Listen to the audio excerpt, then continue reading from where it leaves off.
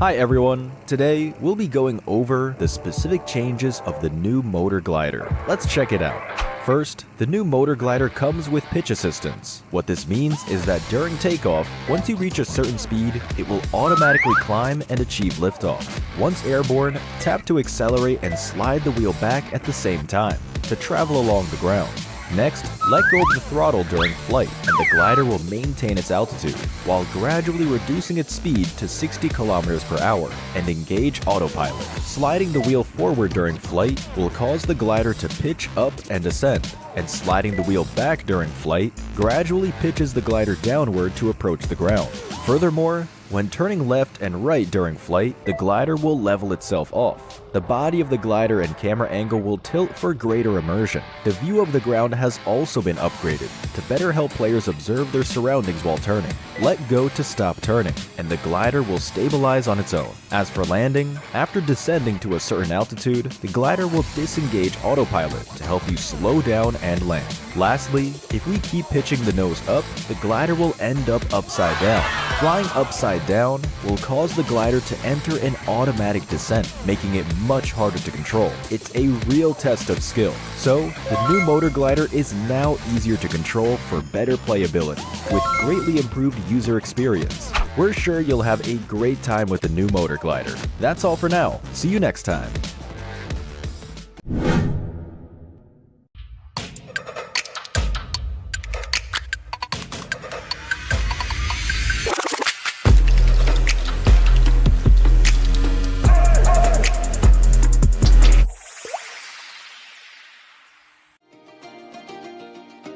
Wow, what a lively sky treasure ship! So many lights and people. Yeah, every shop is full of color. Let's look around.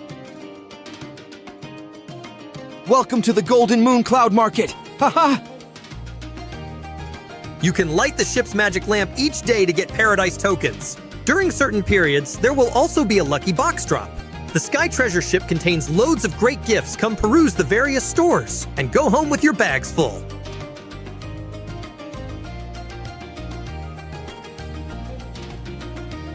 When completing various adventures in Sky High Spectacle, don't forget to head to the Treasure Emporium for the Golden Moon Paradise Crate, as well as tons of Paradise tokens that await you. Join a new round of popularity battle. Work together with your friends to unlock the 1001 Nights lobby theme, moonlight background, and other great Golden Moon gifts. Happy 6th anniversary! Here! Not only can you revisit your past year's game data, you can also play a 6th anniversary exclusive target shooting minigame. Head to World of Wonder to check it out. While playing, you can redeem the 6th anniversary theme song as well, the Palace Musician set for free. Awesome! Choose your exploration path on the Sky High Spectacle Nimbus Islands. Collect your discoveries as you go. Spend more Paradise tokens to aid you in your treasure hunt. What's this? Wow, a secret shop! During the event, purchase items recommended by the genie at discounted prices. You'll also receive additional surprise gifts. Huge discounts up to 80% off. Come have a look.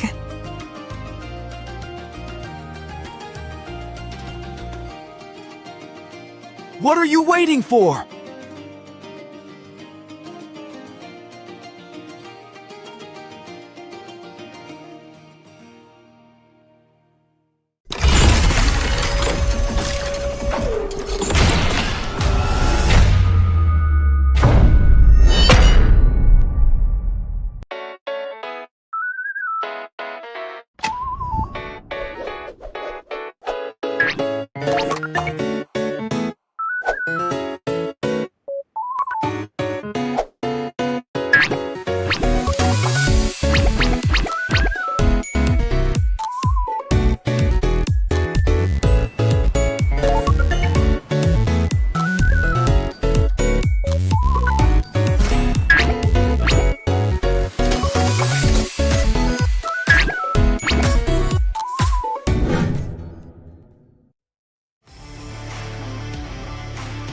everyone! After the last video, I'm sure you already have a basic understanding of the game. Survival, competition, social interaction, and easy-to-pick-up controls, these are what sets PUBG Mobile apart. First, as a battle royale game, survival is of utmost importance. There are multiple maps to play on, and each map is unique. Players can come up with different survival strategies for each map. Besides the blue zone mechanics, this is a completely open battleground. It's free of restrictions. Use your imagination to eliminate enemies and become the last one standing. Combat is also one of the core traits of PUBG Mobile. We have all kinds of weapons available. These weapons let players battle in any environment. You can be a sniper or storm the front lines with an assault rifle or shotgun. Furthermore, there are also protective gear, consumables, items, vehicles, and more. The comprehensive supplies available ensure a fulfilling combat experience. Our game has multiplayer modes with teams where you can invite friends to play together. Enjoy the thrill of PvP battles. Come up with strategies with teammates, find items for each other, and take up complementary positions. Try to make it to the end together. You can also go at it alone and carry yourself to victory. Lastly, we also have some simple tutorials for beginners in the game. There are no prerequisites, and they're super short. Learn how to play in a flash. We're still planning to release more guides detailing all kinds of neat tips and tricks to help players quickly familiarize with the game. Becoming a skilled PUBG Mobile player is super simple. Boot up the game and play now.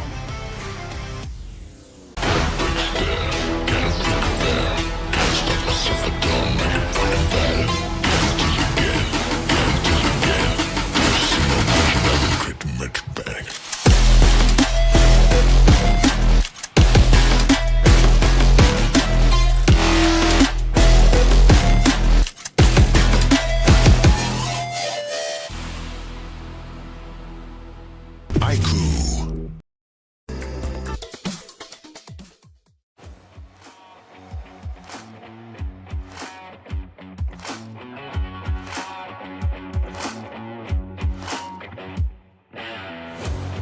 Hello everyone, welcome to Super Sunday, and now I'm here with RRQ No Mercy.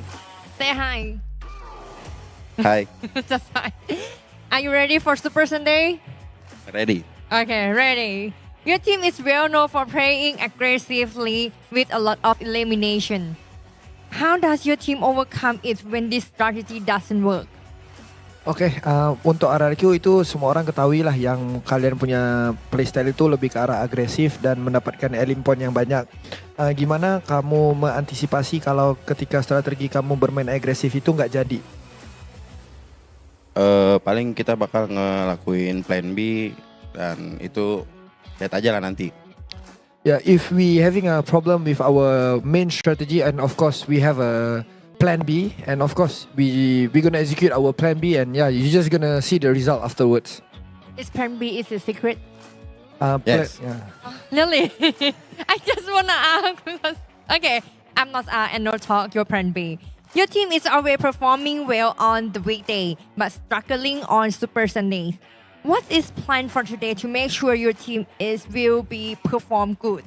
Oke, RRQ juga sering terkenal lah, sering perform di weekdays, tetapi di Super Sunday itu pasti turu gitu. Jadi bagaimanakah kamu apa yang mau dilakukan oleh RRQ sendiri untuk memastikan yang hari ini kalian gak turu? Paling kami nanti mainnya lebih tenang sih, kayak lebih santai, jangan sampai tertekan gitu lah. Of course, for today match, we just gonna play. We gonna take it easy. We just gonna play chill. We just gonna play relax. As long as we don't get pressure by it, I think we gonna be fine. Didn't use secret plan, right? No. Okay. I think they're gonna use. After playing 2 weeks, is there any team you have studied to improve your team performance when faced to them?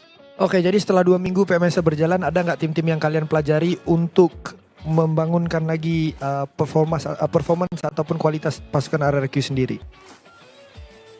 Paling kami kayak ngeliatin tim-tim lain habitnya, kebiasaannya kayak gitu kami pelajarin ya buat inilah gimana kami nanti gitu. Okay, of course we study a lot of team, their habit, their gameplay, their playstyle, their strategy as well, so that we can use whatever we can to fit our gameplay. So yeah, of course we studied a lot of teams. Okay, so do you have any words to them, like, or yours? Oke, ada nggak sedikit kata-kata buat semua tim yang bermain di PMSL Super Sunday hari ini? Buat pemain mungkin kayak hati-hatilah kami ada di school. Okay, to all teams that playing for today's Super Sunday match, take care. We at a school area. Okay, let's test it up. And thank you, RQ No Mercy, for joining us the interview. And now it's time for Super Sunday. Let's go to the casters.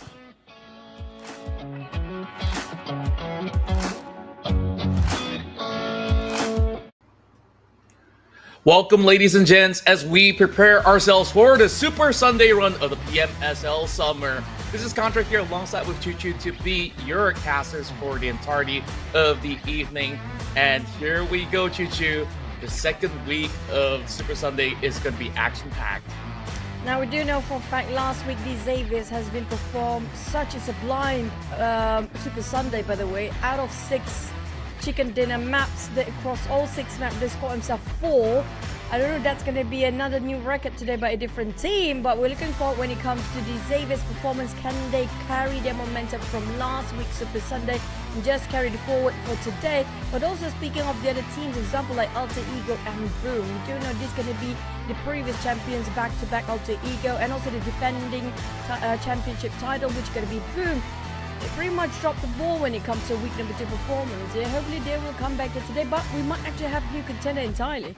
Yeah, and we managed to also see 8 more teams qualify into the Super Sunday, and TALON definitely has shown up to be one of the best teams out of that final hurdle.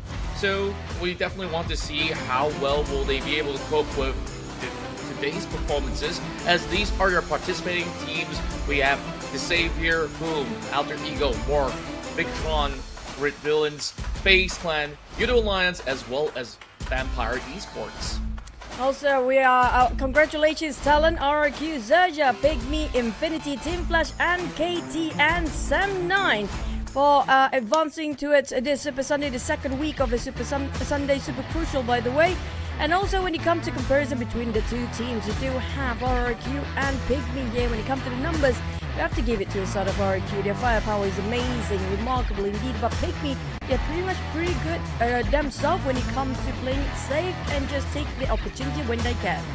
That's right, and we're already getting that interview with the rest of RRQ, and now we're looking at the Patco to be one of the major carries coming from RRQ Ryu. As you see, he's always been offering high average damage ratios when it comes down to all these rounds being played out, but Dimsy so far has been impeccable coming from the side of PIGMY as well. Not too far behind, but when it comes down to average eliminations, the Petco is going to be a lot higher, but from the side of PIGMY Esports, PIGMY Group, he definitely have shown up to be able to contribute a lot in the team. Now we saw quite early skirmishes and a lot of fights yesterday when it comes to the last chance stage for the teams that didn't make it through. At least they still have one more week to prove themselves. But on the side of RRQ, yesterday has been run and gun for them, and finally they land themselves the chicken where they have been waiting for the past 2 weeks. And finally in week number 2 of last chance stage, we get to see them land 2 chicken dinners in a day. If I'm not sure, was it TALON 2 chicken dinners as well? But for the teams that just entering here today, it's going to be Morph, which are pretty much, I have to say, compared to week number 1, tremendous growth coming from this side, and PIGMY as well. You can see the growth progression of the team's performance is increasing stably when it comes to from week 1 to week 2. Yeah, and right now, week 2, a lot of the teams are looking so much better.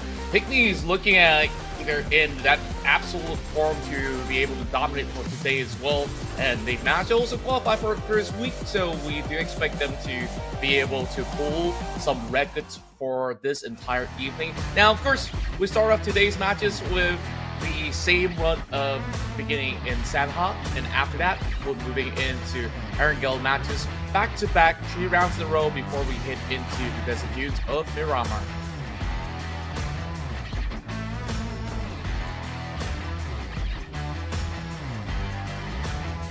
Well, first, just checking if you're going to be around here, Choo Choo, while...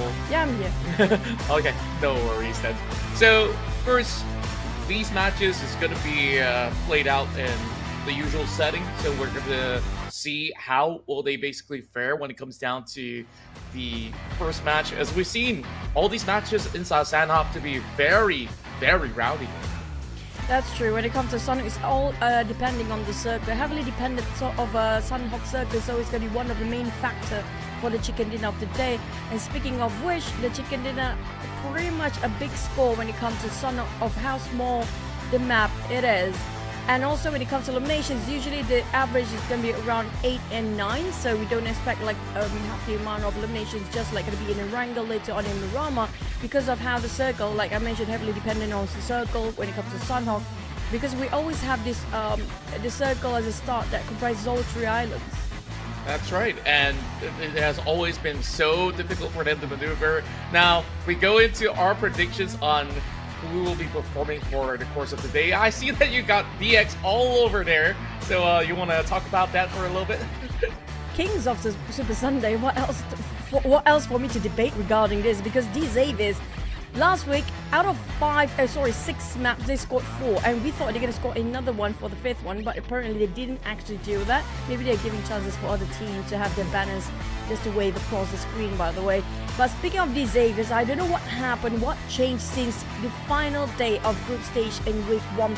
They just carry out the momentum throughout the Super Sunday and even carry forward the momentum in week number 2. So I expect them to perform here today. Yeah, likewise, I think that the Saber for so many seasons of play, they've always been exceptional, and we do expect them to perform. While I also do want to include Alter Ego on the list, as they've always been trailing right behind DX as well.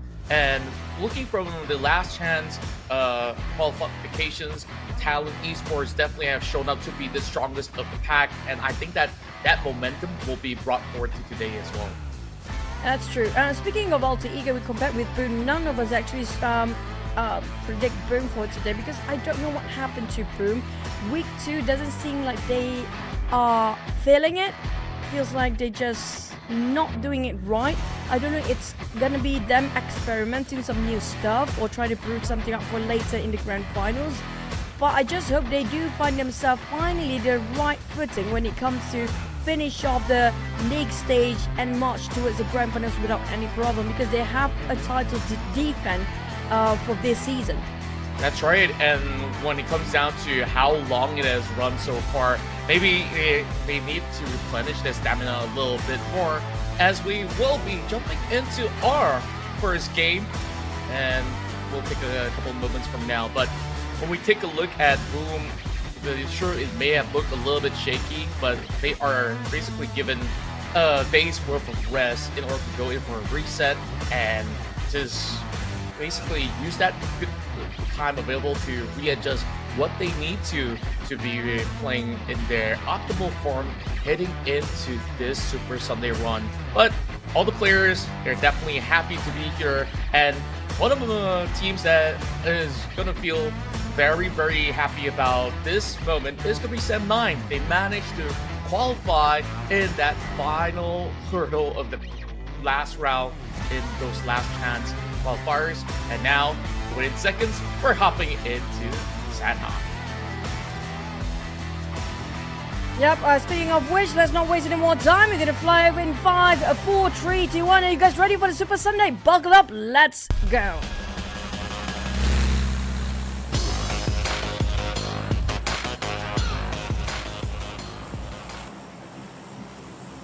All hands on deck as we begin our run here in the Super Sunday of PMSL Summer. And right now, it looks like this flight path will screw from down below, but wherever it lands, most often than not, these teams will be able to reach the destination with such a tiny 4x4 map.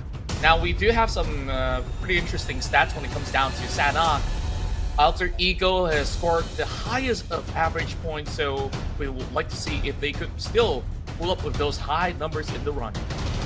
Yeah, speaking of numbers, also this is going to be, I think it's worth mentioning, this is going to be the first ever Super Sunday coming up from the side of NKT and Morph. And speaking of NKT and Morph, both teams has been going so well in week number 2. They're when you compare with week number 1, it feels like a very different team playing here right now. But the circle will pop anytime soon. When it comes to Morph, it's going to be Cave. And speaking of having Morph and also NKT in this Super Sunday, some teams might actually clash early, or maybe they just drop respectively. It seems like there's no first blood yet, so I guess the dynamics will change a bit because we do have NKT and Morph, despite of a PA and VOIN Donkey. But what a tough circle to start our Super Sunday. What a difficult circle it is. Like, the moment it popped up, I'm starting to be concerned of all these teams that will have to journey their way all the way up north. Whereas, first we begin our run, taking a look at 7-9, how well will they fare, because they're starting from the southwest, and they will be surrounded with a lot of tough teams available to be challenged later on. Around the corner, there's Vampire Esports, RRQ, and across Thailand, also another difficult team. So we'll see how well will they be able to make that journey through, as TALON Esports, once again, has made their way into another Super Sunday. Now, Todak and TALON both seems to be the specialists for bridge fights. Whatever map that is, between Sanhok, even in Wrangell, they pretty much love those bridge fight early on. But when it comes to First Blood, Super Sunday is super crucial. Just to update you guys regarding the overall ranking, since nothing is happening here right now, we might actually just fill in the gap for you guys who just joined us for the first ever Super Sunday for you. But this is actually the week 2 Super Sunday. Now, there's so many questions out there regarding how the format works. Now, this Super Sunday is the most important points of them all, because this will be the determining factor who will actually march towards the grand final. Now, the top 16 teams that collect the most points of all 3 Super Sunday, which is going to be the last one next week, the top 16 only will qualify towards the grand finals. Now, the teams that never make it through the Super Sunday, they're super scared right now. I have to say, they're super nervous. That's going to be Team Secret, U2O2, GigFam, Team Roy, Total, and Crit VIP. They haven't got themselves in any Super Sunday. Now, that's pretty much tough for them to qualify if there's no point from them in the first place to fight for their grand final slot. Yeah, I'm pretty sure that they'll be watching in the sidelines to see whether if there's going to be certain teams that won't be scoring as much points as possible, and then they could plan out how will they actually plot out the upcoming week. Whereas for those who are playing for today, for the second time in a row, teams like DX as well as Morph, they're definitely hoping to score as much as possible so they don't really have to worry about the week. We're looking at the first pick off here by the corner of the waters as Achul looks to secure the first blood for PIGMY Esports. Now, this is the first Super Sunday for Morph, so they definitely need to have a lot of catch-up gaming. For these Xaviers, not so much. They are at number 1 spot when it comes to the overall rankings for the grand final at 77 points for the start. For BTR, on the other hand, FaZe Clan just happened to be spotting them from the back. And I know it's quite confusing when it comes to color scheme on top of the mini-map. Seems to be the chocolate teams or slightly warmer color tone teams happen to be fighting against each other on top of this warehouse. I'm not sure where are the rest of FaZe Clan. They are on the outside, but it's going to be tough for Onzens to just deal with this alone. Indeed it is, but he's doing a magnificent job just to try to keep the rest of the Red Villains at bay. Leon won't be pushing further forward as the sole member of FaZe Clan will be able to hold the warehouse by his own, whereas the rest of FaZe Clan, they're taking the corners of the hill instead. So if anything happens, they can give a little bit more backing coming from afar. So it's not going to be the cleanest angles to fight for the side of BIGETRON Red Villains, as Ventorez catches one, drops a beautiful nade, and Satar will have to fall back, but will be able to bring Ventorez down before doing so. Satar seems to have an opening, but is quite hesitant to make the call whether to push in or not. Regarding the position of FaZe Clan, if Mormon can go far flank, now that's going to be a problem for BTR if they just turn it down to where Satar is right now. But Satar is dealing this by himself. They're trying to trap and corner down the rest of FaZe Clan. While Ventorez managed to recuperate, the rest of the team of FaZe Clan is quite far apart. They're just one person in those warehouse. Mela and also Ventorez, I think, is just next to each other. We do have Onzens in between. Now, Onzens, he has to deal with 2v1. But if he clutches this, it's going to be a big victory for FaZe Clan. Indeed, and Satar, he actually wins the duel again, but Mela will catch Satar nevertheless. Leon now goes in for the flush as the rest of FaZe Clan arrive. Onsens goes down, 1-for-1 trade. Mormon still survives, and BTR rely on Leon here to pull off that clutch. Very little HP left on the side of Mormon, not enough health to actually take on this fight. And Leon, he's gonna give chase only for this last bit. The rest of FaZe Clan is slowly resetting, and it's gonna be a 1 versus 3, so he might just get out of here, but he's not given the room to do so. Leon Punk, the player they just recruited into this lineup of BTR Red Aliens, now have to go down a bit early. Oh man, that's gonna be tough for the side of Leon. Now, despite his being quite new for this lineup, we do know he was from BTR Next Gen, going into the Red Aliens in this season. He's definitely one of the best players they recruited so far, but it just didn't work out for the BTR Red Aliens yet when it comes to their chemistry around Leon by far. But it's just the first map, warming up probably on the side of BTR, but at least he's caught himself 1 eliminations. But we do have 3 teams, that's including Morph, Oracle and Sam9 tanking the Blues, and for now, and this is not going to be great for Sam9 and RRQ if they overstay themselves way too long here. Yeah, the longer that they stay, RRQ could just easily close in on them. So they really have to plan out ahead, but there are clear passages that they can go through. But if they cut through the bitch, that's where they will bump into the rest of Vampire Esports. Meanwhile, the circle shrinks closer and closer into the islands, where the Infinity is hoping that it will pull back towards the mainland instead. The other teams are still around the northern section, as well as over on to the east. It's gonna take a while before we see another big fight, but boom, it's just gonna take a little bit more of a refuge heading into Paradise Resort, while they can basically scavenge through some of all these areas and look to find some pickup later on. We'll see a lot more teams hugging closer to the edge before they commit into moving into the island. Speaking of the island, everybody rushing themselves into the very small Camp Alpha Island and Hartin as well, due to so many choke points if they're coming in late. We're talking about bridge camping, which could be one of the famous ones with this sort of circle on top of Hartin, on the right side of Hartin. There's going to be 1 choke point. There might be some teams crossing over boot camp if needed to. XERXIA, on the other hand, despite he got himself already landed on a small island, but the problem is how to cross the other side, because they've been gatekeeped quite early. These we're talking about the teams that's migrating the position quite early than the rest of the team that's still around just on the southern side or even Paradise Resort. They're going back into boot camp. They figure out, you know what, we can't even cross the river on top of boot camp. That's almost like impossible based on the firepower. They've been just given warning just now, so they might actually need a bit of a later rotation in the case. Yeah, same goes to RRQ. They are still gathering a lot of stocks because they know that this is going to be a tough fight later on, where they should have enough ammunition as well as meds in order to work through this. But when we look at No Mercy only having 1 first aid kit, they've managed to get into the island, taking a little bit more of a safe one, heading into the far west instead, not bumping into Vampire Esports, so that's good for them for now. Whereas the rest of Sam9 have finally got themselves into a corner of the island, or should I say in between the outskirts of Camp Alpha, but they will be wrapped around with teams like TALON Esports on top of the Temple Hills as well, so they can't really afford to move too much from that position onwards. Now, U2 Alliance, they're taking on members of Infinity.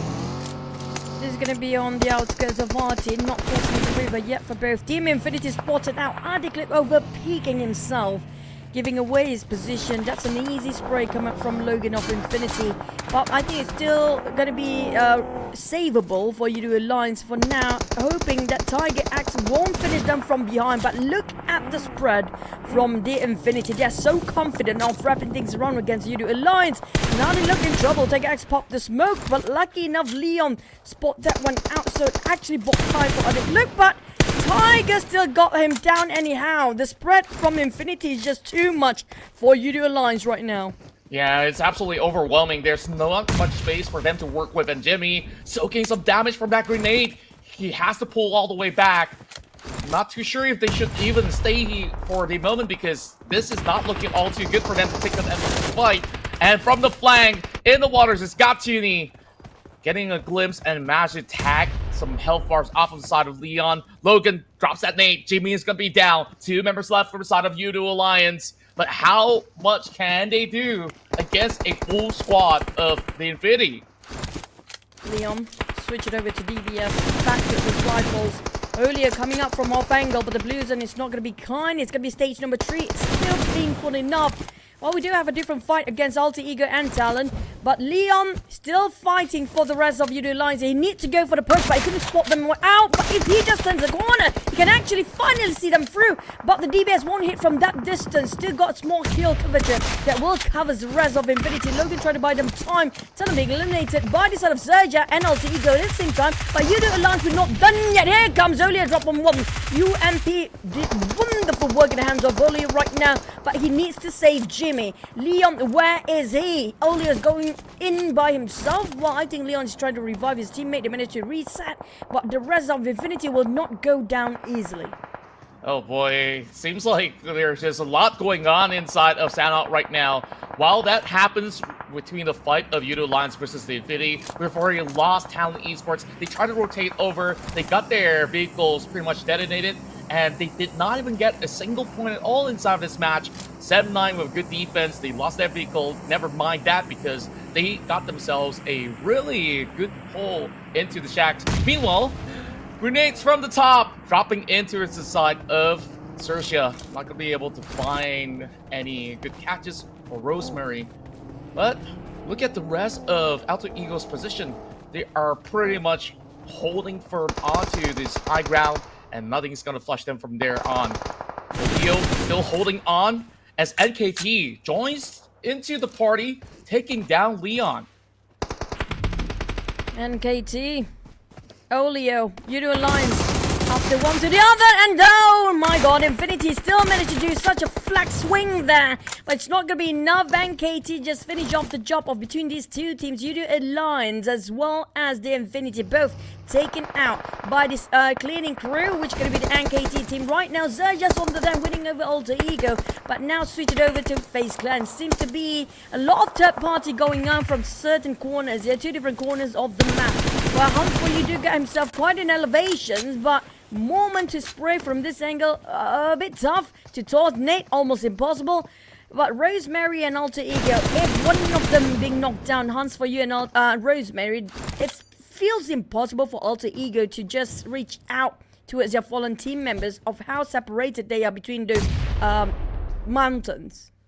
True enough, while they could just take their sweet time because all these teams will have to rush into areas of hot team as well as over on the south side here, which is why Alter Ego, they have this widespread 1-tree formation and coming out of that, while Rosemary could also take charge to also be the third party in this fight between FaZe Clan as well as XERXIA. They're having a very defensive hold for now.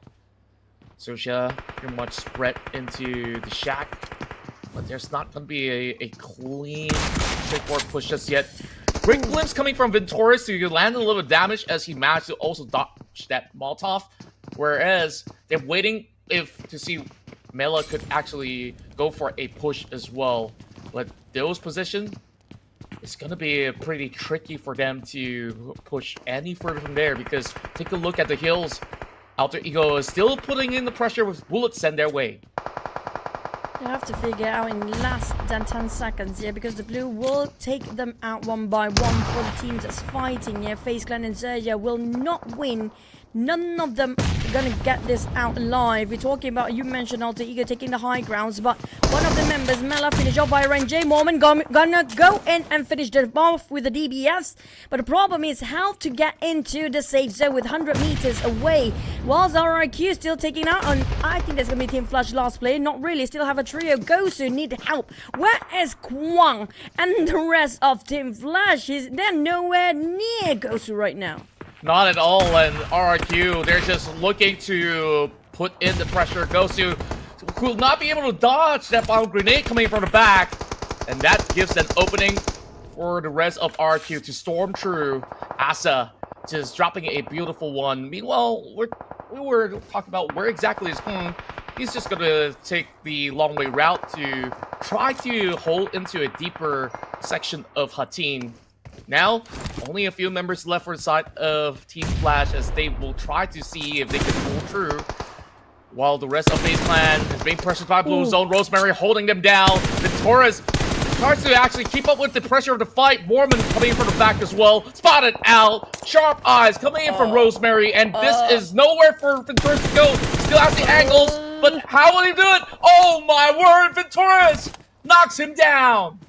We've seen this before. Feels like a deja vu for Rosemary versus NKT. If you guys remember that one. Rosemary, lucky enough, he didn't actually slip down with that slippery slope, by the way. But on side of Altigo, will they abandon ship or will they actually save the main frag? Here they will come here for the save. What a teamwork display. Nobody left behind. Hakuna Matata it is. Everyone's a family. And nobody left family behind. That's going to be the finishing blow coming up to a sort of FaZe Clan.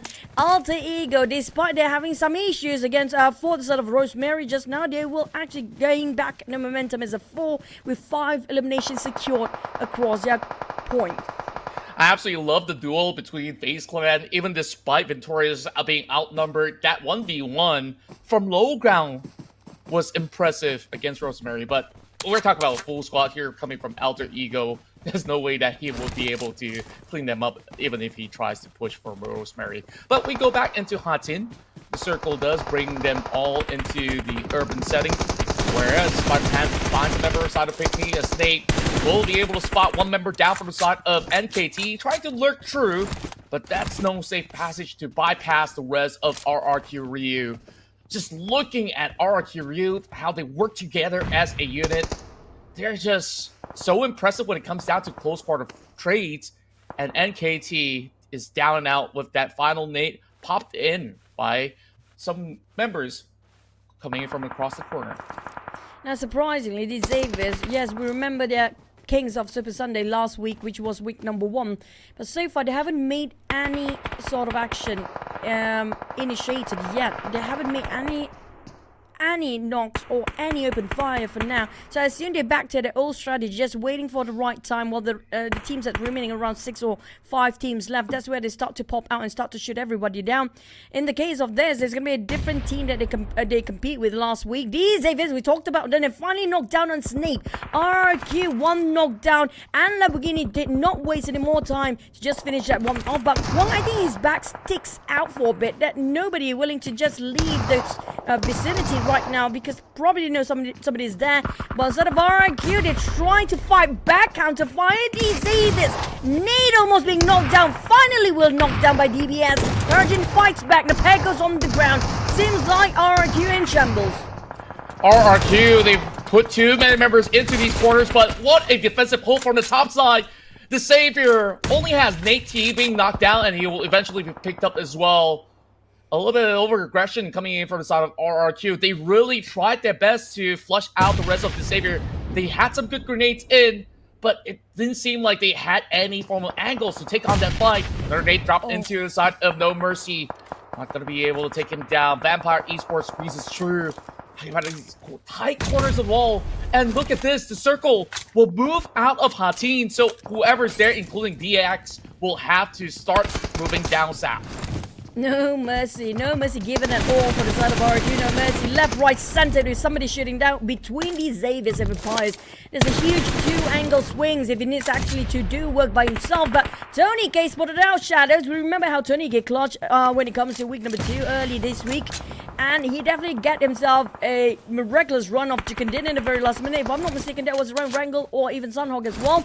But plays and finish off these Xaviers. But still, Vampires got the domination of the elimination as well. But back to his boom, Vampire seems to be shooting anything that moves, any silhouette that can be seen through the smoke. They will start shoot down. But Nate fight back. This is going to be the top and rising player of the Xaviers for this season. Nate, well, he doesn't have that much time. He needs to find himself covers. They just next to each other. Wait, why did he switch the cam? We want to see the Xaviers next to Vampire just now. Oh my word, that was so close. Tony K got caught out. Nonetheless, Dempsey now opens fire, but he will also be caught through the smoke. None of these teams from Hatin survive.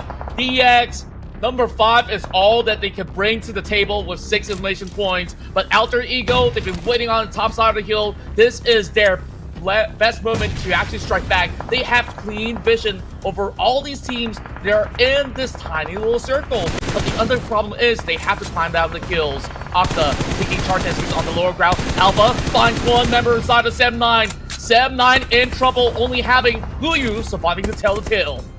Alter Ego still having a trio while the rest of the other teams don't have that much when it comes to the firepower. Definitely a disadvantage at this point, but if they can finish off, oh, never mind, they don't even need the player to finish off Alter Ego. Seems to me the Blues are actually doing the work here, but for you, still got themselves slightly at the edge of the circle and have those elevations too. Nobody can just overrun Alter Ego at this point. Boom versus Alter Ego. We have another Indonesian finale here with Razy. That's going to be it. And Alter Ego scores a flawless chicken run with all players healthy and alive. Just like how you said it, Chuchu, a flawless run indeed for Alter Ego. The moment that they won that trade against FaZe Clan, there's not going to be any more pressure coming in from their backs, so they just have to focus on what's happening around our team. And they just got the best of angles to just take as many of all these pickoffs from that lower ground. And there's just nothing that can stop the rest of these Indonesian boys to claim the first win of the Super Sunday. Well, they're coming back quite strong this week when it comes to the Super Sunday. Alter Ego has been just slightly quiet than the usual self, not that aggressive compared to their previous season, because they were pretty strong last season as well. But with the rise of For You and regarding the position just now, pretty much almost the same course of direction they actually had when they were fighting NKT when Mr. Joe scored the chicken dinner, but this time they didn't make the same mistake. They didn't go down from that steep slope just now, even though Rosemary being knocked down due to the angles that he can just easily be shot down by Victorious, by FaZe Clan prior to that. But still, when it comes to teamwork, the rest of Alter Ego reach on time to save him up. But speaking of which, this is gonna be the almost all-time favorite MVP for you guys watching out there. It's back to the Beast Mary. That's right, he's an absolute beast. So just take a look at the damage numbers. He's been able to put up 1,178 overall, and on top of that, we've seen some clean eliminations on his hands as well. Alongside with the rest of Alter Ego, this has been by far one of the cleanest plays that they've been able to pull out. So they will be able to secure a triumphant run. But what's also impressive to see is that 7-9 has also been able to make it to the top 4 with quite plenty of points to be secured before they bow out. And the biggest highlights of what really went down into this matchup is that the fights inside of her team, they were just ruthless because the pressure of the blue zone was on. And let's take a look at the highlights again to elaborate further later on.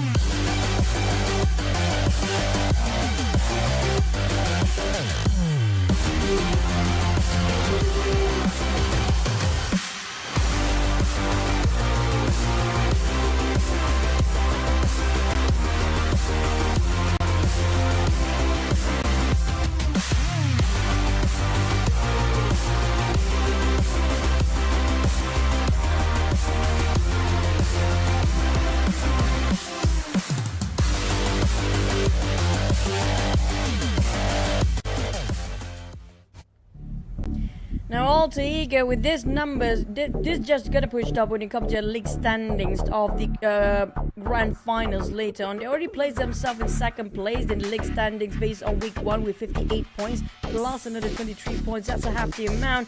But 13 eliminations at the start of the day, that's not too shabby. Very strong indeed for the start. Sam9 with 7 eliminations, while the Xavier is at 6 eliminations, but only 2 teams scored a double digit for total points. That's going to be Sam9 as well as Alter Ego. That's right, and Sam9, such an impressive run to kick off Sanhok, because they have definitely seen that fair share of struggles and qualifying into the very final match for yesterday's run, and you just see them really piling on the pressure against those who are here in the Sunday run.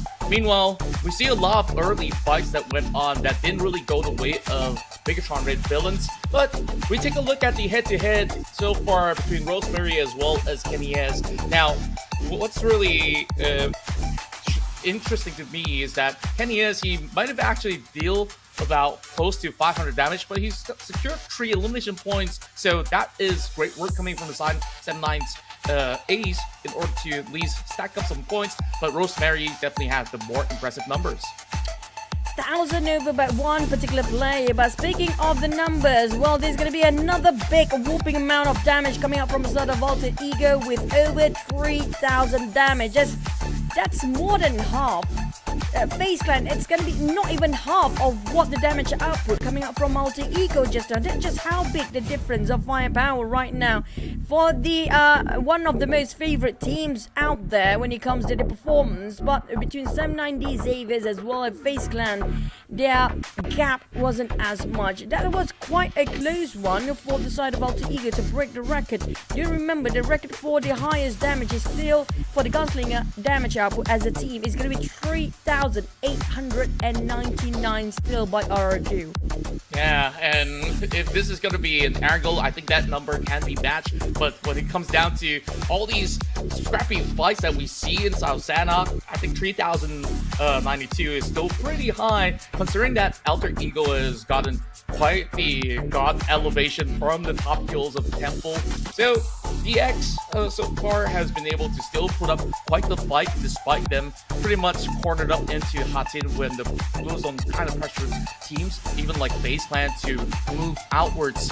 Else, I think that things will be a lot more interesting if it was to be a different type of ending instead into Hatin. But from what it looks like inside of Game 1, these teams are absolutely fired up to bring us even more moving into the Wrangle.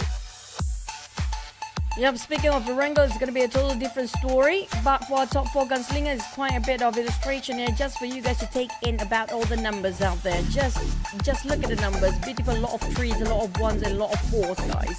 But for next Wrangle map, definitely we do have it open for all the teams out there. Speaking of which, just to update you guys, this is week 2, so it seems like everybody's starting off with a 0, but not really, because the Xavier's Alter Ego seems to be in first and second spot.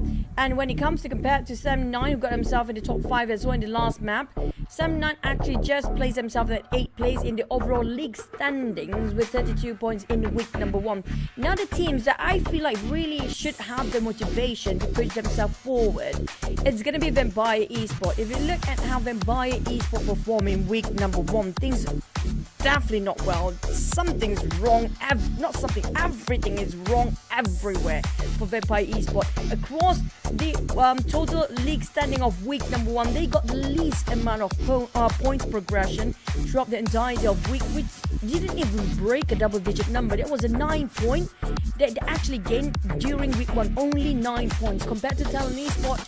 They are on 15th place at the start of week 1 overall league standings at 22. The rest of them is still in their 20s, like the least amount.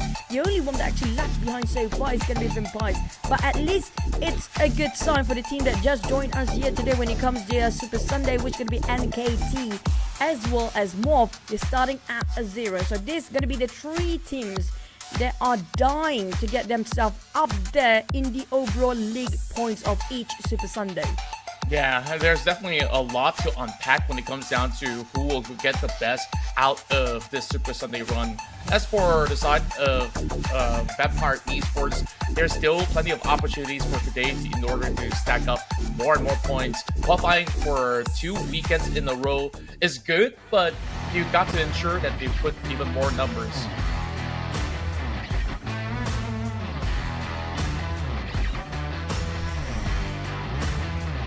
Yep, we're just having a bit of camera trick there just to see what the players actually doing before they actually ready themselves into the lobby. They're definitely not actually hitting the lobby yet, so that just kind of give you guys a bit of a glimpse what really happened post game while the players ready up. They haven't put anything on. Definitely, there's some teams actually have some discussion between the coaching staff while waiting for the next round of match, because usually sometimes you do have a bit of player swap regarding the maps as well. There's some teams that do have specialists regarding certain map like Irango. Mostly not really the swaps happening here, but after the second half or after the break or the second half of the day, that's where we see a lot of multiple swaps from the team, including the end of the wrangle of our last wrangle of the day before we enter into Miramar later. True enough, and when we take a look at how the next run will go, that's where teams will decide whether if those substitutions are required. And I was just keeping my eyes onto TALON, especially once the match was concluded. TALON was also in a really good position initially, where they were in Camp Alpha. To the moment that they decided to rotate deeper into Hatim, they got obliterated while they were on reels. And it was so unfortunate for the team that has done so well on the last chance, and now we see them going back to square one, not really scoring any points at all, so definitely having some signs of concerns there. But in terms of ideation, I think that they still got it written down somewhere. But moving into Erangel, we've seen a lot of all these teams coming in from Indonesia as well as Thailand that has been able to do quite well in order to get themselves a maximum amount of points. But I'm definitely hoping to see more coming out of the Vietnamese squads, other than the Savior, of course, because it hasn't been the easiest of rides moving into the weekend. But whatever points that they can get, they could basically saber through. That's true. Speaking of Vietnam squad, there's only going to be 2 teams of Vietnam coming up from that region, which could be the Xaviers and Team Flash. Speaking of Team Flash, now when it comes to week number 1, they actually having a tough run as well, but not too shabby. At first, it was kind of slow momentum start, then suddenly they start to explode their performance. I mean, like, what was that? How to explode performance? But yeah, when it comes to the following maps later on, like when it was Sunhawk, it was pretty dim. But after that, they start to gain themselves some momentum across the team. It seems to be the chemistry building up pretty okay. So they got themselves at 41 points in the top 5 for the overall league standing prior to the Sunhawk map just now, or even the Wrangled map later on. Now, speaking of which, the teams that we mentioned just now, it's going to be Vampire. Keep your eye out for the Vampire team. Also, the teams that just joined in week number 2 of Super Sunday, which could be NKT as well as Team Morph. Especially these 3 teams, a lot for them to prove themselves. Plus, they need so many points to compete with the teams that prior to this already got themselves in week number 1 Super Sunday.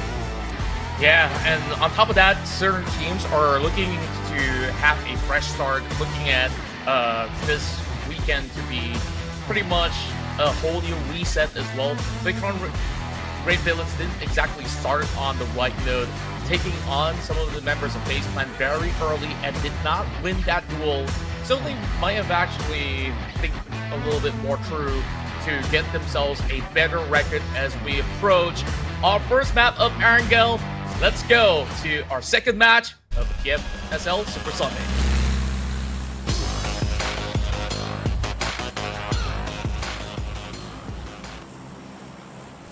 We're back. Will the beasts of Alter Ego start to rise up the occasion once more? Did we just woke up the beasts of Alter Ego when it comes to Super Sunday? All down to this map here for our start of a great bombastic performance by the team, because we do know Erangel is where everybody feels a bit more comfortable, a bit more confident, and way more eliminations later on. We do have slightly on the northern side of a flight path coming up from Milta Power up to shooting range, but if we do have an SMB circle control, now that's going to be fun.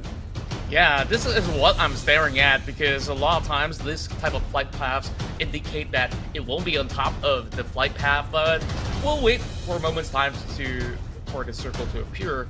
If it does end up into the islands, I think PIGMY Esports will have a significant advantage into holding on to some of the bridge areas to prevent teams from bypassing, but it's really tough to tell for now. Teams will be able to get those clear access into the central area, but when we look into the southwest section, it's been cut off, so teams will really have to journey very far if that's going to be their home base.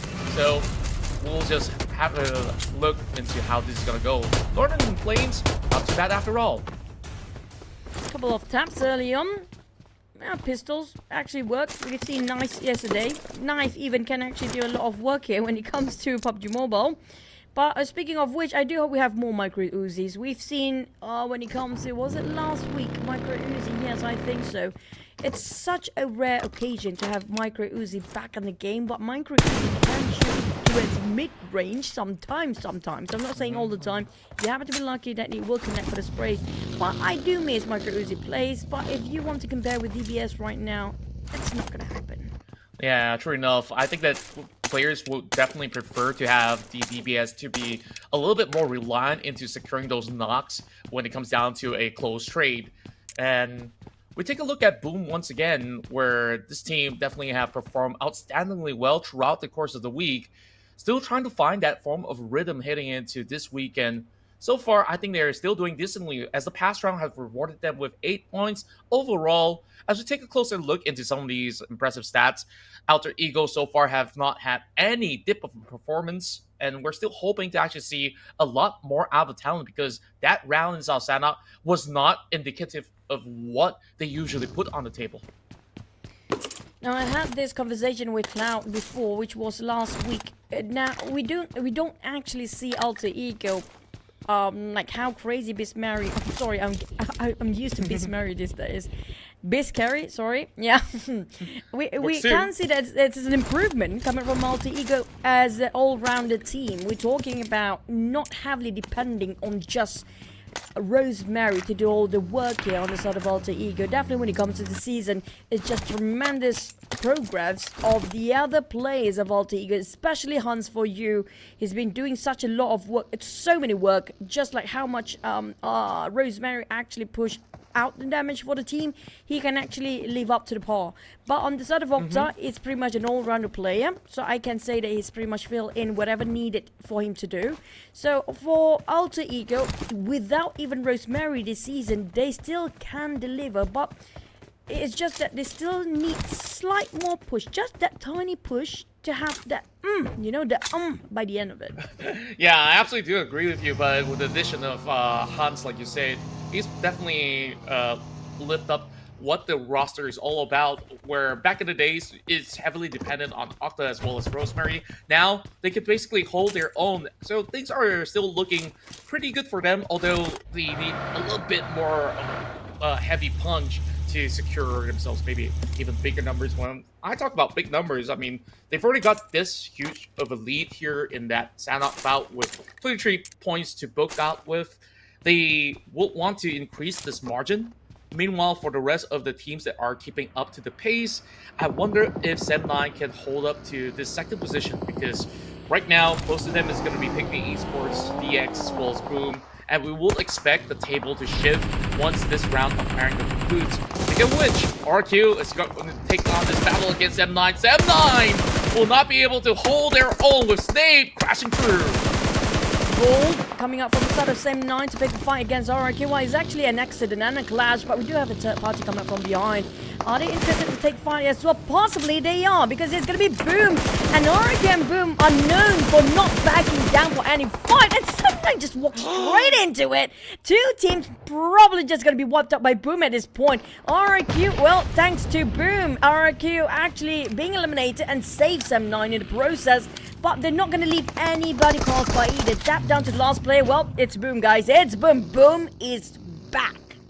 Boom is absolutely back, and they are definitely in the perfect form. Now, that form of a fight, we've seen that before yesterday in the last chance hurdles, where they were trying to take out the fight against another team, and then eventually the third party arrives. They could not handle that third party.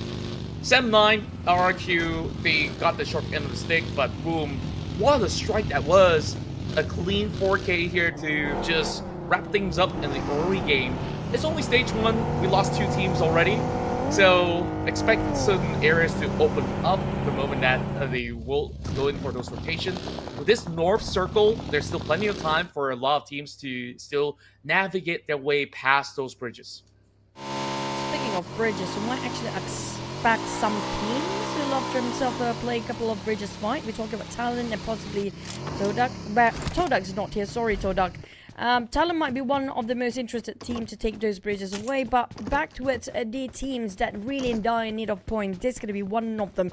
We got to wait and see whether this lineup will stay for the entire day or they start to switch players later.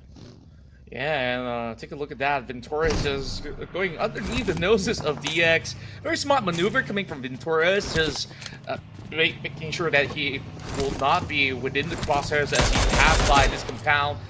Though they didn't get a glimpse as they do bypass the bridge. It's going to be Mela that will be receiving a little bit of a hit stick. Thankfully, he will be able to get across without taking too much of a heavy fire. So DX, they may have actually missed some chances here, but there's definitely a lot more for them to take later on. On the north point of Jersey-Pool, there's also going to be XERXIA. So later on, when there's going to be more teams that will be trying to cut across the bridge, we do expect this three-way warfare to happen. Meanwhile, coast is going to be clear for the side of BIGETRON Red Villains as they try to hold through the forest right in between Rozok as well as Yasnaya. On the side of Infinity, things seems to be very peaceful for now. Nothing happening by far. It's pretty okay. I don't think they want to migrate that fast either. We're still in the stage number one, but unfortunately 79 RRQ both being eliminated. Thanks to Boom for that. But both teams happen to be scoring themselves a couple of points. The next one to be eliminated without an elimination will be the first team to have the zeros. But Infinity realized they need to just move away, so we can assume it's all about waiting for the next circle to pop. Yeah, while we're waiting for the next circle to appear, I just want to reiterate, we had that interview with RRQ where, of course, our dear hosts have asked that perfect question. Oh, you guys have been looking so aggressive, but certain times when things don't go according to plan, you guys crash out early. And they did mention about making changes into plan B, but I'm not looking at that plan B. So later on into the next map angle, that plan B has to come into fruition. This is a tough journey for a lot of all these teams as the circle will be brought around the areas of Jersey-Pool as well as Ruins. Oh man, we've seen this before. Ruins, usually Sundown will be there, but Sundown unfortunately being eliminated early. Now back to the start of Team Flash coming up from right side, seems like not having too much of a challenge, except for the next one. We do have probably FaZe or probably Boom. It's gonna be Boom. If Boom happen to be spotting out the rest of Team Flash, they will not back down for the fight. Probably just gonna chase them down anyway. But XERXIA's on the other end, so Team Flash have to be extra careful about picking their spot here. Definitely have to do so. A lot of these teams are also cutting across the fields, so you don't want to be caught up in between certain teams out there. The X has been able to pin down Mormon, and he's going to be left alone for now. A little bit traveling for the rest of the FaZe Clan members who are inside of their own compound. So this is definitely going to be a tough ordeal to go in for the save, while DX will be looking for that chance to look for their first point of Arangel. The save is... This is a bit unusual, by the way. We get to see them last time when they actually do try to engage and initiate fight way early on during first and second stage. It didn't work out so well for them. So I want to see if they can actually execute this time. They will just finalize their best formula if that happens. Because when it comes to position-wise, predicting the circle, you're pretty darn good. They definitely are. Meanwhile, Mr. Joe all alone, needing to deal with the rest of Alter Ego. This is not going to be an easy task for a member of NKT as the full squad is piling their way through the staircase, and there's only so little room for him to actually hold out, but somehow, by the corner of the balcony, he's trying to take this fight. but Rosemary will still find that opening kill for the side of Alter Ego and spots out the rest of NKT. Triple F in trouble, got himself a rock, but lucky for the side of NKT, Alter Ego will be the one that actually chipped down by the blue zone first. They can gatekeep, but they're not in the safe space either. Triple F need to just leave right now. The best condition, right? If for NKT, just go in for an inner circle and just gatekeep them from the inner circle instead. But Alter Ego, do they have vehicles? Can they exit out? It feels like Rosemary have a grudge against Triple F. They definitely do.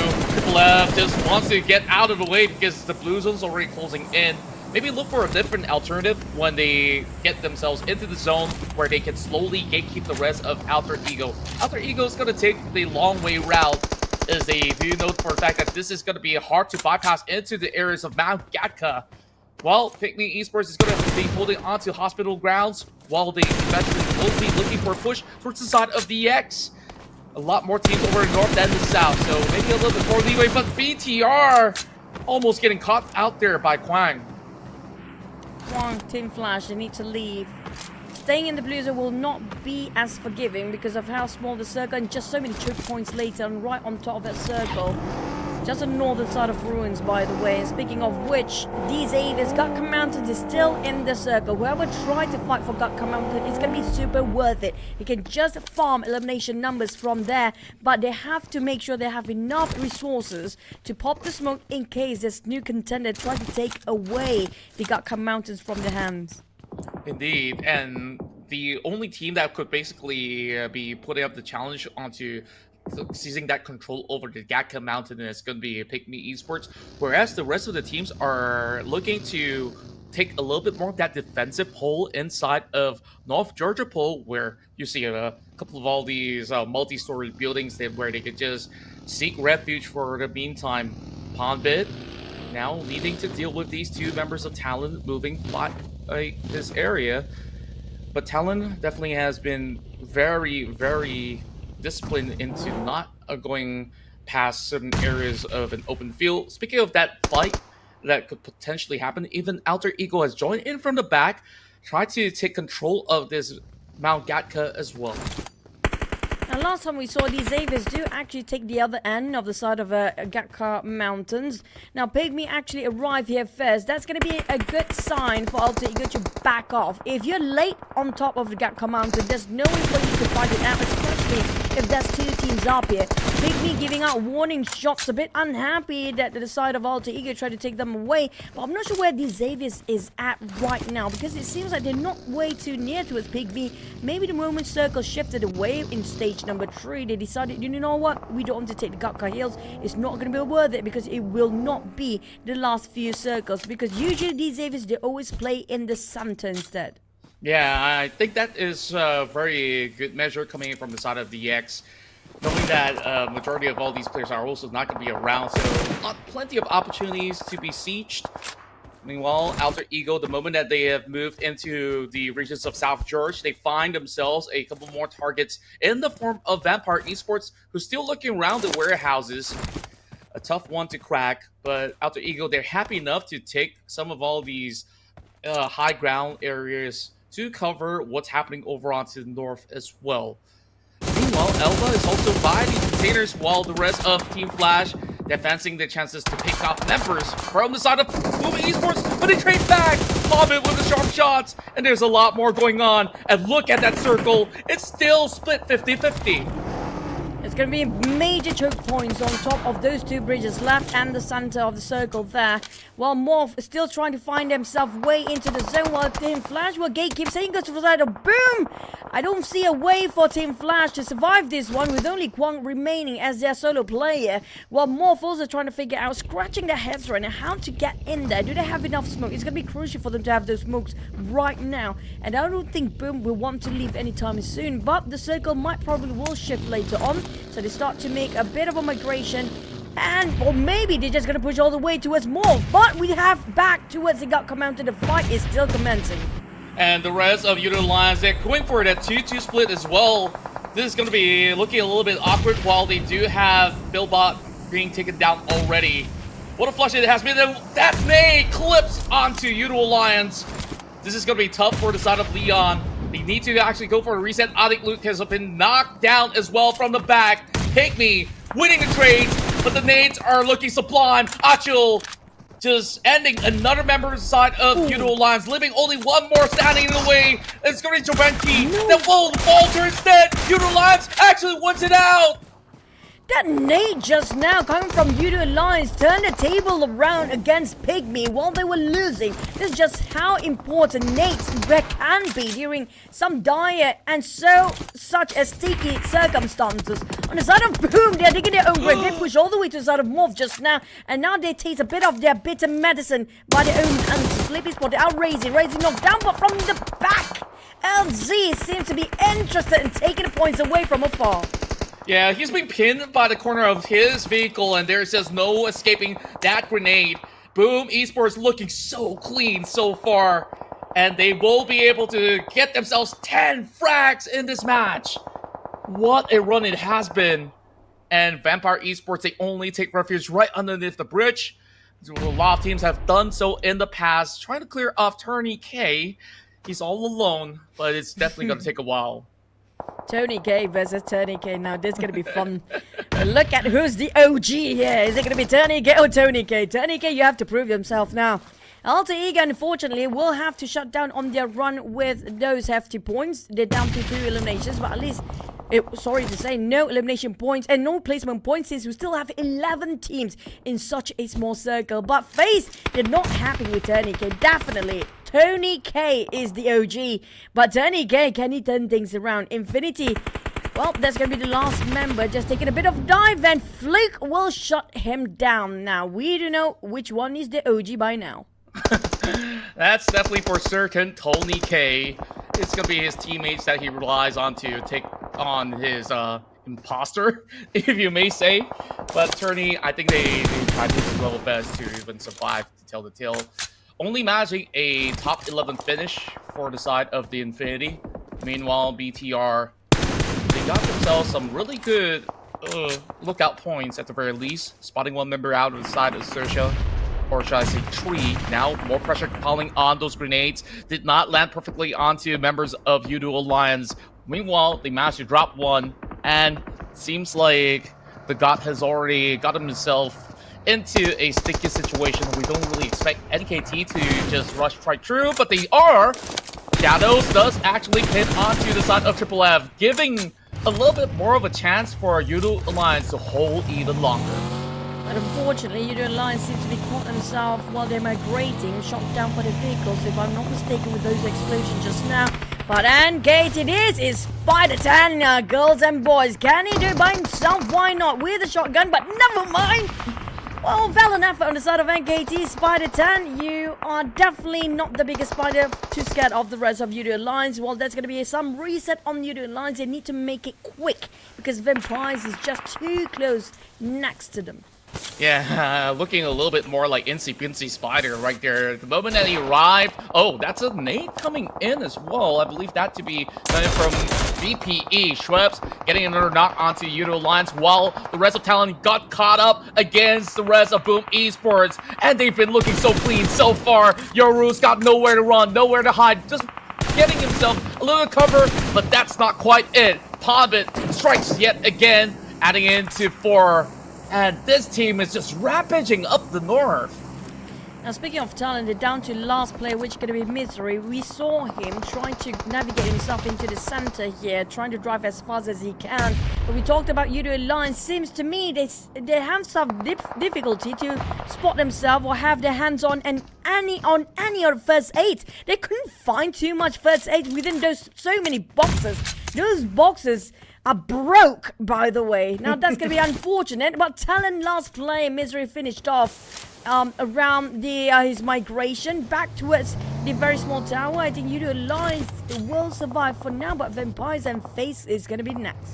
It's been back-to-back bad rounds for TALON Esports, not finding any elimination points at all, but at least here in round 2, they do have a few points in terms of placement. But that's not going to be enough while the rest of Vampire Esports are now trying to push through. FaZe Clan setting up against their usual competitors back in the PMPL Thai region. As we see the exchange of nades go through, a lot of resources expended here by the corner bridge, whereas FaZe Clan, they will try to actually get a little bit more of those angles from under the bridge instead. Now, I would be worried for sort of Empires if they don't spot out. I think that's going to be Kwang, the last player of Team Flash. He's definitely across the other side of the river. If Vampires want to swim over towards the other side, try to dock themselves, that's going to be Kwang trying to gain as much elimination as he can before he will go down against all the other teams out there. But for Vampires, they're going to take the bridge for the fight. FaZe Clan giving such a tremendous pressure with nades galore replying from one to the other team. Vampires, they try to spot out the players that are actually swimming down, but FaZe Clan will be the one who have to budge first. The blue zone was closer from there, and while we're actually looking at Boom might actually potentially score the chicken here without any contest on the north. Well, they're just pretty much stuck for the meantime. Thankfully, this region is still going to be having a little bit more area of play before it closes out in half a minute or so. Tony K still holding on. Now, this is going to be a really good angle for the members of VPE that has been around the corner. Tony K as well, Shreps need to be on the lookout here. Shreps goes down. And now this is a chance for FaZe Clan to bypass.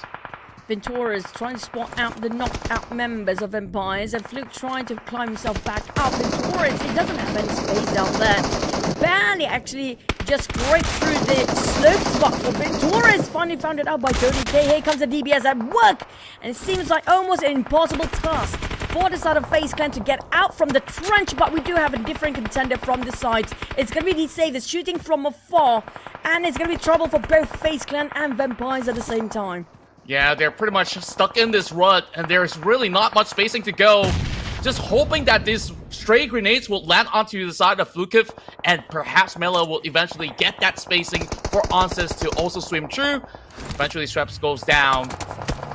But for the meantime, VP is just hanging by a thread, and it's gonna be Boom that wipes away members inside of XERXIA, only leaving one standing in the way. Boom Esports in absolute control, whereas with so much time being bought, Utilize finally finds a little bit more spacing to push forward. And Yummy, he's going for the spray. He does get tagged up from another angle. He has to fall back. XERXIA eliminated at 8. Kwang, on the other hand, holding on quite great by himself there and trying to steal a couple of eliminations from the side, but it's going to be tough with a very small shack for himself. Onzen's bleeding out. Here comes a nade! Clip on down to 50% of Fluke. Well, Onzen's also just screaming for help. It's down to Mela to do all the work for FaZe Clan. But for the next circle, in less than 1 minute and 10 seconds, he needs to figure out, can he actually save his teammate for Mela? Plus, need to get out from the trench here later on. Well, we do have BTL versus D-Zavis on the other side of a bridge. Now, BTR seems like they've been denied their entrance towards the safe zone by the hands of D-Zavis, plus another team across them as well. That's going to be Boom. Yeah, this is definitely a Boom Esports game. We were looking at it. They already eliminated almost half of the entire lobby right now. Now spotting out Kwang, hiding right behind that broken vehicle as well as the shack. His tiny little angles that he tries to look for, but Yummy is also being tagged from across the river. He's got to take a look out because Lafayette has already made his way past, and he gets a little bit of glimpse, but not quite able to actually go in for the trading. Yummy still got a couple of grenades, 4 frag grenades in total, so he could still pile on the pressure, and he can go for multiple restocks. He's got resources for days.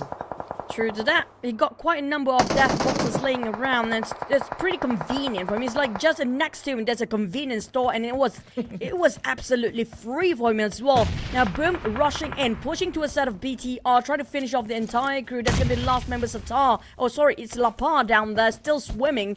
Now they also still hovering around the edge of the circle, so Boom, they definitely dominated on the northern side just now, going down to the south, but nobody's in the center except for Kwang. Now if Kwang actually scores the chicken here by the end of this map, I have nothing else to say. The door is that way. I'm just gonna walk out, by the way. Well, wherever you walk, it's still gonna be your home, nevertheless. So that's gonna be fine. Meanwhile, Flukif will count his days out. 7th place finish. VPE doing so much better this time around. Meanwhile, Udo Alliance, they have had that tenacity to pull through here into the top 6. Still looking for a top 4 finish as well. Jimmy still looking by the waters as they do know that there's gonna be some lurkers somewhere in between. As Leon has already crossed over to the bridge, but Pomb is locking him into position. Doesn't seem like any team can actually challenge VOIN Esports. Oh, they got themselves quite a prime spot as a start for Xavier Shadows, or aka Levi. I have to remind you guys multiple times there. But for Lapa, I don't think that he can make it through, but he tried to swim as fast as possible, like a frog. He tried to make as much as he can and try to butterfly himself into the safe zone, while Team Flash lasted long enough to be in the top 6. We're down to 20 elimination. Are you kidding me?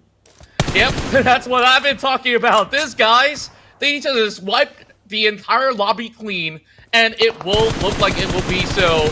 I'm not too sure about Clown, how much more damage can he do by the corner of Shack, but even Paragen has been spotted out. The Savior, they're just hoping to buy time, just like FaZe Clan, just like BTR, and this is just going to be tough. Shadow next to fall, and Lapar, he's still swimming.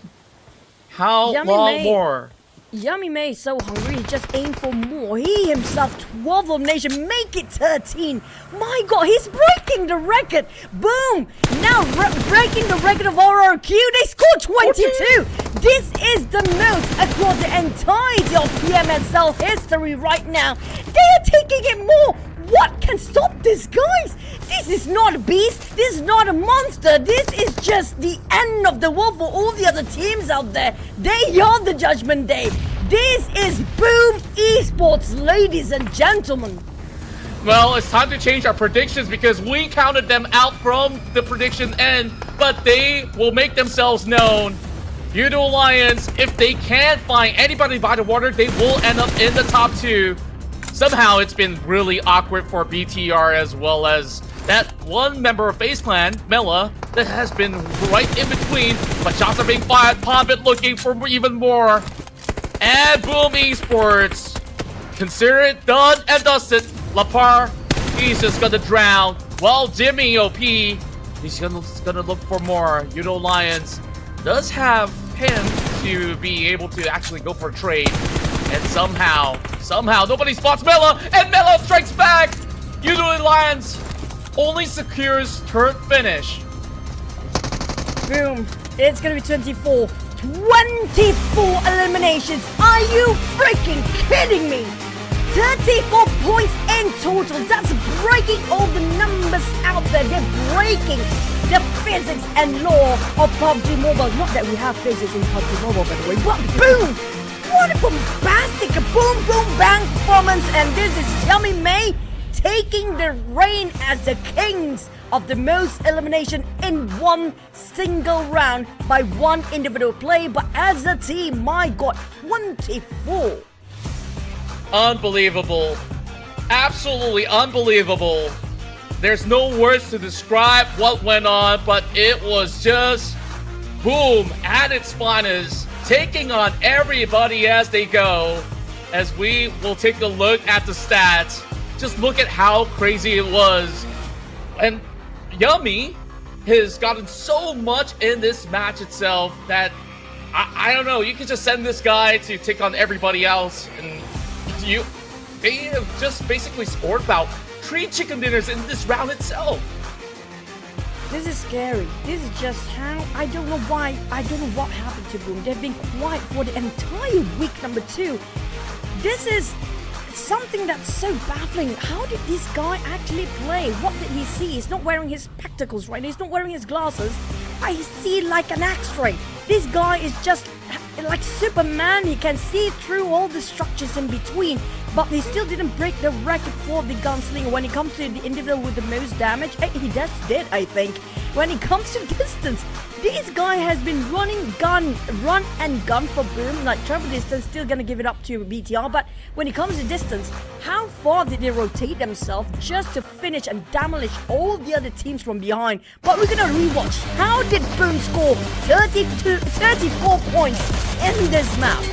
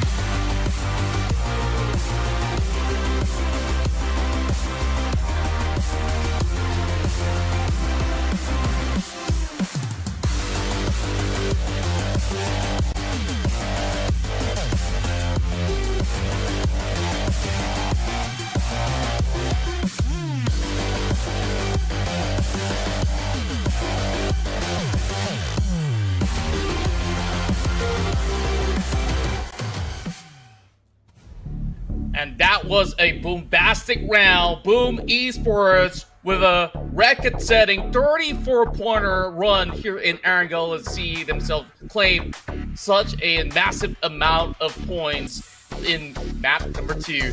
And Udo Lions somehow have been able to pull off quite the defense by that sniper bunker to still pull in 12 points in total, putting the Malaysian team up pretty close on the standings. And FaZe Clan here will be tied with BTR with 9 points. Same goes to Vampire Esports. Now for Vampires, their one single round map equivalent to last week, the whole Super Sunday point gather. Now that's definitely a very good improvement. That also means when it comes to high frag number on the first page, we have a lot of zeros plus very minimal amount of points for each team on the second page as well. Talon and KT, the Infinity, cannot score anything out of this. They might actually be one of the victims by Boom Esports. And also, just a bit of an update for the gunslinger for the entire team. I think it's actually not breaking the numbers yet, but this is going to be a record holder for now. Boom, with 24 eliminations, shoot themselves all the way to number 1. And if you want to know the overall standings for the league points, they're definitely number 1 as well. Yeah, it's just astounding how much they've gathered in that one particular round. And of course, we see improvements coming from a few teams such as FaZe Clan, Vampire Esports, as well as Udo Lions moving into the top 5 ratios. Whereas they say they did really well in this matchup, but they didn't gather enough points to book out. Therefore, they're being pushed down a little bit more, and the points are now tallied together with Sem9, who's currently moved into 7. A drastic dip because they didn't manage to score too much in this round itself. PIGMY is still going to be within a safe ratio. Some teams have not really got their engines running heading into this Erangel, so hopefully match 3 will see a better ranking coming from these guys. When it comes to the second page later on, we're looking at some teams which are going to be there having their first Super Sunday. But these Xavier, surprisingly, I might actually jinx them. I might actually do jinx them with my triple prediction for these Xavier. Sorry for that. But Talon did not score anything yet across 2 matches. Now, well, Morph having 0.5 an average for 2 maps in a row right now. They definitely need a bit of a comeback down there. At least Infinity have average of 1 point per map. Maybe due to how aggressive Boom actually brew up. They did not just cook. They fried, they roast, they barbecued everybody else. It's just everybody else is a kebab for yummy in that one particular map. But I just hope they don't drop it cool for the next one. Yeah, it really felt like it was a nuclear reaction that just went on into the map of Erangel earlier on, where they just wiped out half of the competition just by themselves. But how do we even compare these stats, my guy? Like, Udo Lions, sure, Leon definitely did very well, but look at that, Yummy with just about 500 extra over damage. He is so efficient that every single time he goes in for caps, he's just going to be able to score points. That's 14 versus 5 in general. Look at the smirk on Yummy's face. Just 14, man. Just 14. You Just know, 14. you guys always had that as a team. I have this by myself. Now, Boom didn't actually break the record when it comes to damage output of the gunslinger for the team, because the highest is still 3899. They got actually just slightly lower than that, which means they actually played so smart. If you compare it with Vampire Esports, this is yet their best Super Sunday round, and it's not even half of what Boom actually just displayed to us to their performance. But for Udo Lions and BTR, it was quite a feat as well. But Boom, frags, those are going to be just grenades. Out of the 57 throwables they had, 24 out of the 57 just hand grenades. Oh, never mind, that's going to be the eliminations. If you want to compare with the second page, it just so different, Contra. It's really different, and it made it look as if Vampire's 8, Udo Lions 7, as well as 5 from BTR look so meager, right? And when we take a look at it again, like Boom Esports, they were the kings of the north. Teams tried to bypass that section in order to take control of certain parts of the circle, but they just deny it overall. Even when DX tries to cross the river, they scout it all out. And then this is just that perfect eye view where all these teams were pretty much scattered all across, already being weighted down from those battles that they take. So Boom Esports, they were super efficient on their attack. I agree. When it comes to the prime position, and also they place themselves such a good spot. But so far, it has been Indonesian domination by Alter Ego and Boom. This can be back to its week 1 performance during the group stage. I don't know who will take away the wrangle. Hopefully, it's going to be the Xaviers. Now, that's going to be a fun triangle fight. A different tier of teams entirely be up there if the Xaviers finally land the chicken on the wrangle. But speaking of which, you saw the highlight just now. It feels like so casual for the side of Boom. Oh, there's somebody there. Pew, pew. Oh, the moment the swing is, oh, there's somebody there too. Pew, pew. Completely Yummy, just having fun. Just, oh, another one. Yeah, it's like so carefree and just casually swings all over the place. Yeah, I think that Yummy definitely has the most fun because he basically snatches it all away from his teammates as well. It's like, okay, they communicate in Indonesian, of course, like, oh, here, there. It's like, the moment that you say here, he already claims it, you know? That is how efficient they've been so far. Now, can they basically reenact what they pulled through in this round heading into the upcoming 2 battles inside the wrangle? We'll definitely have to see, because I'm pretty sure that the other teams were so unhappy with what went on. They don't even stand a chance to claim those facet points for their own because of how dominant Boom Esports was. And we're still looking at teams that have pretty much single digits through the past 2 rounds that need to pull up a little bit more. So anywhere from the 10th position all the way down to 16, I still say it's anyone's game to still reap rewards out of, because that's about, what, 4 points in order to make it into the top 10. I personally feel like when it comes to placement of week number 2, it don't really matter. Is the biggest focus point for the teams right now is just trying to garner as much point as possible when it comes to the Super Sunday, because you have to, don't forget about week 1 Super Sunday, you have to plus the week 2 Super Sunday to see the overall rankings and another week later on. So it's all about trying to gain as much point as possible for the teams out there. But speaking of Boom, that's something else entirely. I don't know. It feels like they're being possessed. They're possessed by something else. Definitely something possessed Yummy too, because he looks so calm for today. That's so different if you compare with group stage Boom. We thought they dropped the ball, but it's a different ball game entirely. Yeah, it really felt like they saved the best for last, right? Like, where was this Boom that we're looking for during the group stages? I think that they didn't really want to stretch too much of their muscle during those stages, and yeah, so long as we qualify, we're just gonna go all out on Sunday. And this is the team that actually meant what they say, versus, you know, like, oh, we're gonna make adjustments and stuff, and then we come up with the same results. Of course, we heard the same old from some guys out there, but end of the day, a lot of all these games really goes down to circumstances. Less than a minute, we're gonna be jumping into another one. I'm so excited for this. If Boom actually do the same sort of play, just like how we do have a bit of support for LeBron and Suxy, it seems like the legendary Tachibana Quiz will be back here.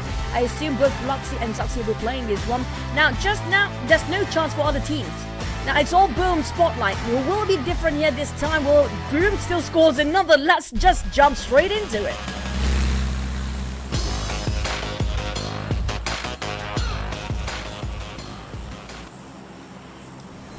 Here we go into our third match of the Super Sunday here. Thank you for joining us in the PUBG Mobile Super League Southeast Asia. And if you may have actually missed out on that first game, make sure you just tune back into the VODs, because Boom Esports is here to dominate. Now, as we take a look at the flight path, we're starting off from Limbaka, heading into the south side of Primos and Sumatra with their base. So I wonder what's going to go down here, because things are going to be tough for them to reach to the region that they want to. Well, it's all about the circle. No matter where they drop themselves, the circle is going to be tough for them. It's going to be the end, by the way. But speaking of which, just now, I think they're very aware regarding their surrounding, how the rotation of Boom did get themselves the majority factor of the winning point chicken in the plus those big numbers of 24 eliminations. But across the board, we still have Rosemary out there. I feel like Yummy probably around the 5th place here. Yeah, and we'll take a look at that in a moment's time. And it's gonna be Yummy here with a high ratio of number of elimination points. I think like that round definitely has boosted some of all these stats overall. as much as Yoru is on number 2, we don't really see too much of that. And this is going to be a hot drop as we see RRQ getting pretty much peppered already. It's Boom Esports here to terrorize them. Another knife there by Yummy. My god, these guys, they are having fun, definitely. I don't know, but seems like they're on a good roll here for the side of Boom. They are steamrolling this one. Yummy May, without any weapon, knifed away RRQ members just now. We just had the drop, and he finished off No Mercy as well, leaving RRQ with only 2 players left. Just scat the heck out of RRQ player. Oh man, not like this. I didn't expect it to happen to RRQ. They've already had a rough run in 2 times in a row. Remember, even in that previous run, they were the ones to take out RRQ as well. Logan needing to go on a 1v1. We got the vector in the hands of Flippy. Meanwhile, Logan doesn't really have weapons. He's just running around. There's just nowhere to hide. So Morph is going to claim their first point.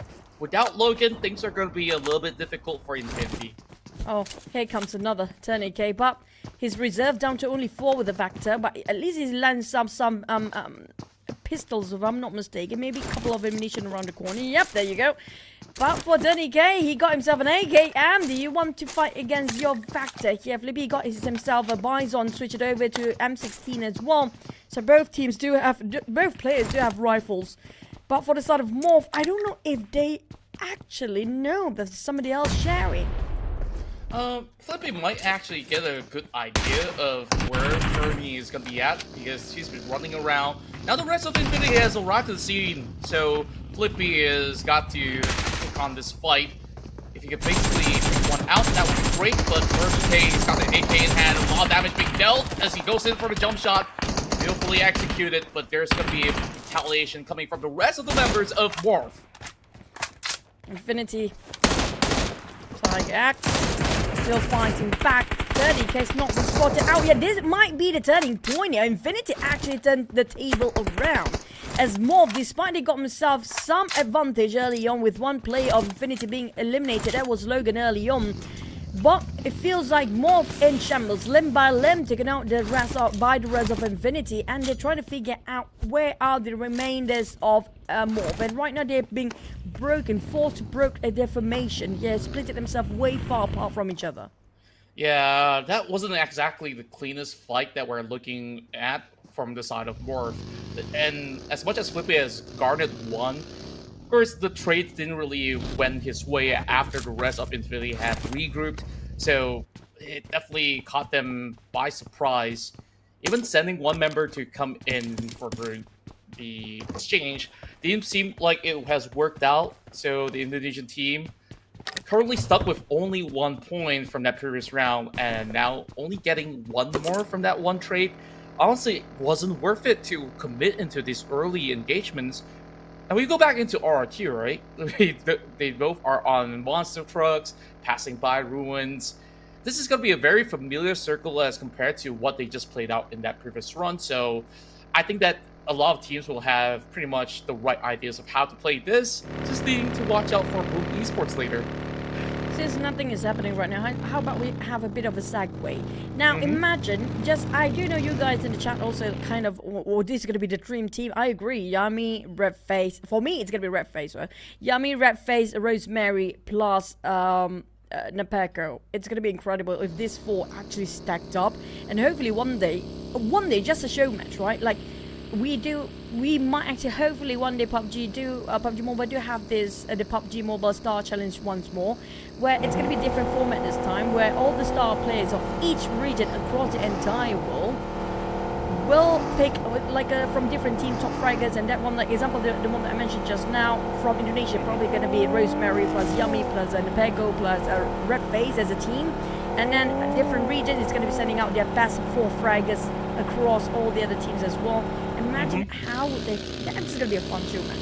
It definitely will be fun. Now, what if it's from Thailand? If it's going to be Thailand, I would pick... Tony K, definitely. Tony K is definitely on the list. I'm not sure if Nuzi is going to be a good addition to this, but we haven't seen too much from Nuzi. So I would pick... Onsense, he's been doing pretty okay for himself. Who's two more that you will add from Thailand? Tony K plus Tony K. That's a must. That's a must at this point. You have to put that together. Yeah. That's gonna be fun to watch. I mean, like Tony K will be like, watch this, brother, lunch bringer master, you know, that kind of stuff. But we do have these Xavier's. Nate spotted out, say, more from the pound to the fire in the open field of guard combat. At least I think these Xavier's might go for this engagement. If they actually force themselves into it, they can secure these 2 eliminations here. Yeah, on this wide field, maybe they may not look to really commit to that, but if they can get these early pickups, it's definitely going to supplement their run heading into that late game. Boom Esports this time will go deeper into the territories of South Georgia Pool as they take over that previous position that DX has held out from. So things are looking a little bit more interesting on their approaches. They don't want to repeat the same things twice because that is easily read by other teams. Whereas BTR, they take this safe journey across Pachinki, might be looking into moving into the Gatko region instead. So we will expect a lot of teams to be on this territory. So hopefully BTR now with the changes that they brought forward, with having a veteran like Zuxi to amp up the firepower, I think things are going to look a little bit better. I was a bit disappointed with BTR lineup here right now because I was looking forward for Zuxi and Luxi both playing, but I feel like this actually the stack they have in mind when it comes to swapping in and out Zuxi with Lapar just now. Zuxi and Gen Force is the pair, while Zuxi and Luxi and Lapar is the other pair. So I feel like they cannot actually put all both teams, both twins in the same lineup. So that might be the case. We had a couple of rounds or maps that we do have both Tachibana twins played, but it didn't turn out so well by the end of the map.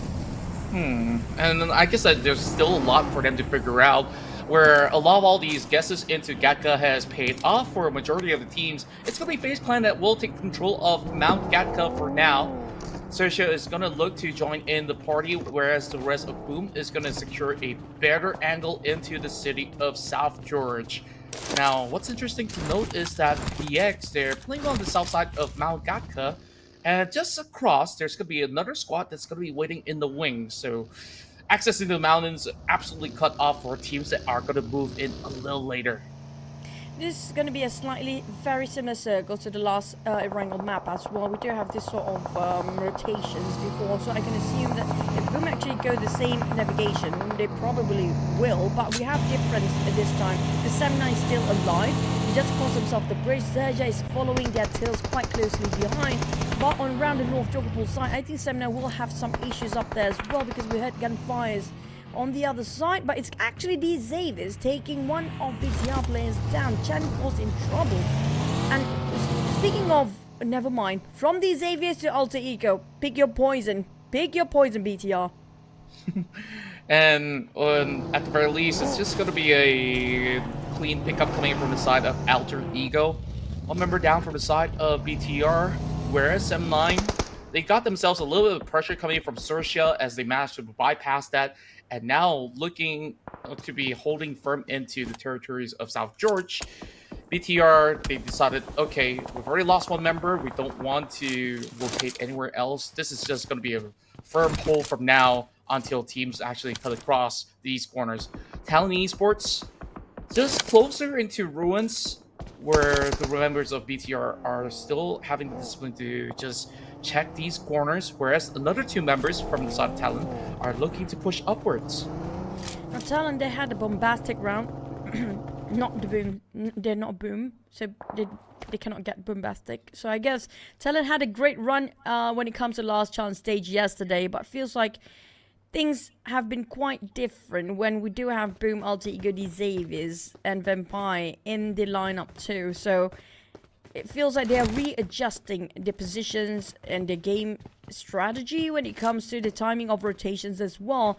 It seems like they need slightly more time. Maybe we can see a bit of comeback when it comes to the second half of the map of the day, but probably they're just going to start to sync up right now. But for Vampires, Tony K is down. 7-9 shot them from quite a far distance, but I don't think they can finish him off in an instant. Yeah, Tony K on the other hand, do they have any teammate nearby for Vampires?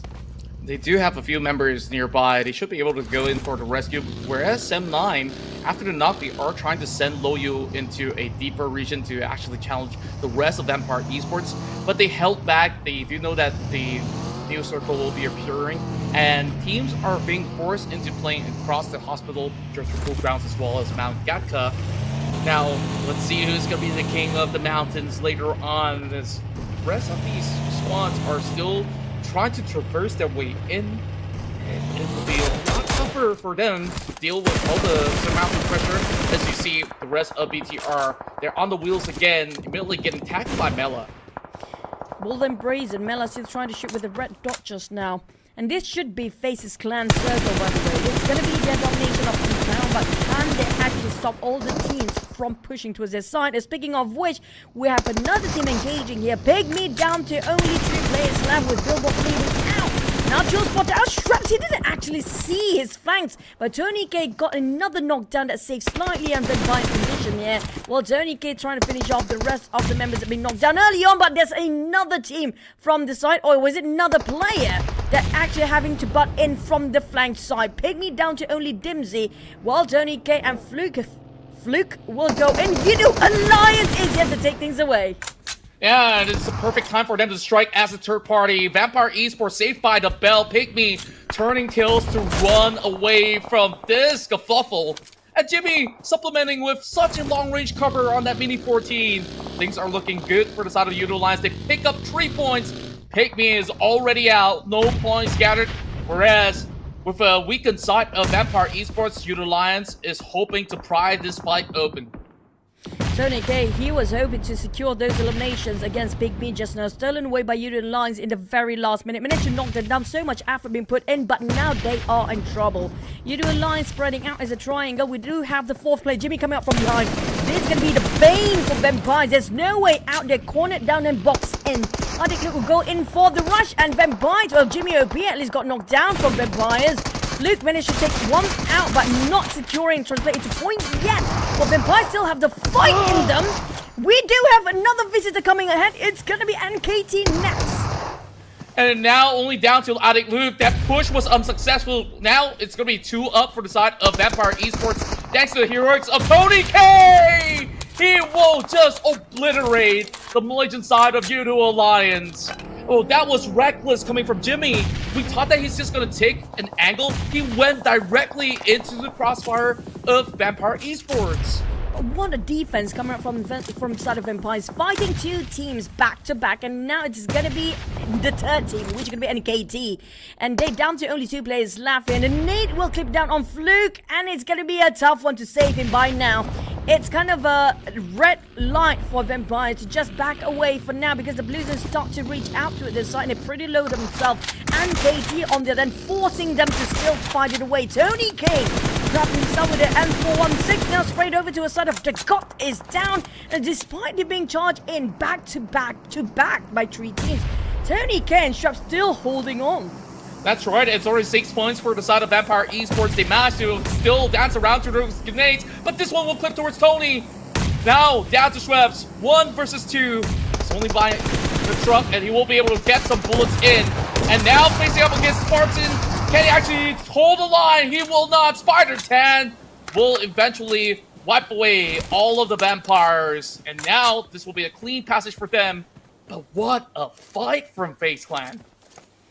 What a defense, by the way, from Vampires. Vampires, just now, it was remarkable. I have to say, that was one heck of a defense. It's just unfortunate that finally Tony K got clipped down by that one nade to change everything off.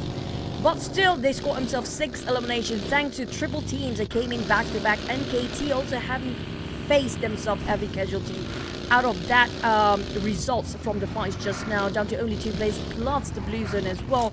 So how to get in without being harmed by all the other teams. D Xavier's put out, but Alter Ego, here comes another one. And quickly as it goes, Hans for you just clips onto Parajin alongside with Octa. They go in for the chase. Rosemary just goes for the drive-by, getting all of this vital information on every member of DX, but he gets taken down very quickly by Shadow the moment upon arrival. And damage being done through the smokes. Octa, he will still have to check the windows. And there's just nowhere to be safe. Lambo will finish the job. DX absolutely clean as they take away the rest of Alter Ego. Oh, here comes FaZe Clan. Here comes FaZe Clan. They're hoping to just clean up the crew of the Xaviers here, but they're a bit too late because the Xaviers don't really need to reset themselves. Their HP is pretty healthy. Lamborghini heard those audio cues. Hello, and a peekaboo to Mormon, probably, but Mormon's still not moving. I don't know if Lambo actually spotted Mormon just next to him. And lucky enough, Lambo kind of have a hunch that not to overexpose himself. Onson's on there then on the watch. Now on the side of FaZe Clan, they want to take down this team. This is going to be the opportunity for them to push their numbers up with those eliminations. So far scored only one. Despite they try to camp out on top of this gut mountain for the longest time, there's not much visitors passing by. And this is the only opportunity they can get because the Blue Zone will close from the Xavier side first. True enough, and they're just holding by the spine of the hill, waiting for the right moment to strike down members inside of the Savior. FaZe Clan not going to be budging anytime soon. And early on in the VPA fight, I just yelled out FaZe Clan for what reason? Then I remember, oh, okay, Tony KS swap sides. And on the other part of the map, it's going to be RRQ that finds one. It's only going to be knocked for now. Wonder what really happens on the other side of the region. The rest of DX are on wheels again. There is going to be Zuxi holding into the south side of George, as he's going to be the Lone Ranger here. And immediately being met with the retaliation as Nate T makes it quick. BTR 0. I don't think BTR, that one last play, can hold the ground there by himself. He tried to hide himself at a plain sight, but unfortunately, it happened to be a lot of the crossing for the teams out there. These Avis on the other hand, at least those Ditch will try to cover themselves with the terrain so far to just temporarily cover them with the help of the smoke. Of the circle, we go. It's going to be right on top of hospital. Well, a lot of the players will need to go to hospital after this map, because of how brutal the game has been, starting off so aggressively since stage number 1. But next is going to be RRQ versus Zeta. RRQ, despite their aggressiveness actually across the entirety of week 2 has been incredible, but when it comes to Super Sunday, they can't even breathe out here. Yeah, and they're just taking some safe refuge for now. And with that circle closing into the deeper areas of the warehouse, they don't really have vehicles per se to actually go for a quick rotation. Therefore, they're just taking this fight against the side of XERXIA. They gotta quickly go in for the pickup, and XERXIA will be able to do so. With only 3 members, and then Paco has got that grenade. He pops it perfectly! And it's just go time for the side of Earths. There's just not much spacing for him to work with. I think he knows where exactly Nepaco is at. This grenade, hold out, and he just goes in for peek! A 1-for-1, but of course the Peko gets the better trait in the end. Where is RNJ? RNJ is a bit too far. Asa will be the one that arrived first, yeah, and spot out LC, but he will try to revive his mate first. FaZe Clan, on the other hand, have to face the wrath of talent from the elevations of Gakka Mountains. And despite FaZe Clan do actually dominate over this Gakka Mountain first, unfortunately, they cannot hold long enough. Talent overtaking their compound, but next is going to be D-Xaviers gatekeeping on Talent Misery here. Now, for the side of D-Xaviers, they actually scored a couple of eliminations. Yoru down, Talent's in trouble, down to probably the healthiest of them all, which can be Misery. But for Spider, now look at the crawling Spider on top of the rooftop just now, but didn't score anything yet. Yeah, and eventually we'll see maybe a little bit more. But for Talon, they're working with very, very tight angles through the forest while the Savior is being rushed by the rest of Team Flash. Goes in for the drop shot. Lambo looking for the second one, but will not have enough time to react. Team Flash just strike them down in a bolt of lightning, as there is still going to be a member of DX just falling through, trying to retrieve any form of info as can. But I don't think that Shadow's going to be able to offer much. Here comes Boom! Are you kidding me? Of all the places, Boom just popped themselves in. Let's finish off the floor clean and swiping it as quickly as they can.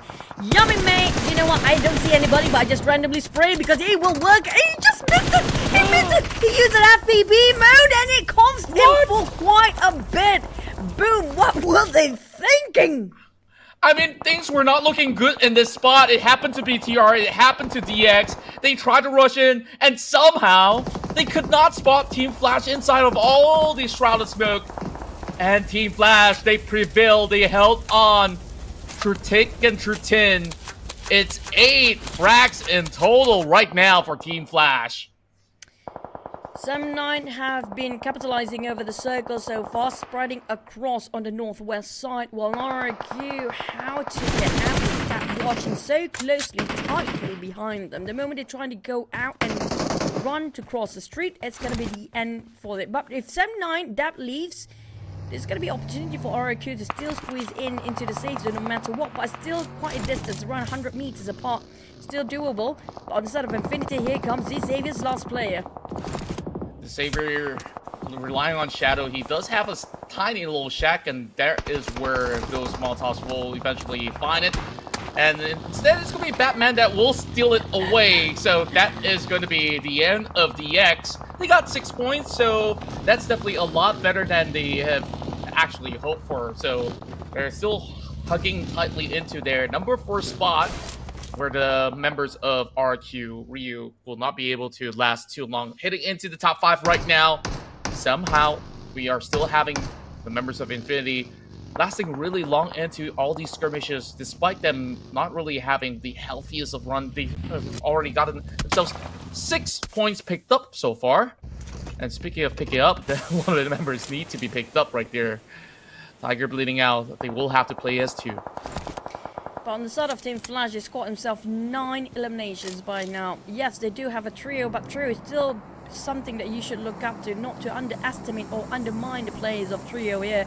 Sam9, they're still having a full squad with the most players when it comes to their firepower. The rest of the other teams will have to settle down with a duo. Well, TALON, they got themselves a compound, but unfortunately the circle is not right on top of it, so they need to come out, and the moment they just try to run over to the side of Sam9. Sam9 have the prime spot there, they have those elevations, they don't need a compound, but all the other teams happen to be still stuck inside of a compound. The moment they just jump out, it's going to be an open space and nothing to cover them. Speaking of which, Yoru have just moved out. Well, that's being spotted out by Luyu. He's trying to deal with the entirety of Talon Esports as they go in for a little bit of a drive. Honestly, there's not many angles that Talon can even use right now because Yoru is forced to prone by the sniper's nest.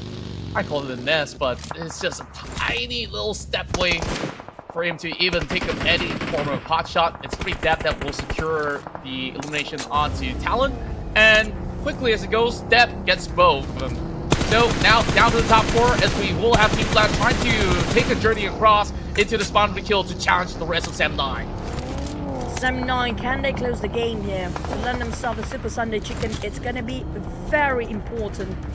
All teams are having a very important day, and we're talking about Super Sunday towards the league points contribution. That seats towards the grand finals as well.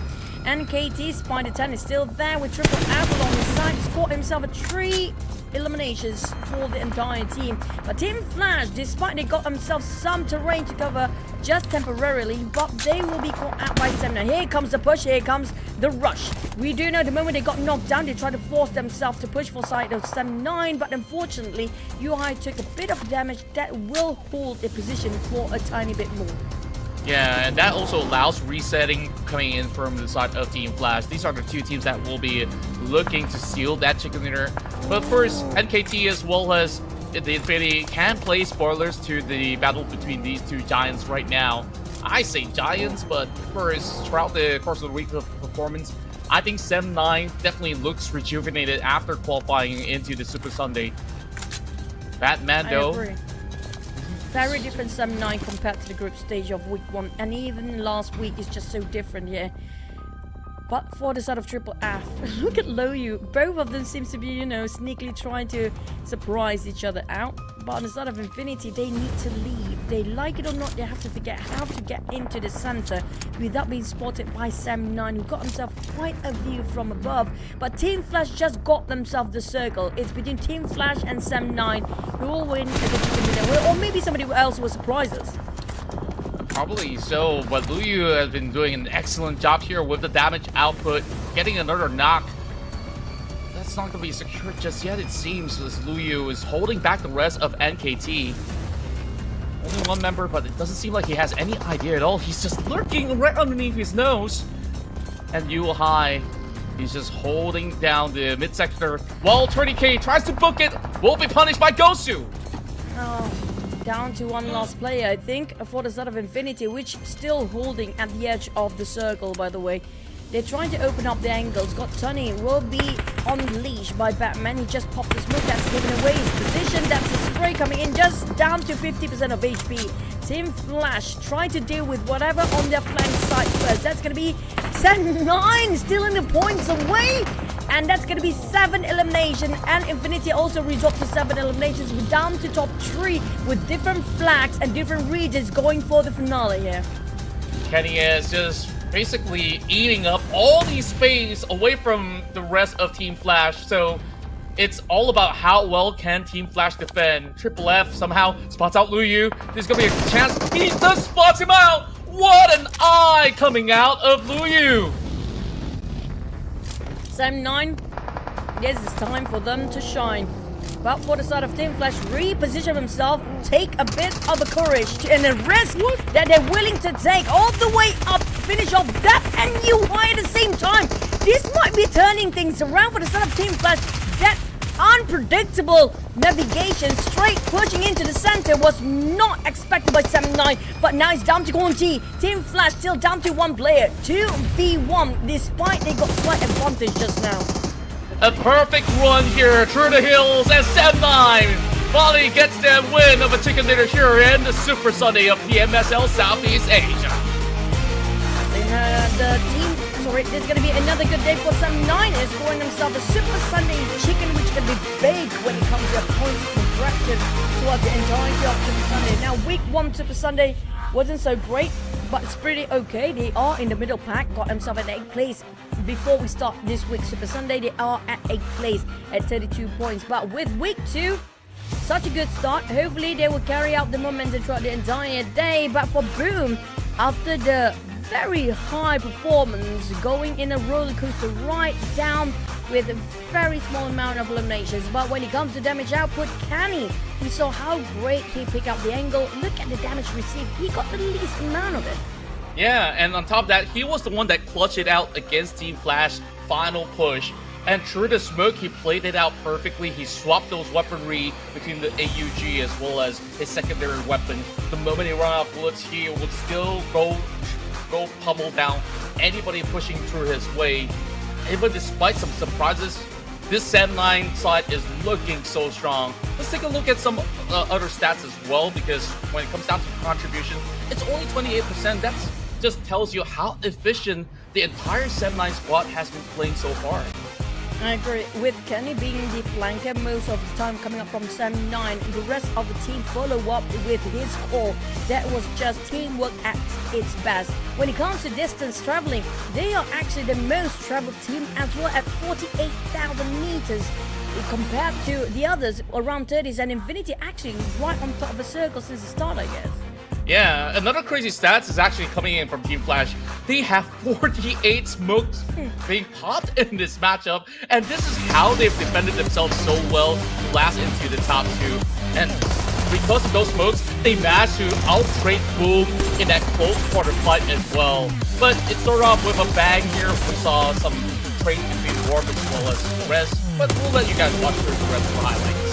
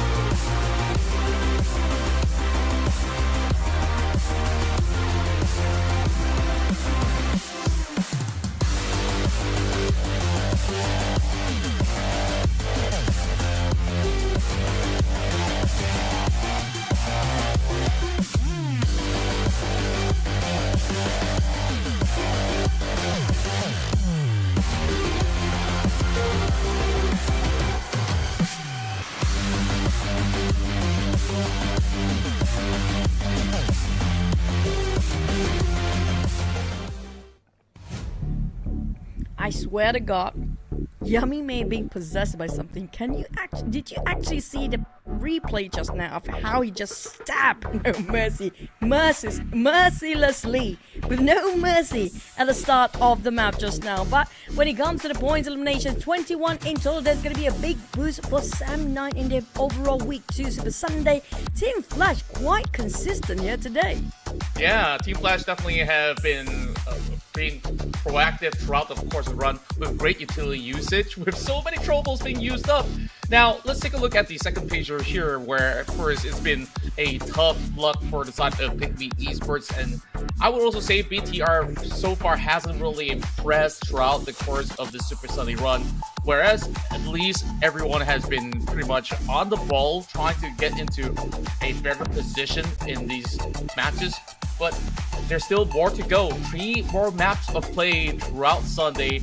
And now we see Sam9 regaining a little bit more tempo, going back to number 2 after that chicken dinner.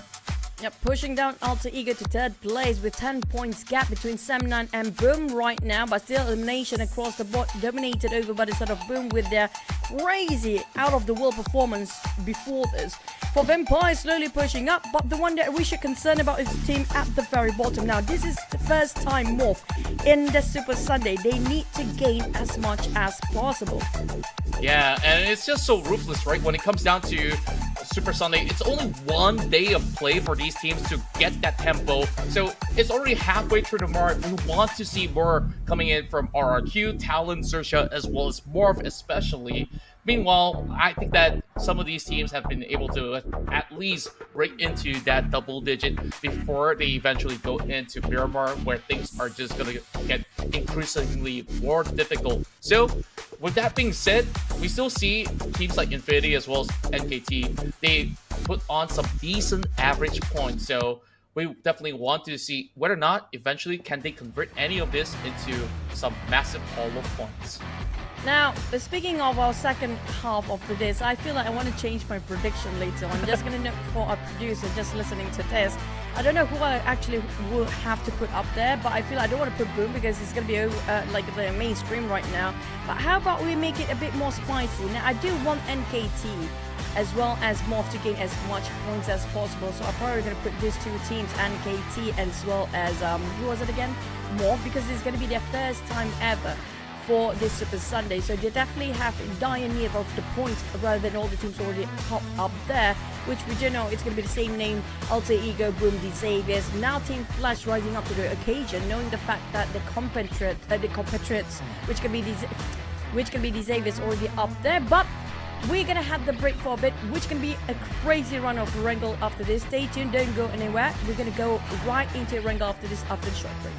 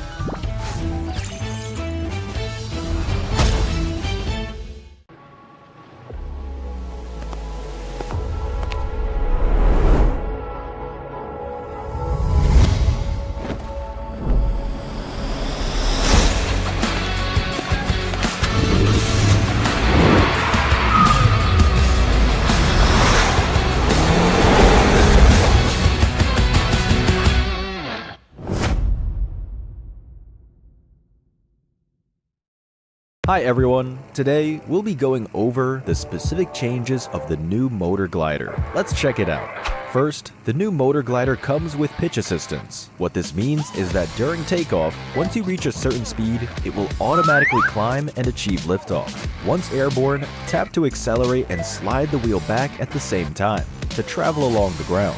Next, let go of the throttle during flight and the glider will maintain its altitude while gradually reducing its speed to 60 km per hour and engage autopilot. Sliding the wheel forward during flight will cause the glider to pitch up and ascend, and sliding the wheel back during flight gradually pitches the glider downward to approach the ground.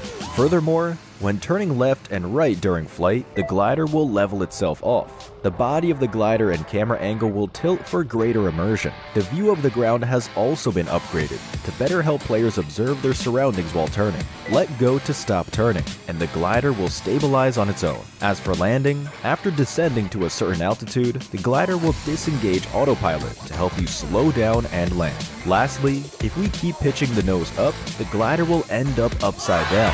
Flying upside down will cause the glider to enter an automatic descent, making it much harder to control. It's a real test of skill. So, the new motor glider is now easier to control for better playability, with greatly improved user experience. We're sure you'll have a great time with the new motor glider. That's all for now. See you next time.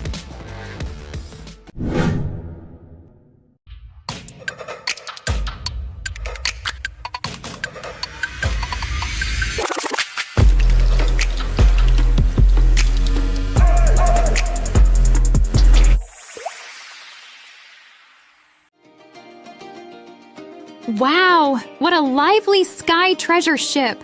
So many lights and people. Yeah, every shop is full of color. Let's look around. Welcome to the Golden Moon Cloud Market. Haha! You can light the ship's magic lamp each day to get Paradise tokens. During certain periods, there will also be a lucky box drop.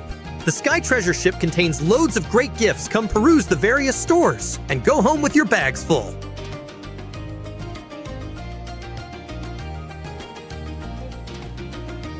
When completing various adventures in Sky High Spectacle, don't forget to head to the Treasure Emporium for the Golden Moon Paradise Crate, as well as tons of Paradise tokens that await you. Join a new round of popularity battle. Work together with your friends to unlock the 1001 Nights lobby theme, moonlight background, and other great Golden Moon gifts. Happy 6th anniversary! Here! Not only can you revisit your past year's game data, you can also play a 6th anniversary exclusive target shooting minigame. Head to World of Wonder to check it out. While playing, you can redeem the 6th anniversary theme song as well, the Palace Musician set for free. Awesome! Choose your exploration path onto the sky-high spectacle Nimbus Islands. Collect your discoveries as you go. Spend more Paradise tokens to aid you in your treasure hunt. What's this? Wow! A secret shop! During the event, purchase items recommended by the genie at discounted prices. You'll also receive additional surprise gifts. Huge discounts up to 80% off. Come have a look.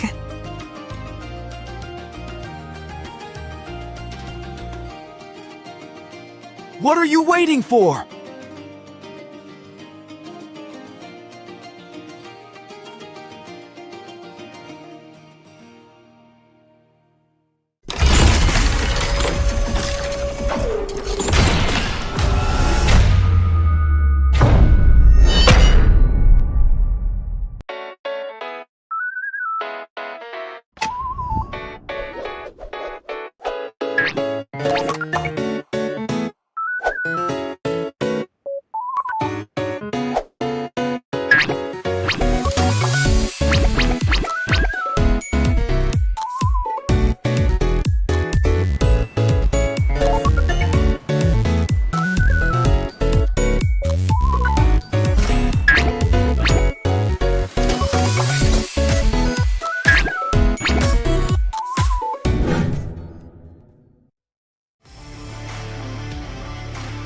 Hi everyone! After the last video, I'm sure you already have a basic understanding of the game. Survival, competition, social interaction, and easy to pick up controls, these are what sets PUBG Mobile apart. First, as a battle royale game, survival is of utmost importance. There are multiple maps to play on, and each map is unique. Players can come up with different survival strategies for each map. Besides the blue zone mechanics, this is a completely open battleground. It's free of restrictions. Use your imagination to eliminate enemies and become the last one standing. Combat is also one of the core traits of PUBG Mobile. We have all kinds of weapons available.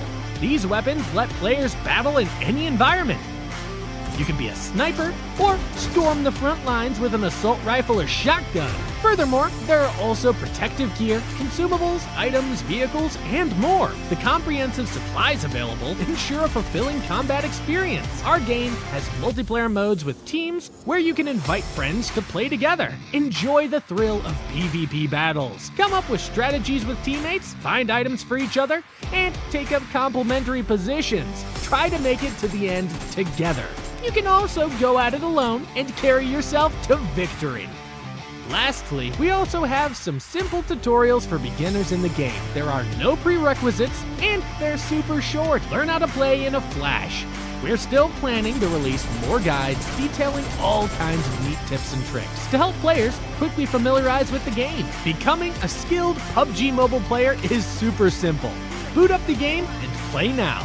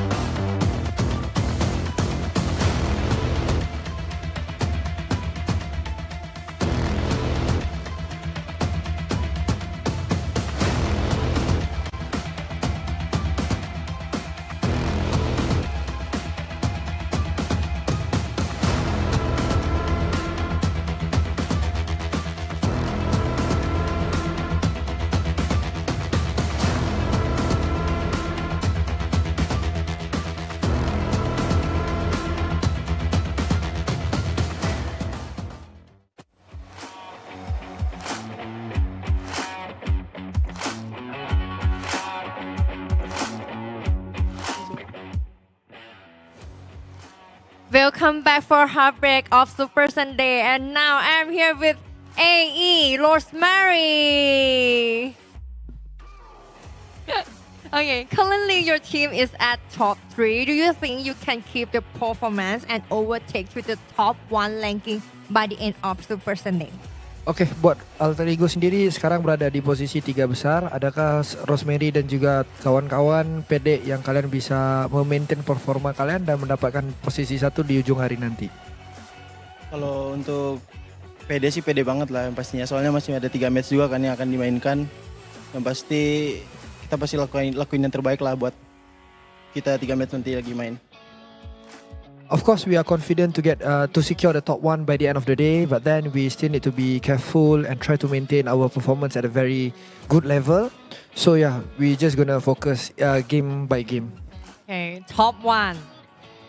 Boom Yummy have once again break the record of 14 elims in a match. Will you be worried about losing your MVP title? Oke, di game kedua tadi Yami berhasil mendapatkan 14 elim sendirian. Adakah buat Rosemary merasa sedikit gusar ataupun khawatir lah yang Yami ini bakal mengambil takhta MVP itu? Kalau untuk rasa khawatir tentang MVP itu sih sebenarnya menurut aku tuh nggak masalah sih, karena di sini gue main untuk mendapatkan piala lagi lah, piala gue kembali gitu loh. Jadi untuk MVP kalau mau ambil aja kalau bisa gitu. Okay, to Yami, it's just like right now that is for MVP title. I don't worry about it because right now me and my teammate come to Thailand. We just gonna take back our PMSL trophy. But then for the MVP title, Yami, if you wanna take it, you can take it if you can do it. Oh, so you will take it back, right? Okay. So any words back to Yami for top 1? Sedikit kata-kata buat Yami yang ada di posisi 1 sekarang. Oke. Kalau ya semangat lah pokoknya, masih ada 3 match lagi. Semoga kita bisa perform bareng dan kita bantai-bantai saya ini yang gak seberapa tuh. Oke, hi Yami. Stay steady, keep fighting, cheer you up a bit. Let's fighting together and perform together, and we crush this C that. Let's crush these C teams together. Okay, let's see who will MVP of this season. But the last one, I saw you at the backstage. Your team have boom or something that you do it before the game. Could you show us a bit? Jadi di belakang stage tadi host ada lihat yang kalian melakukan sedikit chan lah di belakang stage itu. Bisa nggak lakuin sekarang di pentas? Berdua. Yourself. Oke. Oh, kau sendiri dong. Alter Ego, go go go! Wow, go go go! Thank you for the interview. And now let him go to the game for Alter Ego, go go go. And now we see highlights. More to the PMSL Southeast Asia Super Sunday run, as that was Rosemary from Alter Ego. He just basically told Yummy, you can have that MVP title if you can do it, but we're looking for the crown. But of course, these were reactions that you guys may have actually missed, where Alter Ego have definitely had an exemplary run to start off inside of Sanok, but after that, it was some crazy performance that we've seen coming out of VOIN Esports. This is where they got themselves the out of the world 24 elimination run here with Yummy May running a rampage for the entirety of this Erangel. It was the first Erangel, if I'm not mistaken, by the way. The second one just now, they kind of dropped it pretty early. Look at the numbers. This was incredible. They got themselves the best prime spot with no contenders, nobody to take them down, nobody trying to just focus on them as well. It was a perfect angle for the teams of VOIN to just eliminate as much as they can. But my oh my, what a day here today, Contra. But we do have, I love this comparison right now. We do, probably second place is D Xaviers, or maybe just different team, or just Team Flash. But also when it comes to comparison of average elimination points, that one round of VOIN still not going to be enough to overtake Alter Ego's average elimination points. That's right, Alter Ego so far has been putting up some high elimination points for it, but VOIN with that impressive performance back in match number 2, they find themselves inching very, very closely. As you can see, it's almost identical if you wipe away some of the numbers coming in from the first 2 placements as well as elimination, because the way that they've been played out is basically as a unit, as a team. My dream team duo. Come on, make it happen. 4 bombs just for the sake of show sometimes. Also, speaking of between these two, this is going to be the hot topic of the day. Rosemary or Yummy May? Pick, guys, when it comes to you guys, audience out there, who will be your favorite for today? But still going to be the overalls taken over by the side of Rosemary. The MVP title is for these two to take, but maybe we do have another contender coming up soon. Indeed, and I'm definitely looking forward for who will be able to step up to the plate to challenge some of all these top dogs of the tournament. So far, Semline has been able to take a massive win back in match number 3, and this will be the final round in Arangel that we'll be looking forward to before we move our way into those matches in Miramar. So I'm pretty sure that the teams now having a short break, they will be able to at least have a clearer mindset as to how they will play this one out, especially for the teams that didn't manage to score as much throughout the course of this Super Sunday. I'm still not done about the interview, by the way. I love how Miss Bo, our stage host just now, she's super cute regarding how she make the plays in a bit of an awkward position for her last question. To have the chant by yourself, Rosemary is like, hello. I'm just like, awkward. He's so shy. Guy can basically fine. be a monster in the field, but he's so shy to do it alone. No, but personally, I feel like his PR, his interview, his media preparation is way better than we first starting off, like, how many seasons ago when I started interviewing him. He was super shy at that time, but nowadays, you can see how the sportsmanship actually built up his character as one, just go for it. It's actually fun to watch his interview now and then. But speaking of which, we're gonna have our last wrangle of our Super Sunday. This means we'll be having more elimination numbers than 24. Yeah, I'm hoping to see one of all the other teams to be able to outshine Blue Esports. A drastic climb to the top with that crazy run back in match 2. And I think Semline today has been looking impeccable on how they've been able to maintain their record, especially when it comes down to how they be playing the late game skirmishes. So Yu-Hai is currently in one of the charts of highest healing. That also tells you that he's been always at the forefront, receiving a lot of damage and also healing quite a plenty to all the other opponents out there. Yeah, because of Yu-Hai being placed into a scouter these days for the side of 79, he always in a tough position where he got caught himself early into the stage of the map, being eliminated quite early. So we don't see a lot of Yu-Hai being put into his most comfortable role like how he used to as the main fragger.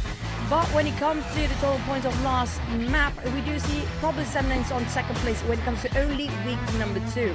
Now, don't forget, whoever qualifies to the grand finals, you have to tally up the numbers for week 1 plus week 2 plus week 3 of Super Sunday. The top 16 will advance to the grand finals. So it's super important for the team to have their first day of Super Sunday here today to push themselves up. Speaking of which, we do have major swaps here now and then. I don't know if Gen Foss will be swapped out since Luxie will be coming in. Oh, we actually do have both twins playing here right now.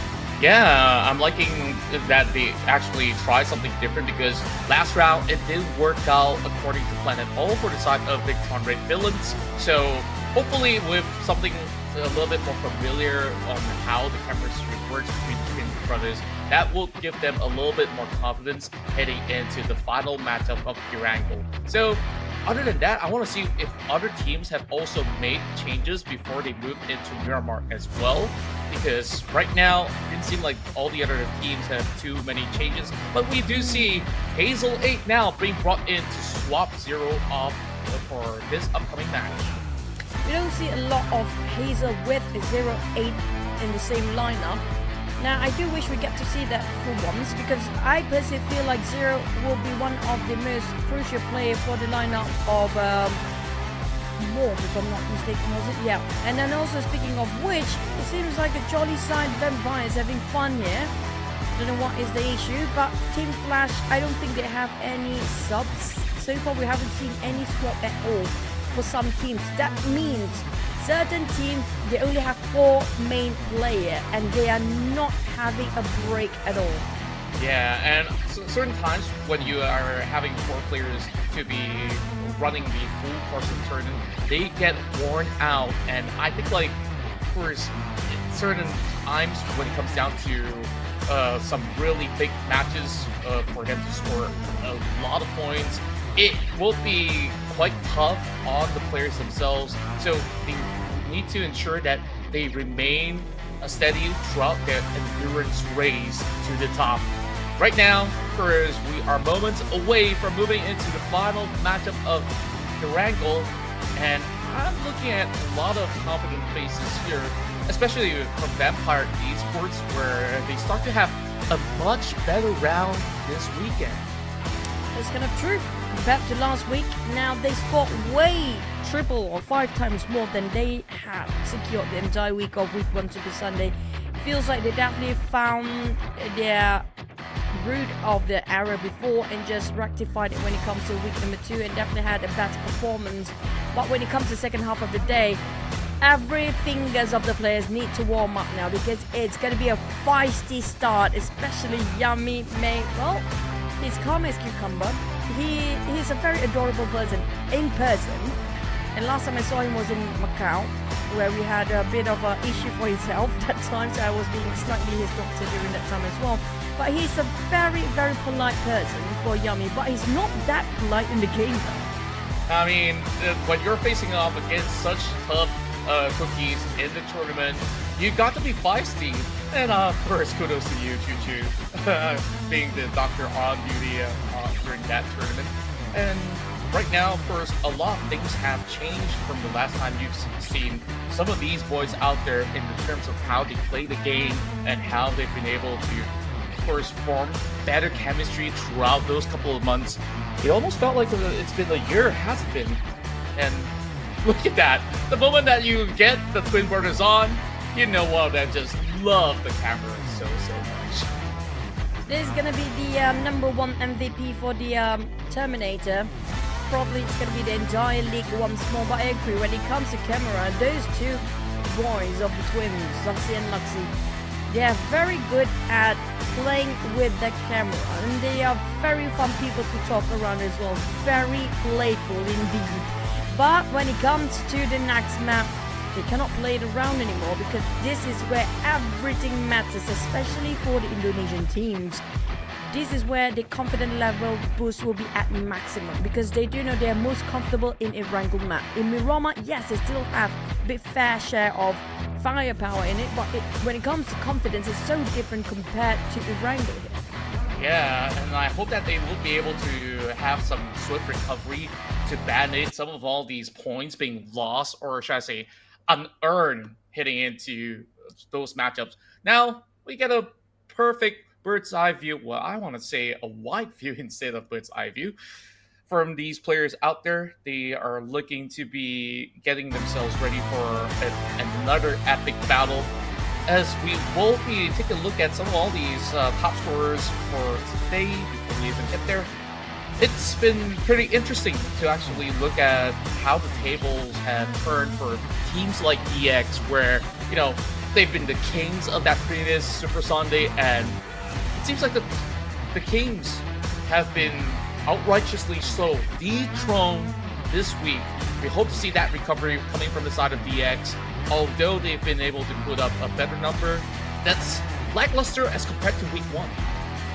Another team that feels like they are not really into it for this Super Sunday is going to be TALON. Not just these days. TALON, they had a really good run, great one, in fact, yesterday last chance stage. But when it comes to today, I do understand the condition here, because when it was during the last chance stage, we don't have teams like RRQ, we don't have Boom, we don't have Alter Ego, we don't have Vampire, who love fight so much. So it's less competitive, not less competitive, it was less aggressive compared to the Super Sunday. Now this Giants coming in, just taking the reign over and bulldozing all the teams out there, they definitely worry. Yeah, I just love that you pointed out that this week teams are looking so much more aggressive, and they have to weather the storm. And this is going to be the final time that they're moving in to this matchup here in Erangel. Let's go.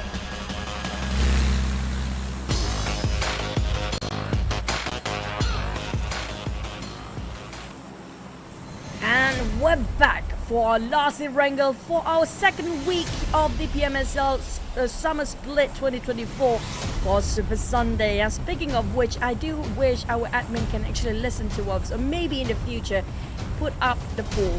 Who is the better fragger from your perspective? Is it going to be Rosemary? Is it going to be Boom? Or you just spam the chat away just to know whoever actually wins over. Is it going to be Team Yummy or is it going to be Team Rosemary? Now that's going to be fun by the end of the day. Maybe we should have an award for that by end of the entire tournament as well. The most liked frag or the most loved Terminator for across all the entire league. But speaking of which, Control will be a Northern Circle since the flight path is just favors down south all the way.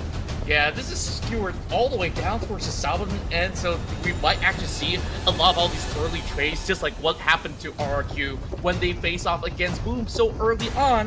So teams have to be a little bit more on their toes. Now, I'm hoping that they will be able to sustain at the very least. Now, a little bit of fight for the vehicles as they are both in the same buggy. You flash or...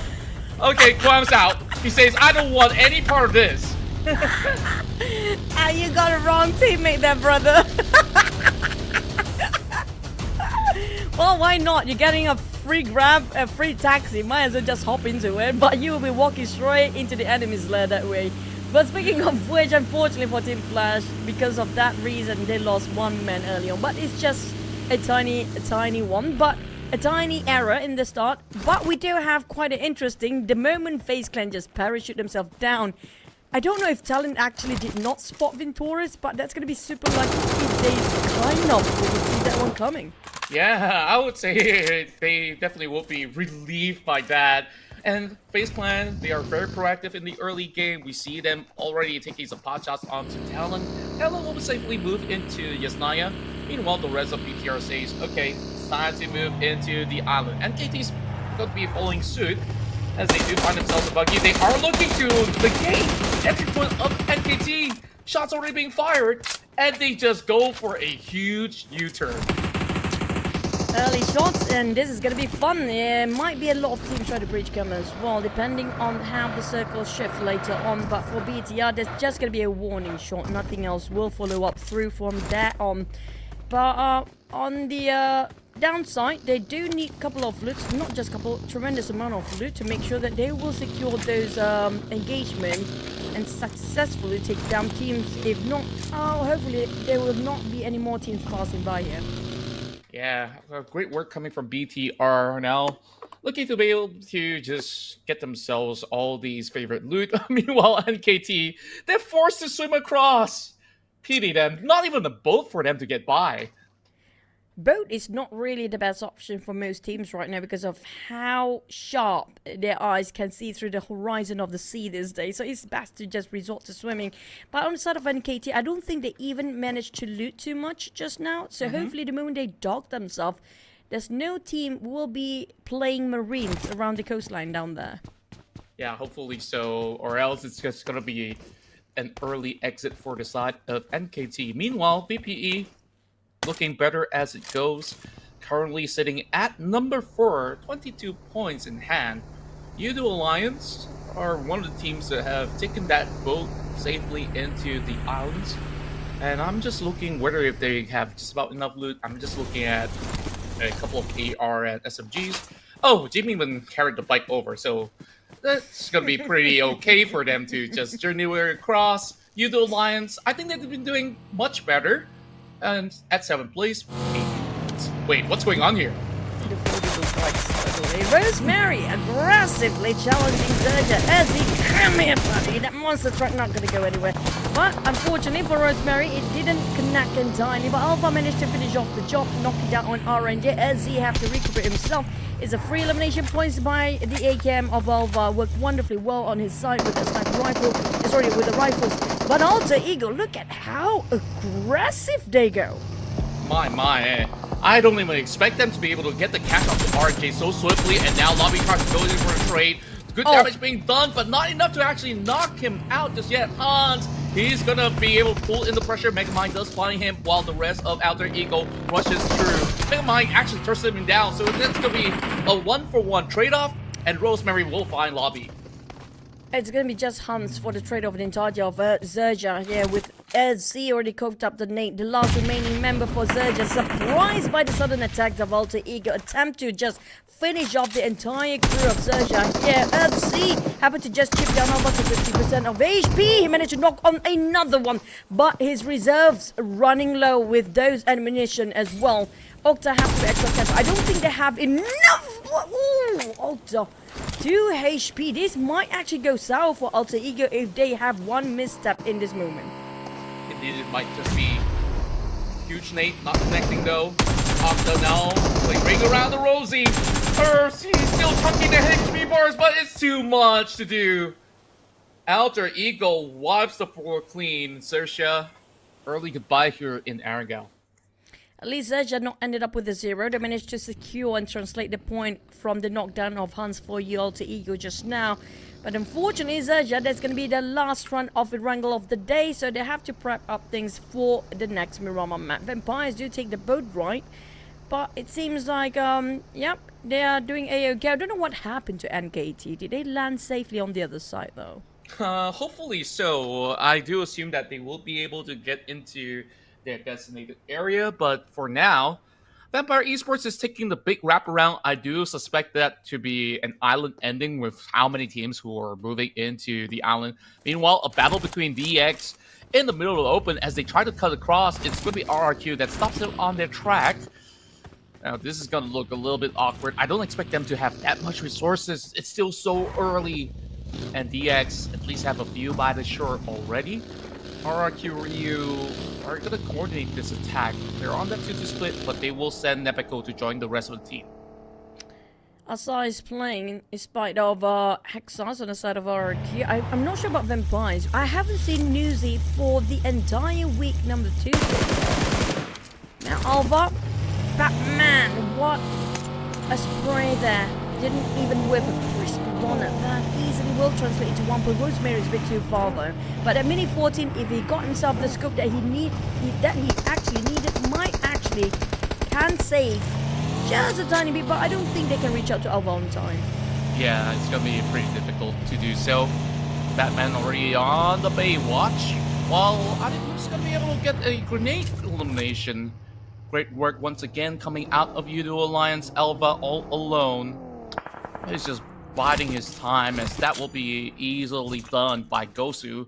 So, Team Flash, I think that they've been incredible, especially when we take a look at that previous round of Erangel where they were going up against 7-9.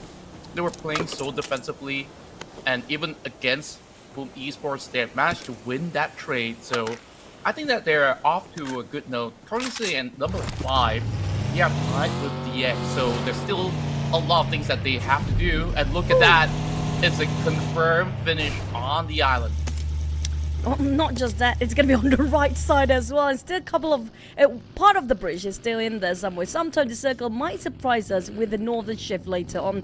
Talon already split themselves into 2 sides, with Yuri trying to scout the other end of the bridge, of the right-hand bridge. But the rest of the team, I think Boom will try to take this as much time as they need to.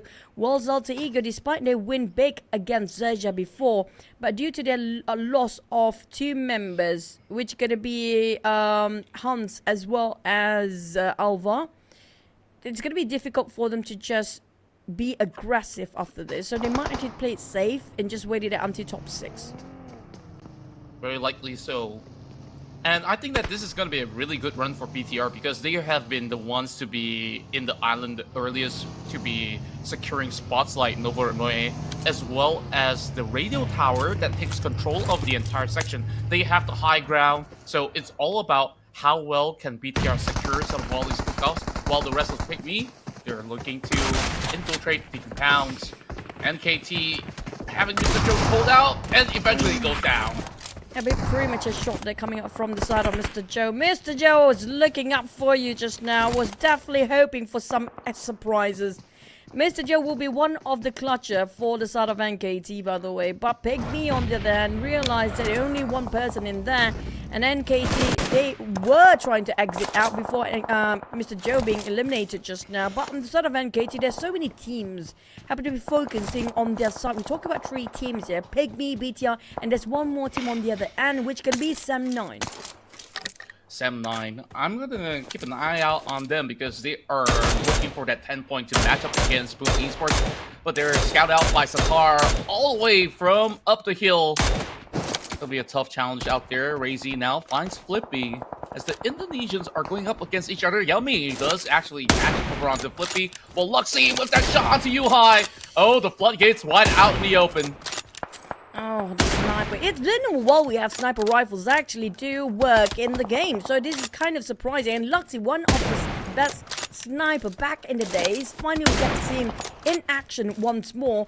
But it feels like it's not clipping too much other than UI almost entirely chipped down. But lucky enough they got the smoke. But Luxy giving a bit of a pressure. I feel like this is back when BTR had the glory days of these two teams. The way they play exactly during that time here now. Zuxi spraying and giving support fire and cover fire, some pressure, and Luxy will be the one tapping out with those sniper rifles. Yeah, it's such a throwback, and we just love to see that happen because a lot of all these players are hoping to pick up other DMRs as well as ARs for those consistent trades whenever they go into a mid-range or close-range battle.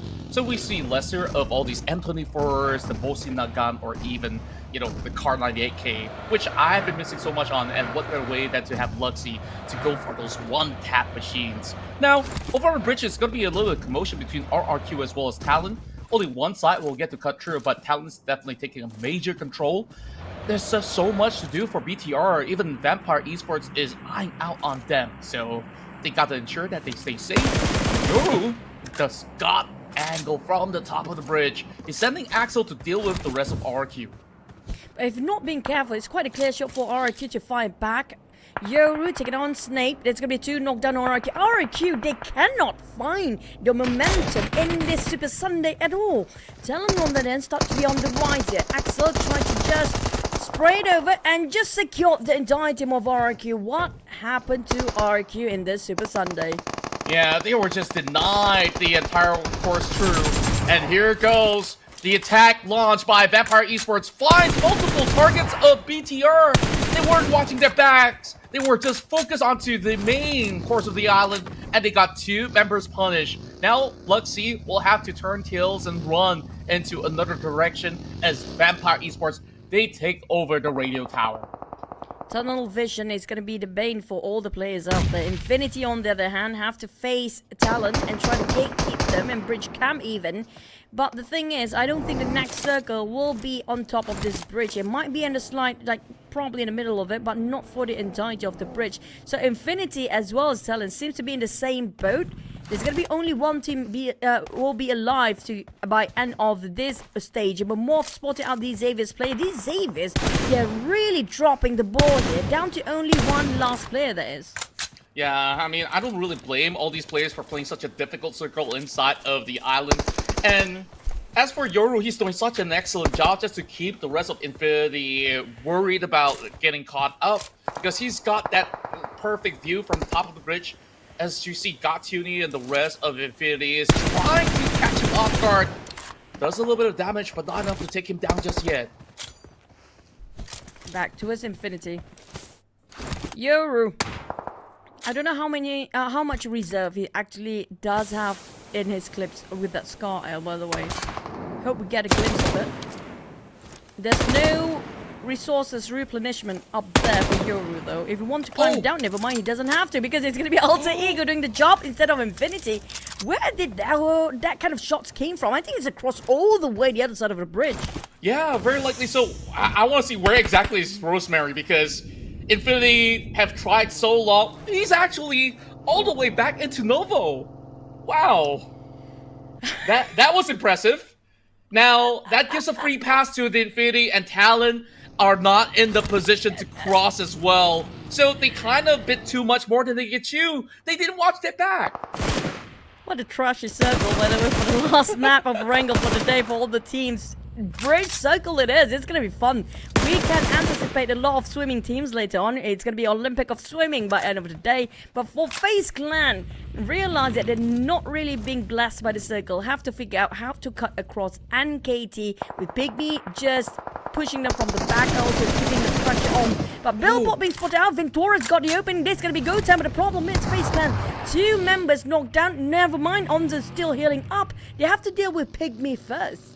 And they're going for a big cross. As Ventura says, this is not going to be my fight. I'm just going to make a move. While the rest of PIGMY, they're trying to hold the rest of FaZe Clan back. Mormon's coming in with the DBS. He does find it though.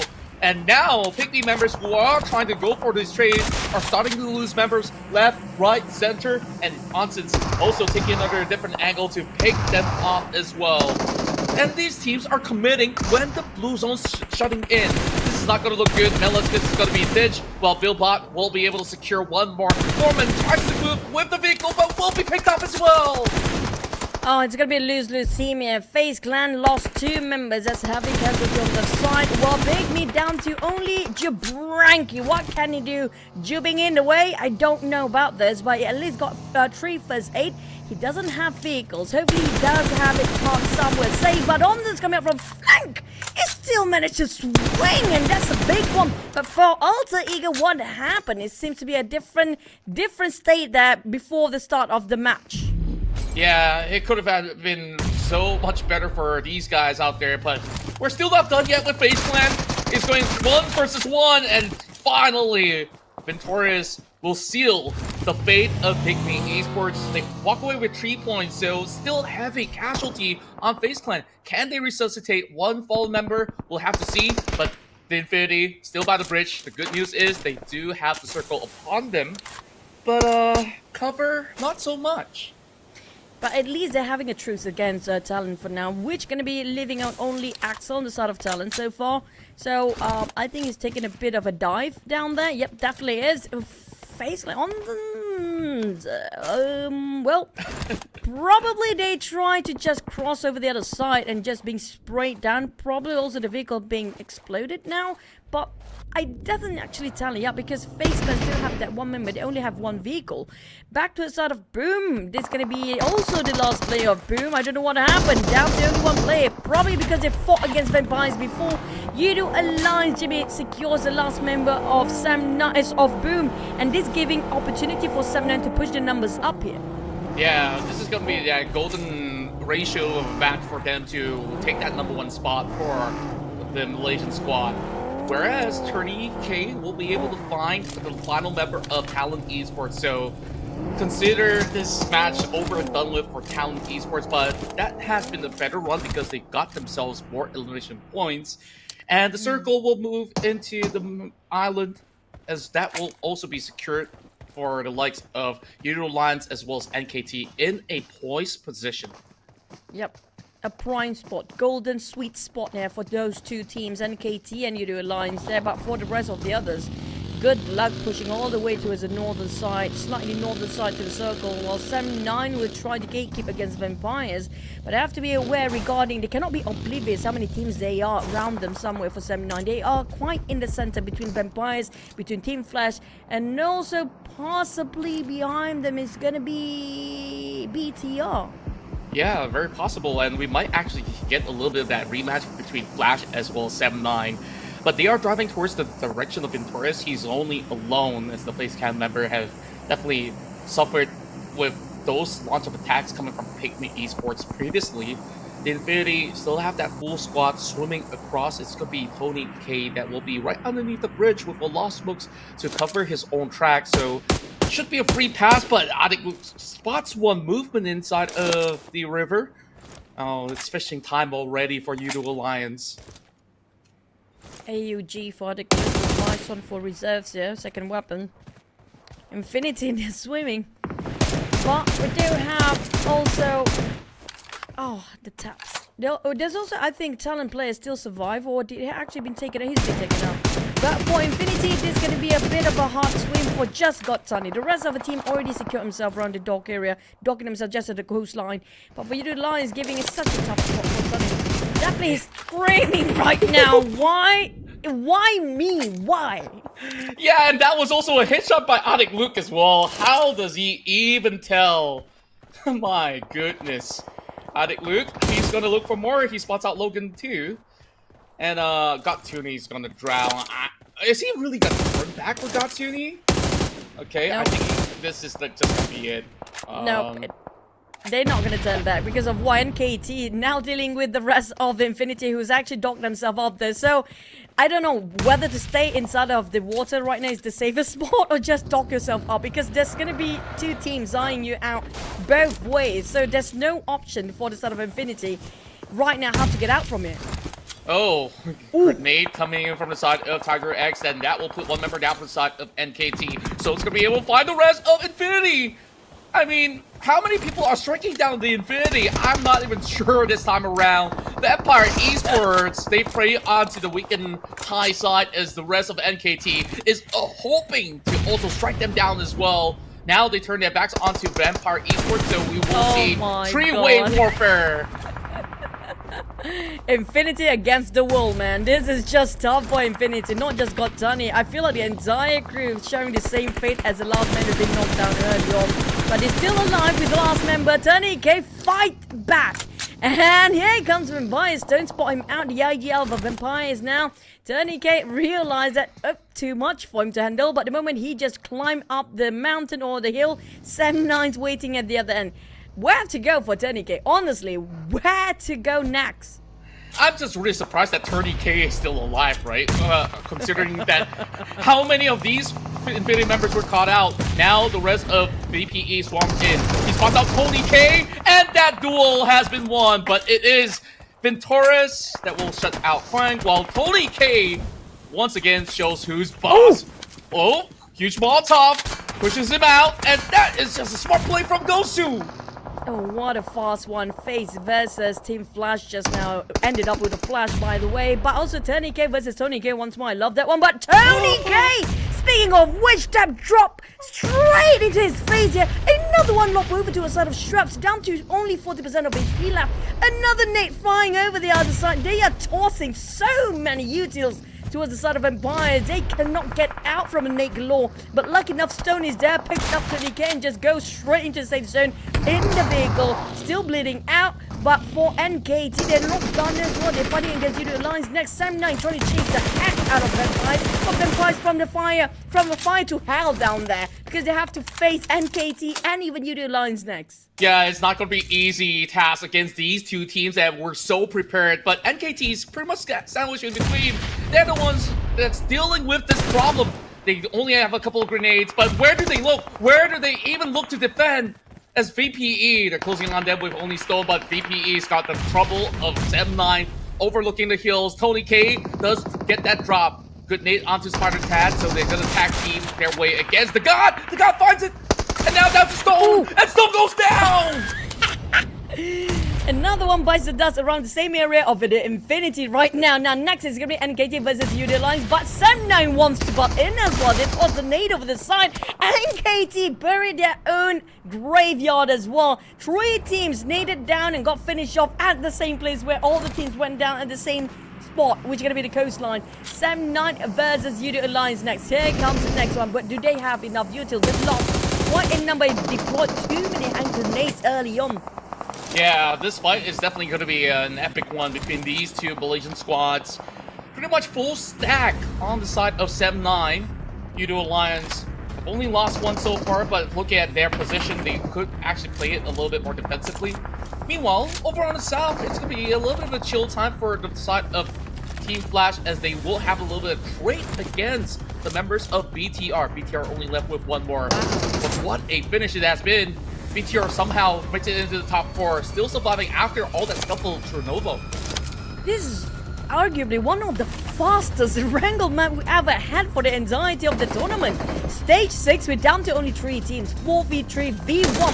BTR now, yeah, v2, but never mind, make it 1. It is what it is. Sam9 dead with the Gillis, it couldn't spot it out by Luxy. Here comes the Nate being cooked up, but Depp can hear the pin and be taken out. So he tried to just avoid those explosions with the micro bat in his hands. That's going to be the last one. Now he's down to the all Malaysian finale 3v4, stage number 6. stage 6, but it's still going to be a full info trade going on. 7-9 does have a better position when it comes down to how many regions they cover up, but Luyu is getting burned down! And U2 Alliance, they want this to be an even fight with a push coming in as Jimmy challenges Kenny, and now they get the upper hand. Despite they actually have lesser men for U2 Alliance, but due to their utilities and their placement and know exactly the position of 7-9 players, give them so much insight and advantage in this situation.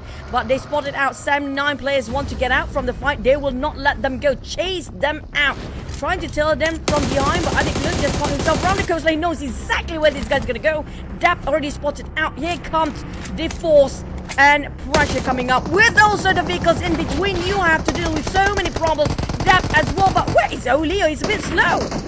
And there we go, only one member left. Dap, he's so low, and there's only one place that he could take shelter off, and this by that corner of the shack. And U2 Alliance will deny a back-to-back victory from side of 7-9 as they hope to take their own chicken dinner against U-High. U-High still trying to defend it as much as he can, but he barely got any more resources to work with. Oleo switch over to Bison. His got, I think, it's pretty low when it comes to those ammunition.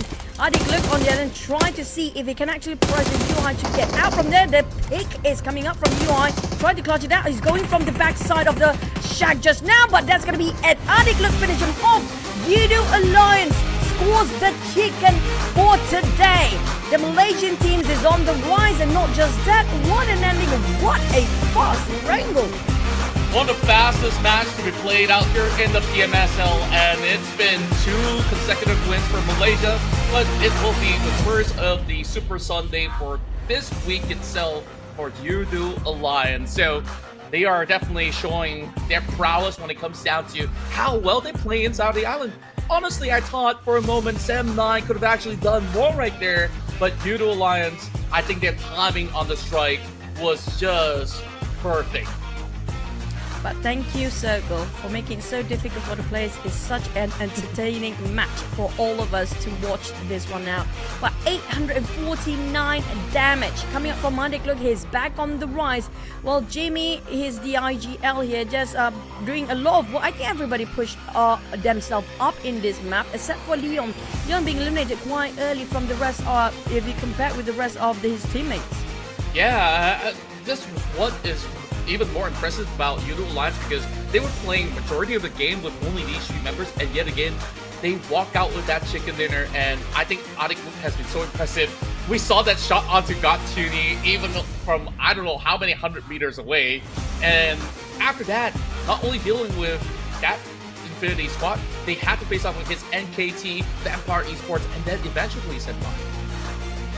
Top 4 teams, U2 Alliance, 7-9 Vampires and BTR. Despite they lost a lot of men early on for BTR, but they still tossed out quite a number of hand grenades, plus did themselves quite a number of damage. But let's rewatch.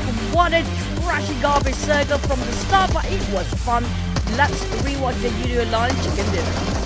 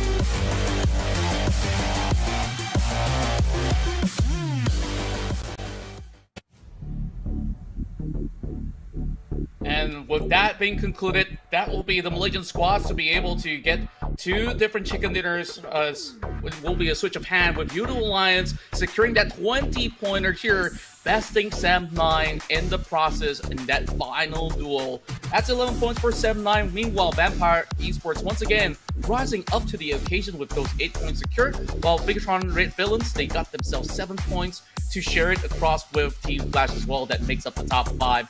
I think that this has been quite the hectic round in that Sonaska military base island, and at least we see every team securing some slight bit of points here and there. Yeah, but for this side, nobody gathered 0. That's a good sign. That's a very good news for this map and this run, by the way. But speaking of XERXIA, we can see the players' cam just now, how devastated they were being one of the first team to be ousted by the hands of Alter Ego early on. But I see a lot of teams when it comes to the last Orango map, nobody cares so much when it comes to the placement point. Hence, there will be some swaps here, especially when it comes to the top 3. The line shoots up to number 3 with pushing down Alter Ego. They're being limited quite early.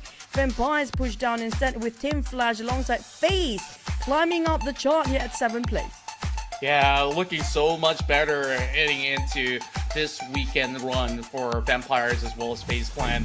And now, if they could just maintain this for the upcoming matches of Miramar, this will be them just looking to lock themselves into the grand finals if they should be able to pull off some great sticks. But when we take a look at the second page here, of course, things are looking very concerning for XERXIA. They've only got 6 points so far.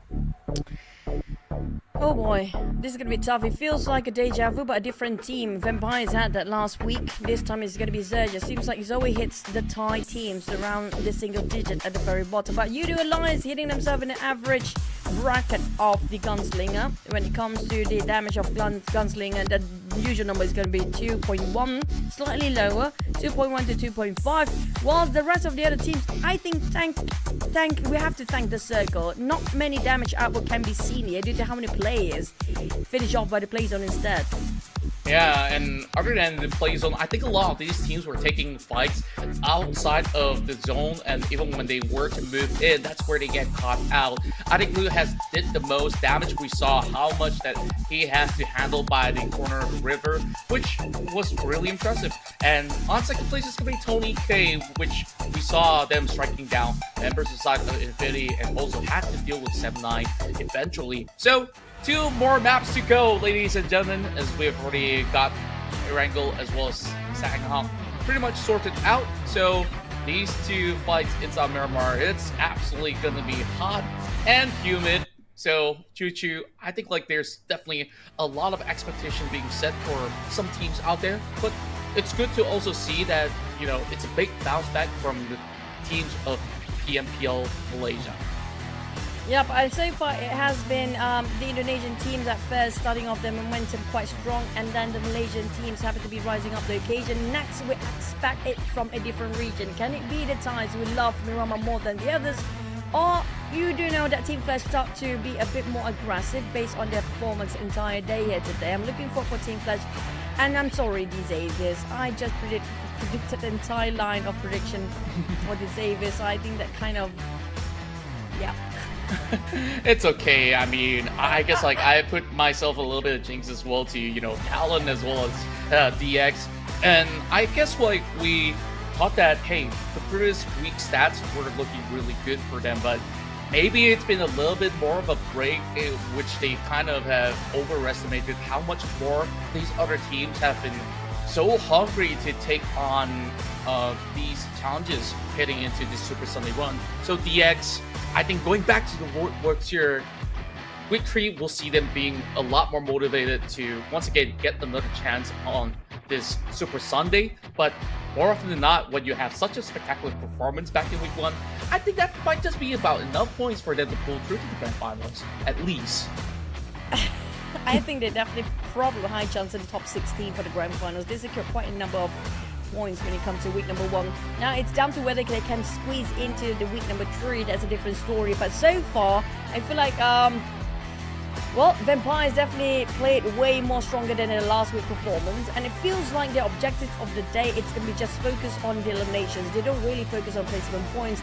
Most of the teams don't really focus on placement points. The bonus, it's going to be a bonus for Chicken Dinner by the end of every single map. But speaking of Miramar, we're going to expect more firepower in this one. We can expect more engagement since the start, just like how we saw the last wrangle. Maybe because of the train of a hype they still have in them, the adrenaline rush will force them to do unusual, unexpected rotations early on. Hopefully it won't be a quiet start, but I expect Miramar, it's going to be super dusty and messy.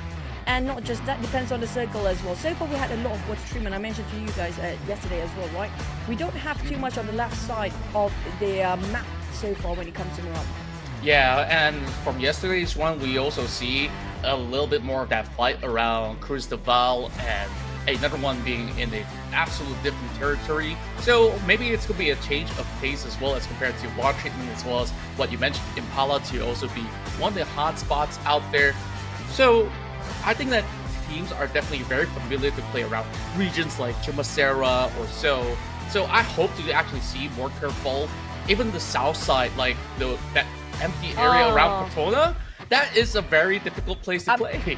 I mean, like, we miss Los Higos, yes, but we never seen Patona ever yet in this entire tournament. But if it happens in south of Los Leones, you mentioned about the southern side, I dislike it so much. I don't want to use the word hate, it's too strong, but I extremely dislike Los Leones southern side circle. It's not going to be fun, and it's taking so many angles for the player to just, there's so many places to hide for them. But at least Tony K is having a good day. Maybe he just shot down his imposter multiple times today. Yeah, I think like that's what's been putting a smile on his face. Not only he says like, hey, we've been winning a lot of fights today, but I won the more important trade. Like, I get to beat my imposter not only in my own national league, but here in the wide view of the global audience. So with that said, we are also seeing some teams getting taken aback. Now we finally get Red FaZe on the block, and perhaps this will be a change of tempo for TALON Esports to play this one now.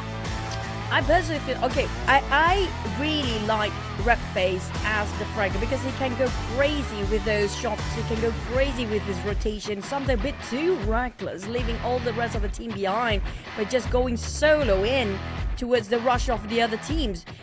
But we cannot deny the fact that without Red FaZe, TALON, when it comes to yesterday's performance, they don't actually put Red FaZe in the lineup. It was actually a better run, but maybe to a certain extent that they're kind of exhausted by now with that that kind of lineup. They need a bit of a fresher mind coming in, which Red FaZe possibly be a high valuable player. Yeah, depends really. Yeah, it really would be beneficial, especially it being such a long week already for most of these squads that have played through, not only on the group stage, but also on the last chance. Now, heading into the Sunday, when you're playing in Miramar, it definitely involves a little bit more technical ability to maneuver around. So, I like the addition of Red FaZe.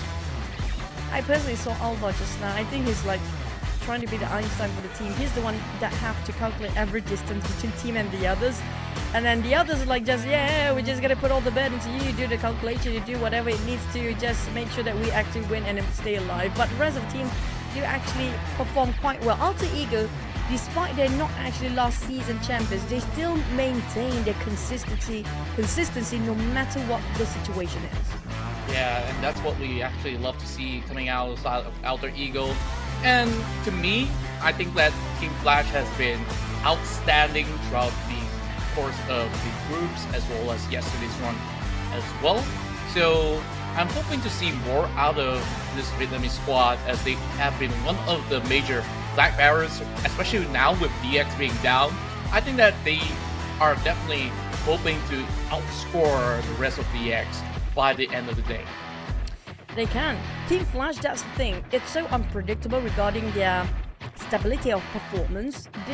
They are on a roller coaster ride. They're a very hot and cold team. It's so hard to read out the consistency out there. But these Xaviers, despite them not being too hot today, but at least they're still in the middle pack some sort. They don't drop it entirely, but Team Flash is a different one. They might actually just drop it way too early sometimes, that's the thing. But if they go big, they can go really extensively big. They're like RRQ today. Yeah, and I think like RRQ, I think yesterday's one definitely has taken a toll on them as well, where they come in with a new perspective. They want to do exact the same type of aggression, but they gotta remember these guys who have qualified in through the group stages, they also have heavy firepower, and let's see it through as we move our way into our first Miramar of our Super Sunday.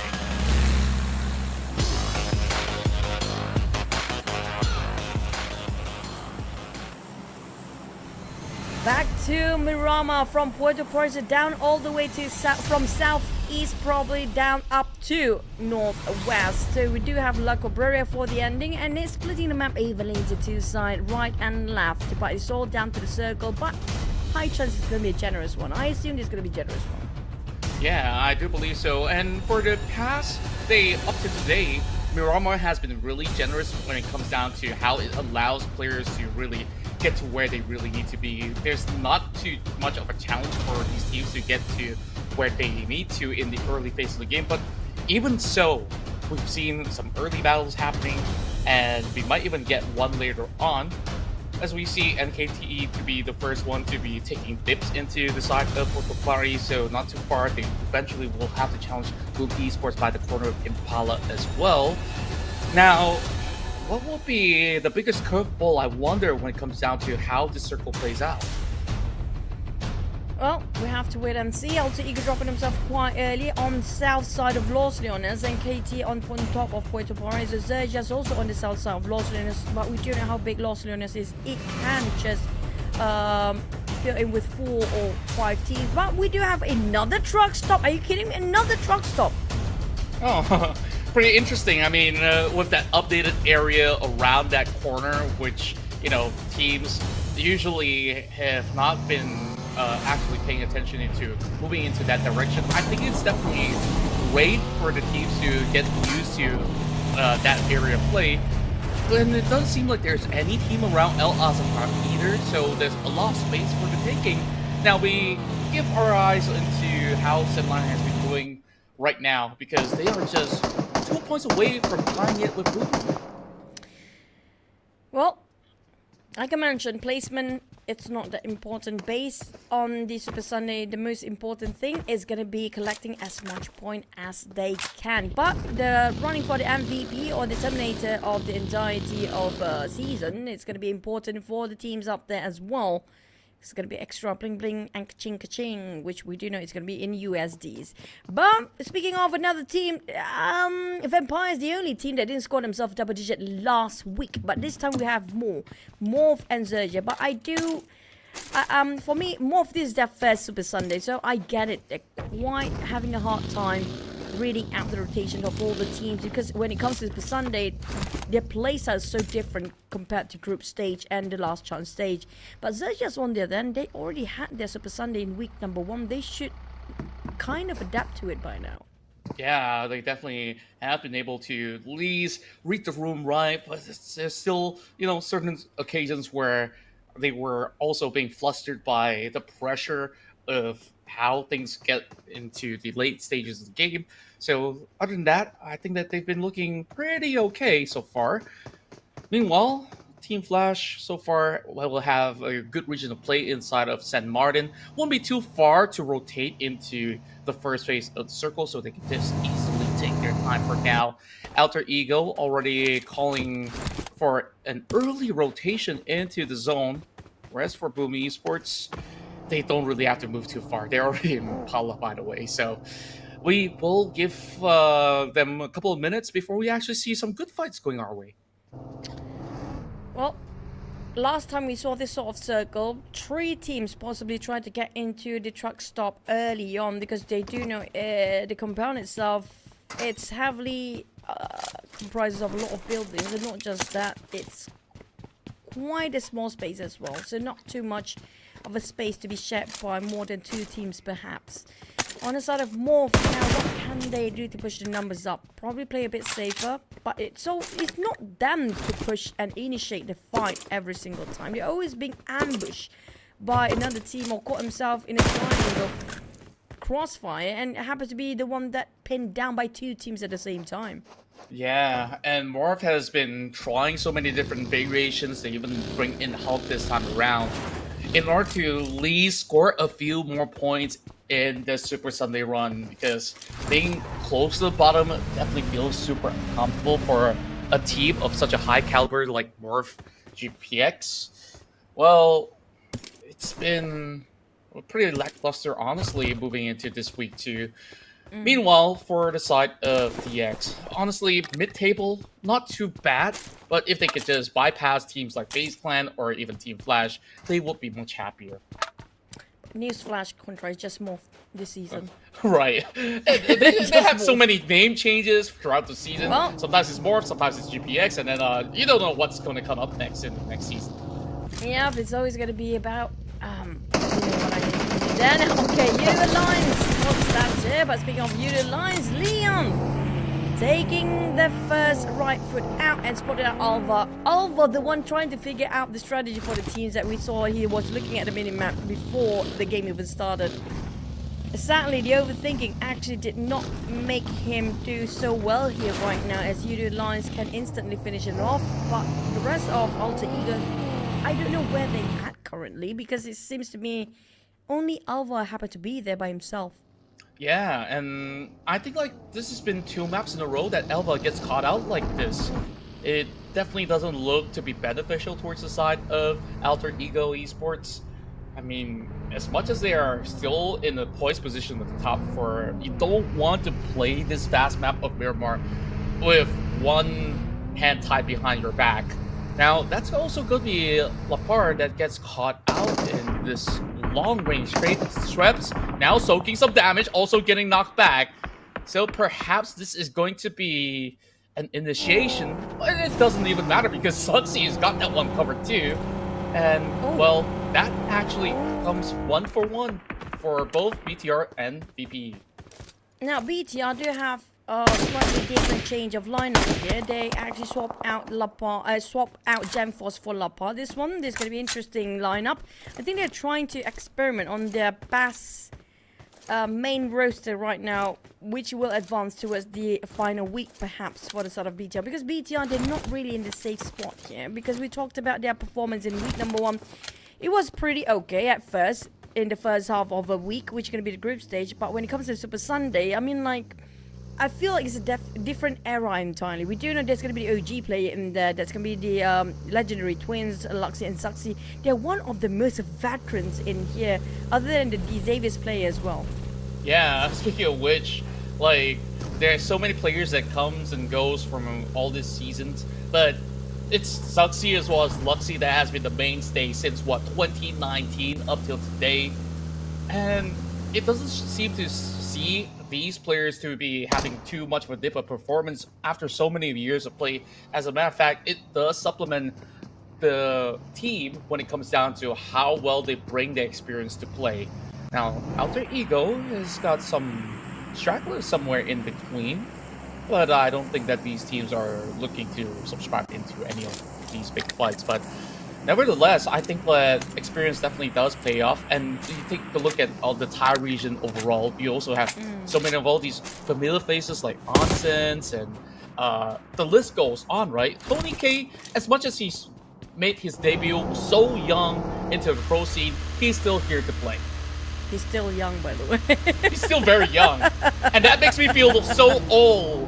Because, like, wow, you're we're old. counting back. I'm still young, by the way. I'm still young. What do you mean? But back towards the circle, it's going to be 100% truck stop. We do know this 100% since the start because of how the pattern of the entirety of the league sometimes happens to be repeating itself. The Xavier's coming in late, but look at how heavily concentrated the center of truck stop, my god. 16 teams still intact with BTR left with only 2 players on there. Okay, we find ourselves at first commitment of a battle here between RRQ as well as BIGETRON, Red Villains. Corn's gonna find Kenny S, so that's Team Flash once again locking horns with Semline, it just doesn't seem to be the case where these two teams will just give each other a little bit of rest.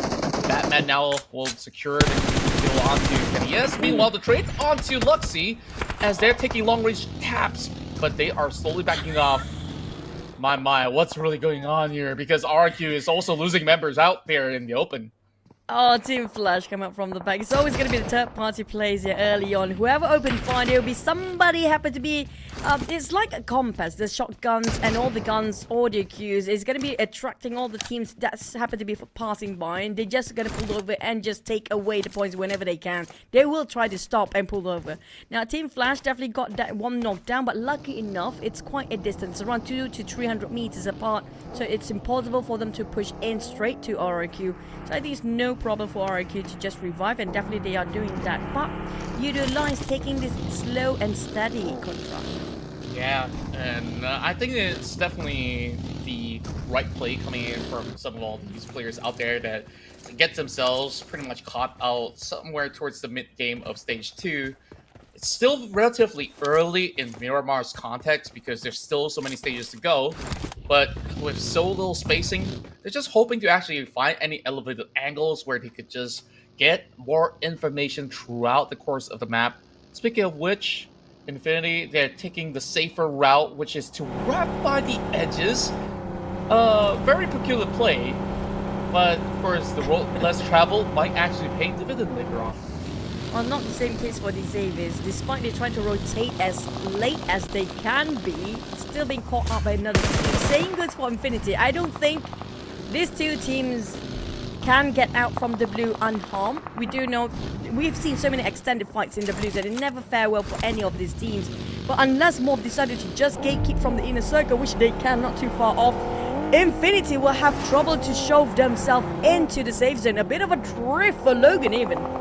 Yeah, he just basically ran over a rock or some sort. So luckily he wasn't being capitalized, while Zay, hoping to actually get a catcher, Hazel watching from the top end, might be able to actually zone them out, but we already see the hits going through as Hazel has to actually hold true. He's giving info, and that is how you do it. Logan says thank you very much, my friend. Thankfully he still survives, but Hazel's here. No time for the rescue just yet, as Hazel will try to pummel him down. He jumps in the nick of time and goes in for the 180 swing, but he still goes down. Flippy unable to trade back. Morph, they are looking to turn the tides around. I mean, like, Flippy does look like a bit of James Bond Hollywood movie just now, the way he dodged those vehicles, but unfortunately it didn't actually fare him well till the very end. Infinity on the then left with only got Tony, but still got all three members bleeding out. But the problem is how to save them, because it's right in front of Morph, by the way. So Tony, not just that, the Blues happen to be just hitting at the wrong time for him, plus there's also Team Flash on the other side. Flying cards it is, Razy for Boom. And my goodness me, the way that they've been playing this one so aggressively, Boom has not really changed their plans after all. They go ham, and they will find members of NKT. My goodness, those flying vehicles definitely caught them off guard. NKT was not prepared for that. Boom, they surprise NKT. I mean, like, you get surprised if suddenly there's a bottom of Daisy right in your face, right? You don't see that one every day. But on the side of NKT, living with only Spider 10, they are pretty much in the same boat as, I think it was Morph early on, but NKT, sorry. Morph still have two players left. Well, we are looking at the big numbers up there, which can be Boom, the only one that engaging early on. Rosemary and Alter Ego seems to be interested with Sam 9 that happen to be just passing by. But BTR do have those elevation. If they open fire, that's going to be them exposing their own positions there. Yeah, Sam 9 just holding by the corners of Truck Stop and hoping to greet some of these members of Alter Ego if they are about to enter these cores of the field. Rosemary's all alone. He has his own shelter in the form of the compound. So I don't think that Sem9 can actually go in for the full engagement, especially with the rest of Alter Ego pretty much spread out in the city of Truck Stop. Whereas NKT, of course, withered down from that earlier fight, only having one member left. As a matter of fact, we see heavy casualty on so many teams already. 2 members lost from Sem9, Infinity, NKT, only 1 member left. Morph might be the next target here. They might be the first team to be eliminated, and that's going to be a bummer because no team being ousted yet. We still have 16 intact with a very small circle in between. That's going to shrink now, right probably on top of Truck Stop still in between the Minas Generalis. With these Avis got himself the center, but NKT spotted out by Boom. Boom is just bulldozing people from behind. Yeah, and rightfully so with that prowess of ample firepower that they have, and they just solely catch each players off. Now they are at that #1 spot, still holding strong, but there is going to be XERXIA that will challenge that. Yummy now getting knocked down, but thankfully Palm is going to be around to be the saving grace for the moment. So not too much of a hassle. Meanwhile, Morph, they're going for the engage. They take one more member down inside the 7-9. So it is going to be a 2 versus 2 between these two teams.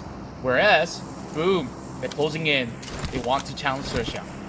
No, it's not just XERXIA on this side. There's also BTR as well.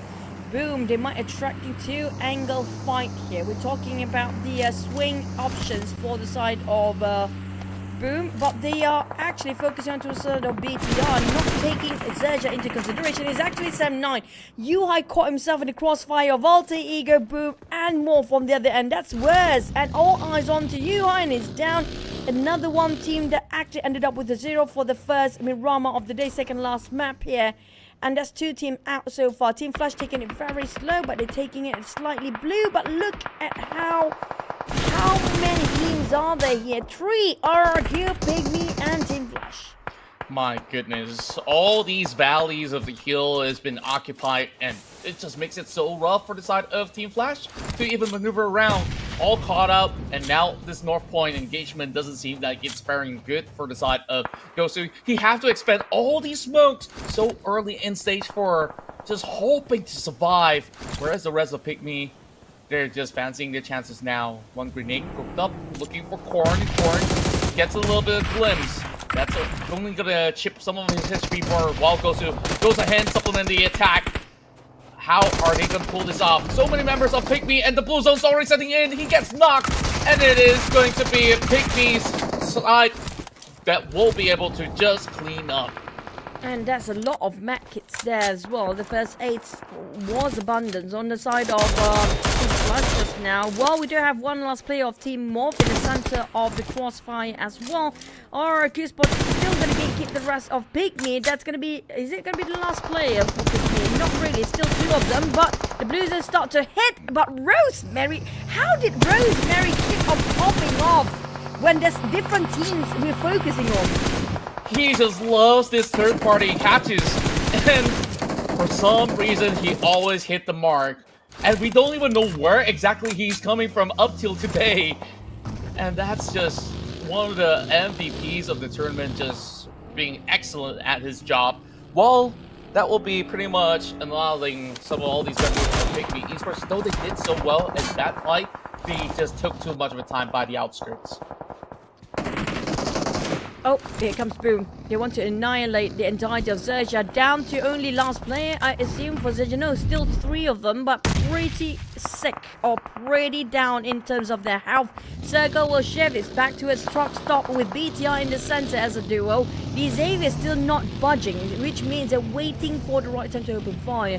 When boys look at how far they open up their angles, it's going to be Fluke taking the entirety of IQOO by himself with XERXIA. Oh, gonna be a face-to-face head-to-head fight between them and Boom. And Boom's just pushing in. They know that they have the numbers advantage, and just like that, Razy secures it. Boom Esports just crushing through the likes of XERXIA. Another rough run in, and they didn't manage to find any points in this Miramar run. Meanwhile, FaZe Clan versus Yudo Alliance tags upon the side of Adik Luke. A 2-2 setup as they are sending 2 members to the side of FaZe Clan to just face check.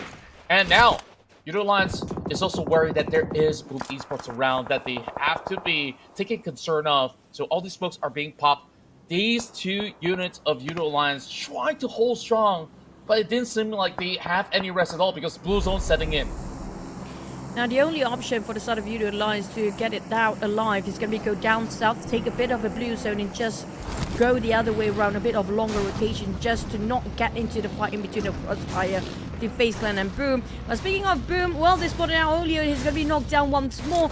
Rosemary, you're pretty great at finding those weak point of the teams that are having a crossfire off angle, but well, his driving skills is a bit well, it is what it is. But he managed to fix that. The tires were caught right underneath the truck, but that's pretty much cleared out. Now he's pushing against No Mercy, playing by the edge, having a little cover by the stone. No Mercy has a vehicle of his own as well. He gets a little bit of glimpse of No Mercy, but what really happened here? It's going to be TALON here that will send those nades in, flushing out the final member of IQOO Alliance, but they will eventually meet up with a full squad sending his way. FaZe Clan, this time just looking ferocious. 3 points garnered, and there's probably even more. 2-2 split formation coming out from the side of TALON Esports as they are taking on this fight. Chip damage being done. And Ventoris, he's got back away. That nade does connect onto the side of Yoru, but it's just a tough angle for the side of Melo to work with, but somehow they're making this ordeal work very well. FaZe spot down Mela, who tried to just lean peek at the same time. Moment just taken out on Yoru. Problems for TALON, and FaZe is going to be his first game here after they haven't seen him for quite some time for this week. Mormon, on the other hand, trying to just take FaZe down, but Mystery kind of fight himself with a different enemy in Tiny. That's going to be the blue zone.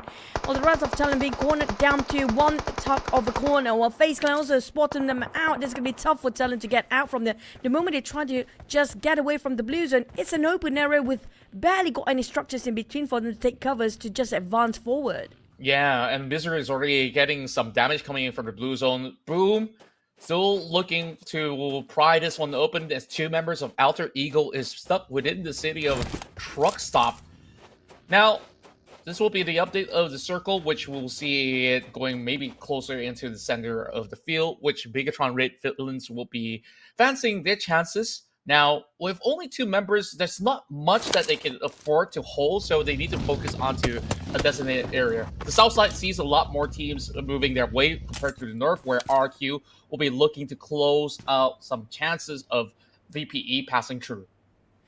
Based on how many teams there are left in this map right now, I have a feeling we might actually have the dominations of Indonesians once more. High chance it will be in the finale of the top 3 or top 4 later on. So RRQ taking a bit of time to advance towards Alter Ego. A TALON will have to face the wrath of FaZe Clan. Mela got naded down. There was a Kobe by Axel. This is going to be go time, not yet, because on the side of TALON, they do know their lack of manpower right now. That's going to be a clean execution by the grenade coming up from Axel. What an angle, but FaZe for Delvin Torres. If they can knock another play of FaZe Clan, that's the only way for them to actually push now. But also they have to deal with the Xaviers on the other end, though. Yeah, that was a great nade coming in from the side of Axel. And FaZe Clan were unable to even go in for that resuscitation. They're just by the edge of the zone where TALON Esports, they're starting to actually get shots coming their way. Red FaZe pinned out. He does have the smoke to cover his tracks for the moment, but they do know that they're going to be hiding right behind the tree. Nades are also being tossed his way as the rest of DX are closing in from the other angle. TALON Esports is absolutely sandwiched. Oh, another team seems to be stuck in a corner here. Paragon and Nate on there then got quite a bit of damage. I'm not sure. I have no clue who actually shot him from afar. Was it PIGMY or was it Nate's coming out from TALON? Here comes. But there's nobody in that small shack, so it's not going to be clipping towards anybody. But also giving away the position. FaZe Clan on the moment also trying to find the opportunity to fight up, but lucky enough for TALON, FaZe finding himself an opportunity once more to take down on FaZe Clan. Now, it's going to be TALON 2 players divide their work here, but the workload will not be able to just finish off by the side of one player of FaZe. Axel trying to deal with these Xaviers at the same time, but we do have another team from the back. I think Moment will be revived, but FaZe forced himself into the compound since the Blues start to clip down off his HP. But it's going to be a ring around the Rosie again. He tossed over the Molly and hurt those audio cues from the footsteps just now. FaZe exposed himself to the rest of the world, but he will take out so many damage. Nate will give off the support from the back, and that's leaving only Axel left for the side of TALON. Yeah, he was being dished behind because there's no vehicles left, so Axel will have to look inwards, and he'll definitely put up the fight. That monster truck's gonna burn out, and we see a collateral, a run-in from the side of RRQ Ryu as well. This is going to be a tough battle as you have Bushel coming to flank angles. No mercy, the only one left for the side of RQ. Nade's being tossed towards his end, and somehow he managed to just hold the line. But that nade from the back, that will be the elimination of Alter Ego. Despite he got so many knockdowns from that spray, valiant effort coming out from Boychill, but unfortunately no translation to his point due to that nade that finished off with the help of the blue zone. We're down to 7 teams with Boom still alive. Now be aware of Boom. They're going to go crazy after this. Vampires also trying to look out for the eliminations. They're trying to lock down the Xaviers, but BTR will be under the scope of Boom first. FaZe Clan also spotted on the Xaviers. The Xaviers still stuck themselves between 2 or 3 teams currently. Axel, Torres, he just missed that one. Yeah, and I thought that he would be easily getting that one off the bat. And lo and behold, Boom Esports 12 points in, just like how they did back in Angle, and they're going to be able to find even more. Pombit gets another knock secured. How on earth have they been able to pull off such heroics? And from the top side, Vampire Esports have been holding steady, whereas Pombit is trying to settle the scores with the rest of RQ. RQ has been taking control of the North Point, and we are about to see the collision between these two Indonesian squads, but they do have a white threat, so those grenades will not be connecting after all. But Boom Esports, they're not going to be letting them get a free pass, so no matter what, we'll see a close and close battle between these two squads. Now, FaZe Clan did actually just disable Boom from being aggressive here with one player knocked down, but RRQ taking advantage, knowing the fact that one of the members still bleeds out for Pombit. But Frenzy don't have time. Here comes a nade from No Mercy, cooking it up, all about in 2 seconds, and one, and it did not land. It was overcooked as well, overtossed at a point. Here comes another nade, another molly, but RRQ just given the opportunity for Vampires to shoot them down, and RRQ finally finish off the crazy run, the hectic rampage run. Coming up from the side of Boom, we're down to 4 teams with 2 ties and 1 Vietnam, and coming up from RRQ, the only team from the Indonesian side. Yeah, RRQ definitely has played such a defensive hole at the very same time. And with VPE also taking a good peak angle against RRQ, we see a little bit more disciplinary action coming in from RRQ to eventually close up that fight against Boom. So that streak has already been broken. Now down to RRQ here with a slight numbers advantage against these other squads out there. But Vampire Esports, they've been looking to solidify themselves into the zone of the circle. It is definitely going to be problems for the side of FaZe Clan to cut through into stage A. No Mercy. If we can actually just count out one player of FaZe Clan, oh, never mind. Nerpeko is actually doing all the work by himself. One's trying to revive of Victorious, but the blue zone is just too close for FaZe Clan. Time is ticking, and it's definitely their definite enemy at this point. But it's going to be Tony K from Vampires. Close up the elimination on the side of FaZe Clan. It's going to be VPE versus RRQ. 3v3. This could be the redemption arc for Vampire Esports. RRQ Ryu have definitely had some tough hurdles back in Erangel, but this time in Miramar, make no mistakes, they are looking to secure a big win for themselves. Already 11 points. And no matter how this one goes, they're going to walk out of this one with their smiles on their face. But it's definitely going to be sweeter if they have that chicken dinner. Tony K now drops up the kill, supplement Stone to try to see if they can spot anybody out from the side of RQ. But you can see how disciplined they've been for the entire time. RQ not budging at all as they are basically taking the direct center. They do send a few members from the south side as Tony K is hoping to see if that will give them any form of benefits and maybe set up a flank. Tony K definitely can see the rotations of RRQ, who's trying to take them out with the buggy just now. And this is going to be the best round for RRQ today, so they're definitely in the dire need of points here. We're down to only last match later on for Miramar, and RRQ barely budging from the single digit early on, but here comes the nade. They're starting off, the initiating a fight. Stone will not be clipped down. It's going to be a bit of over toss and a bit of a short toss coming up from the side of RRQ just now. Vampires, they're trying to bait out all the utilities from RRQ just to make sure their utilities run dry, but us are just being spotted by Tony K. Here comes the flank side. He's going off angle and just charge in without thinking twice. Yeah, and the first pressure being applied right now onto the side of Asa, whereas the other two members of RQ, they hope to actually hold down the line. A lot of smokes now in the direct center for them to play about. So, with all the information gathered from the side of Vampire Esports, they still could not afford to take those peak up the hill because they don't really have that intel onto the top end of the hill. The Petco is going to be the focus for Tony K, and he will still have to go pro just to keep himself covered up, but Nomasi strikes back, now swinging in to find the members of the PE Phuket. Definitely holding down the line, but will be traded back as well. Still a 2v2, and Stone gets caught out. It will be a win for RRQ Ryu. Finally tearing, and I don't know if it's a bit too late for them to get themselves momentum, but at least they've got some improvement when it comes to the scores later on. I'm not sure about the last number of their eliminations. Last time we saw them around maybe double digit by end of this map. But this definitely what they needed. Nepeko can see smiling just a tiny bit early on. We don't see any of them smiling at all on the side of RRQ. What a relief for the side of RRQ to just budge from that single digit at 7 or 6 points early on. They definitely needed this more than anybody else out there. Can't agree more than that. You can see the elation on all of these members that put all the effort to secure this chicken dinner. Of course, even for VPE, this has been quite the story for them to be able to have such a run here in the Super Sunday, but all eyes on RRQ Ryu.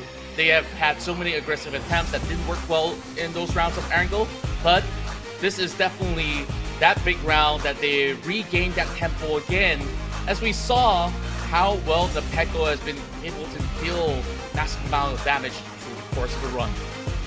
It's going to be the average elimination. RRQ, this is the thing, right? They never scored less than 10 if they actually scored the chicken. It's always going to be the average of 14 to 16. But Nepeko, this is going to be a 35 damage distribution towards a headshot. But when it comes to damage received, pretty much okay. And 27% team contribution, that just speaks out. The entire team actually worked so well in Miramar. Is this their map? Do they feel more comfortable? Because all the other Indonesian teams do prefer Wrangell over Miramar, but are they the only teams coming from Indonesian region that do prefer the sandy dunes of Miramar map than the others? It might actually look to be the case, and when you look at the difference between RQ and the rest of the pack, they really stock up all these frag grenades so that they can get the upper hand to just flush teams out by just using their utilities. Whereas, of course, some of all these members coming from Broom FaZe as well as VPE, they have played out very, very tight angles, hunting behind those corners to make things work. And of course, let's drill into the highlights a bit further later on.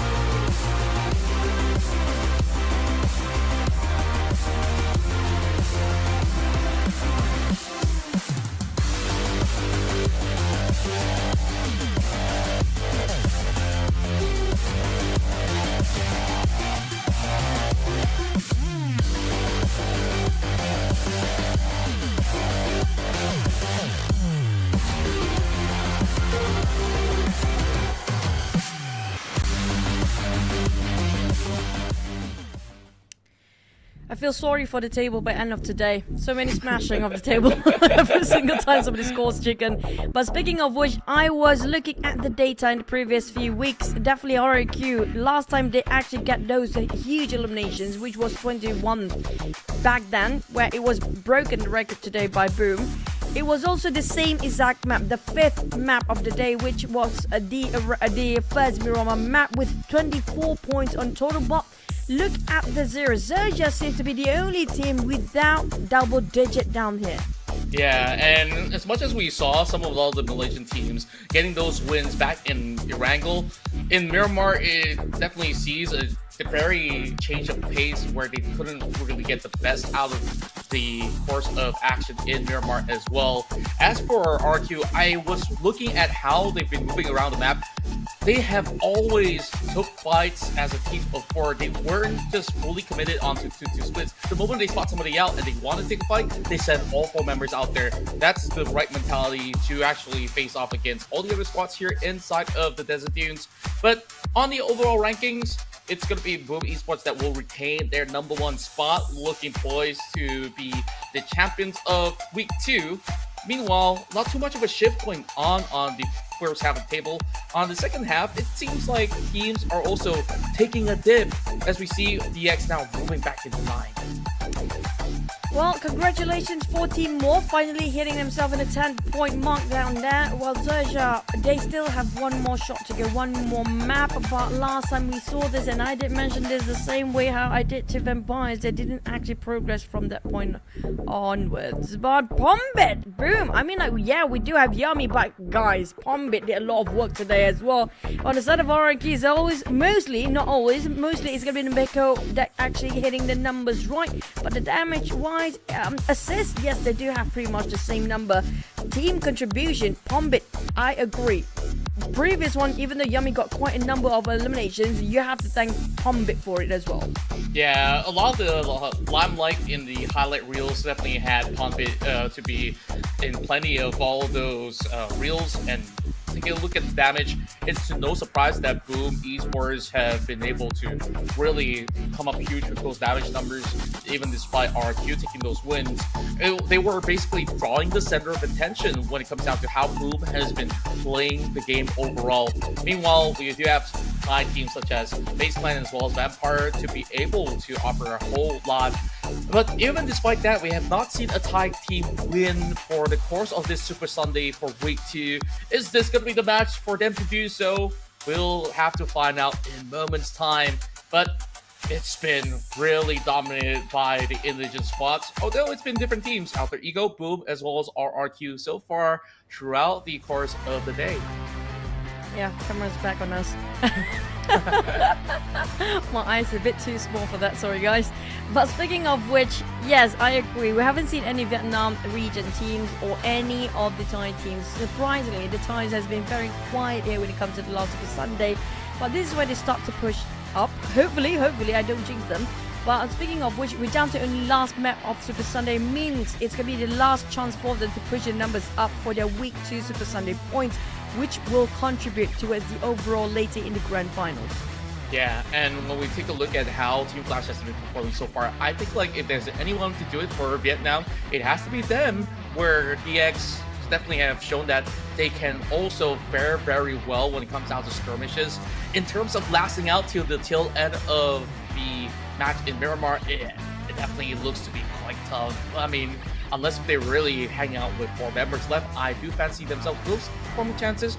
But looking at VPE, I think that they are definitely in such a good form for the grand finals already. I'm already talking about weeks ahead, but this looks a lot more like how they usually play versus how Week 1 has been for that Super Sunday, which was definitely a shocker for fans that have been supporting them, because these star-studded roster usually come up with those high scores. So I think it's about them just readapting into how all the other teams have been playing out. But Vampire, as well as a few other names out there coming in from Infinity, they are starting to gain that tempo at the very least. Agree to disagree. Now, I personally feels like they are they definitely want to go for eliminations here, or when it comes to vampires, yes, I agree. But I don't know, I haven't seen news at all for the entire day here, so I'm hoping for a bit of a change of wind for the side of vampires, because it feels like a bit lacking in certain, I don't know which aspect, but maybe they caught themselves in a trap or caught themselves in a crossfire, which we saw how many crossfire happened. Like, it's not about 2v2, not really 1v1 team, but mostly it's going to be like, what, 5 teams stack up in one certain chunk of a corner of that circle and just bundle up together for no reason and breaking the formation due to how they forced themselves the entry towards the safe zone and just didn't expect too many gatekeepers at the same time. It's also super crucial for the analysts and the coaching staff to actually talk towards all the players out there regarding the rotations of the team, because we saw so many teams have to be clashing quite early, especially in stage number 2. There are some places that's quite vacant. Example, we talked about Al-Azhar. Yes, but the problem is the circle never go to the left side. So if you actually just shift away all the way towards Al-Azhar just for the sake of getting yourself the loot, it's doable, yes. But I personally feel like a team should actually think out of the box sometimes. You know, it's okay to rotate late because there's so many teams trying to force themselves in center of circle early on, because we do know there's a lot of gatekeepers around the edge of the circle, especially with Boom today. But coming in late with a lot of first aids, which is not actually a bad option out there. Yeah, I guess they just made do with whatever they had in those kind of skirmishes that they were hoping to actually win. Now, of course, with the dust settled for our first run in for Miramar, we're moving into the final match of the weekend, ladies and gents, as the Super Sunday slowly draws to a close. We've got a lot of big winners heading into this second week of the Super Sunday. I think like it's definitely pleasant to also see teams like 7-9, Bugle Lions doing very well, and Boom Esports looking very, very well to just secure themselves that #1 spot to add big points to their tally. Why is he batting his eyelashes towards his teammates? It's been a long day for them. I guess like it's like, okay, gotta have your eyes pretty much clear for the final game. They must have felt very tired. Why is looking so pretty down there? I think that's Snake, by the way, just now. Attentively listening to his teammate, maybe his insights. But speaking of the final round here, it has been a long day for teams at the very bottom, but for Boom, they're having fun. Some Octopus coming up from the side of Infinity, that's depending on his mood, so it is not really, I think it's smiling right now for the Octopus, so everything is okay. No major swaps for last map here. Even the twins will stay in the roster. You know, for so many years, I still could not tell which one is XERXIA as well as Luxy when the camera pans over, but you fans can basically tell me which one is which as we move our way into our final game of the night.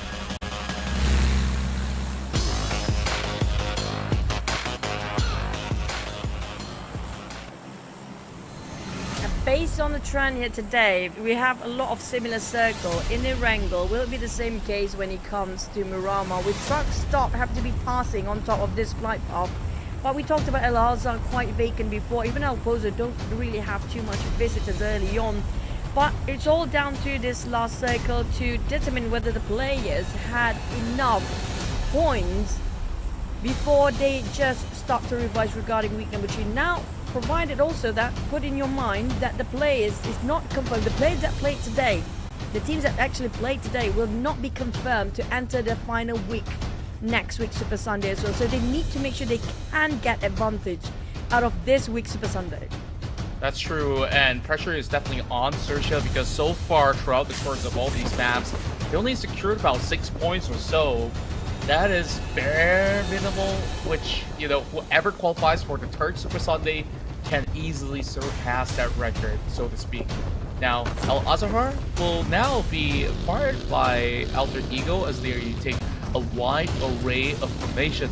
Also having a member over onto the truck stop, that will be Void Chill as well as Float Rosemary. Whereas the circle will be up the far off. We got La Cabrera open up, Trader Phil is also up for taking. This is bound to be interesting. This is one of the many that's so rare in this season. Now, high chance we might end up on top of Crater Field, but due to the flight path, just And also so many times, extremely too many, that we had so much of this centralized circle, or even on the right side, even down south to South Los Leones. Not many teams expect this sort of circle to pop in the last map of the day. So we can assume when it comes to Picado, I think FaZe Clan can take their own sweet time to migrate if they need to, or they can stay for a bit. But the rest of the team that dropped themselves quite early on, they're definitely in the dire need of finding themselves that important vehicles that they, as much as they can. Yeah, that's the most vital resource when it comes down to Miramar. You got to get yourselves all the vehicles up and running, and prepare some gas cans as well, because it can be quite a long ride. And we're looking at NKT, who's actually scouting around using the hovercraft. The glider, the goat. The goat, okay, this is the goat flying. Look at how, I just wish nobody will shoot him down though. Hopefully there's nobody nearby. We just love to witness players just getting themselves into the glider. It's definitely very difficult to control, but with the brand new updates, it has been maybe simplified for a little bit to be a little bit friendlier to use. But we'll still see whether if he's going to be able to land it perfectly. Meanwhile, we get a glimpse of Sem9. That past round of Miramar was not really up to their liking at all. It's barely any points that it was scored, as they were one of the earliest teams to bow out. Now, it's a significant gap for them to even catch up to Boom. Boom has been on impeccable form in terms of firepower, in terms of how they work together as a team. There's no full stop that they're pushing on any end, but for FaZe Clan, they're already making a very swift journey out of Picado, already having one to go out on scout, whereas Mela and the rest of them are already prepared to go on wheels. I mean, it's a very peaceful start. The only entertaining for us is just going to be the glider. I don't want to bore us with statistic right now, because we've seen the same thing over and over again. Sorry guys. But speaking of which, regarding the glider, right, I was expecting at least Flyboy will actually fly the glider, because he himself is a pilot. Now, if it's like a simulator, like how it should be flown for like a commercial aircraft, I was expecting Flyboy will actually flex out his ability to fly the glider, which coming up from Boom Esports. But unfortunately, I don't think Flyboy is playing for the last map though. Yeah, maybe he is on a different simulator right now, practicing for these upcoming matches. But who knows? He might actually demonstrate something when he does get his play time. Yodo Alliance on third place now sees themselves tied with Vampire Esports at 40 pointers out there.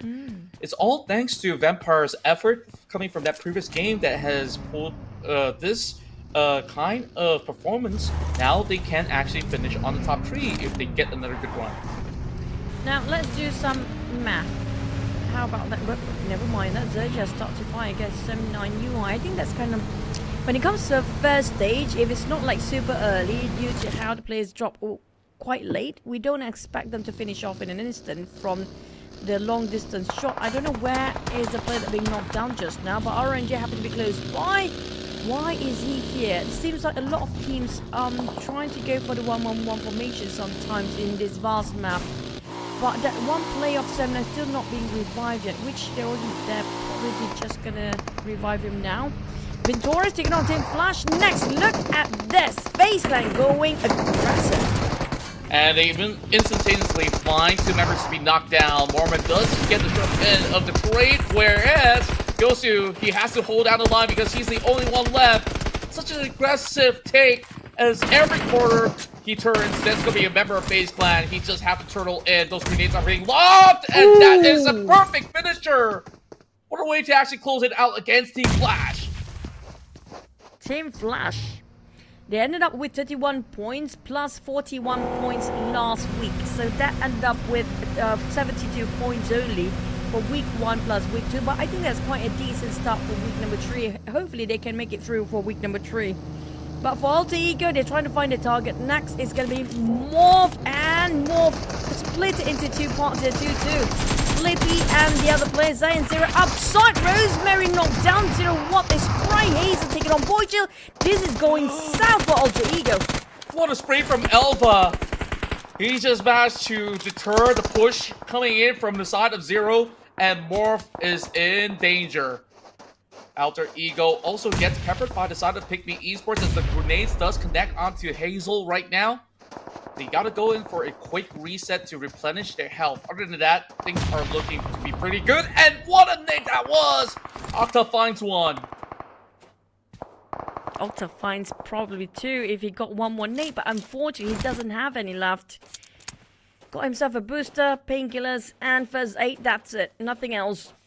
Alva, well, he does have 3 grenades and 3 smokes though, but a bit too late now since it's being picked up again. But we do have PIGMY passing by across the other side, IQOO nearby as well, and Snakes might actually looking at the side right now, giving all the insights they need. Alva going in, 1 knockdown, leaving only 2 players left. Alter Ego 2v2, Hazel in trouble. Morph, can they withstand the firepower coming from this out of control Alter Ego?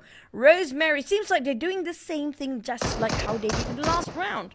Yeah, and they only lost 1 member in that trade, which was still pretty good overall, but more only 1 point gathered so far, and they can only succumb to having 11 points for this Super Sunday. XERXIA now dealing with a lot of pressure from top as well as below as they try to exit out of El Pozo, but met their demise as DX is on top of this hill. Xavius finally found himself some momentum here. After the entire day, it's going to be the last game. They finally start to show up. And KT, the GOAT just now, who flew himself in the glider. And KT were coming in the latest one amongst them all, but will actually caught up in the cluster of Udo Lines and Talon. Crossfire might actually happen, but I don't know if they can actually part with... No, there's a big mountain in between them. So Talon versus Udo Line still ongoing, while XERXIA Lobby Axe. This is gonna be the second last player. There's 2 more players there left for XERXIA, but quite split apart. But these Xavius Lamborghini trying to aim their 1-to-1 trade as Lobby Axe also being knocked down by Shadow, or aka Levi, from the back. RNG, the support fire is just too far. I think he's just gonna exit out. Just find yourself a place to survive. Yeah, great 1-for-1 trade, but because he's all alone, there's just no way that XERXIA can do anything about that situation and find themselves once again rock bottom. 1 member left. It's going to be really hard to play out this final few phases. Meanwhile, VPE versus RQ is definitely going to be very interesting. Far hole coming in from the side of Asa. Meanwhile, the God will get a catch onto Lamborghini of DX. But we focus our eyes onto Vampire Esports. They've been on a roll, and they're definitely finding a chance against the rest of RRQ. RRQ just had their momentum in the last round with 14 eliminations. This is not the time for them to just slow it down. Same goes for Vampires. The Saviors, on the other hand, took another hit on the... actually took down one of the players of XERXIA once more. And I think there's going to be RNJ left for the side of XERXIA, or Lobby Axe between those 2. But Vampires, on the other hand, it's not just them on RRQ here anymore. There's another third party coming in, which can be PIGMY. And I'm not sure where the shots came from, but I don't think RRQ can actually shoot from this far. But it's going to be Boom, sorry. Yeah, they're having a really good elevated area through the hills. Palmbit as well as Frantisi. Hoping to actually get a catch, especially on the Shreps, because Shreps is all alone there. He does have a little bit of smokes here to cover some ground before he moves back into his vehicle, but oh boy, he's gonna go through the crosshairs. And speaking of which, Tony K caught out by No Mercy. Boom. Who will be their target next? They're waiting for the third party to just take advantage and not willing to sacrifice too much of their loot and their reserve and resources down there. RRQ, on the other hand, seems to be parting ways against Vampires. That's a good sign because 2 teams, these 2 both want to gain as much point as they can, since RQ is starting a bit later for the momentum here. You know, Lines, on the other hand, well, down to 2 players left with RNJ as the last player of XERXIA. Now that's going to be interesting if Leon start to march towards RNJ, but it's going to be multi-level building, by the way, so it will take him some time to find RNJ in the corner. Well, and KT passing by, Mr. Joe being left behind. We don't see a lot of teams might be bumping each other anytime soon due to how heavily this compound is comprised of a lot of buildings. And we talked about creative fields early on, but the circle just happened to be moving away. Now this is going to be interesting circle control due to the terrain itself with valleys in between. Now you have to pick your points in here, whether you go for the left side or you go for the right side. Yeah, it's really hard to tell where exactly it will swing towards which team's favor. But I'm looking at the south side. TALON Esports has definitely got a really good hold between the valleys. Whereas for FaZe Clan, they're just exiting the St. Martin section and they are going to be locked right through. Some taps into the smoke, but it's not going to find anything at all against the rest of TALON Esports. FaZe Clan, they can just take their sweet time. I mean, they have the zone control underway. But it's going to be a vast area of play. They do spot out members of side of UNO Alliance. Jimmy knocked us in the moment's time when Bella... Oh my goodness, what's going on with BTR? Stolen off the eliminations from FaZe Clan's nose, just underneath their nose just now. Devastating, definitely. FaZe Clan trying to get all the points they can from the long-range shot, but it's going to be a third-party game as usual. What a third-party coming out from BTR. But Boom, on the other hand, taking those elevations to work. But we're talking about Boom versus Alter Ego. Now, this is going to be fun. And indeed, it will be, as we have seen these two go toe-to-toe when it comes down to a 4 versus 4 fight. Boom Esports will have more numbers because Alter Ego has already lost one early on. Against NKT, it's going to be DX that hits the mark, immediately catching off the gut, and immediately pulls back. Lambo just wants to give some signal warning. Meanwhile, okay, we talk about physics. No. Oh, Nate, not like that! But lucky enough for him, well, he's going to go for another try, another attempt. You can do this, Nate. You can do this! But back towards the goat, Shadow sprays over. There's going to be 3 eliminations and also follow up behind. It's going to be UNO Alliance. They've got himself chicken for the day and dropping the ball now. But I don't know where is Nate. Can we see? Did he actually? Yeah, he made it through. Yay! Congratulations. You parked yourself up at the peak of the mountain and it was for you to see. Yep, and finally getting that fresh air up the top. Might be able to actually spot some members off of NKT as well. Big Nate dropping in, not catching on to Alpha just yet. RRQ is blindsided. They don't exactly get to see members aside of Alter Ego as they are ready for this push. A little bit of a far spread for members of side of RRQ, but they're holding up a defense here with some grenades being tossed out. We didn't really expect much out of XERXIA, but their weekend run will end right here with a total of 8 points accrued. I guess that's the best that they can make out of this run. But we go back in the game. Damage done from Snape. He finds a member. And this is going to be a worrying sign for the side of Alter Ego. We thought it's going to be Boom versus AE, but it's going to be AE versus RQ on the northern side, while the Empire's having a bit of attention coming up from Boom as well from the backside. Alter Ego now rushing in. Assar spotted out. It's going to be Alva going for the front line. Now he needs to reset himself, with the rest of the team will do some work as well. Octa just next to him in the Peko.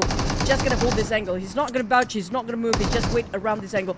But the moment he actually just take a bit of a sip, this is where the team start to push in as well. While Snake caught himself in a trap with his own self of monster truck. It's too big of a truck, by the way. Yeah, that definitely has flustered me a little bit, like where exactly that monster truck is going with that.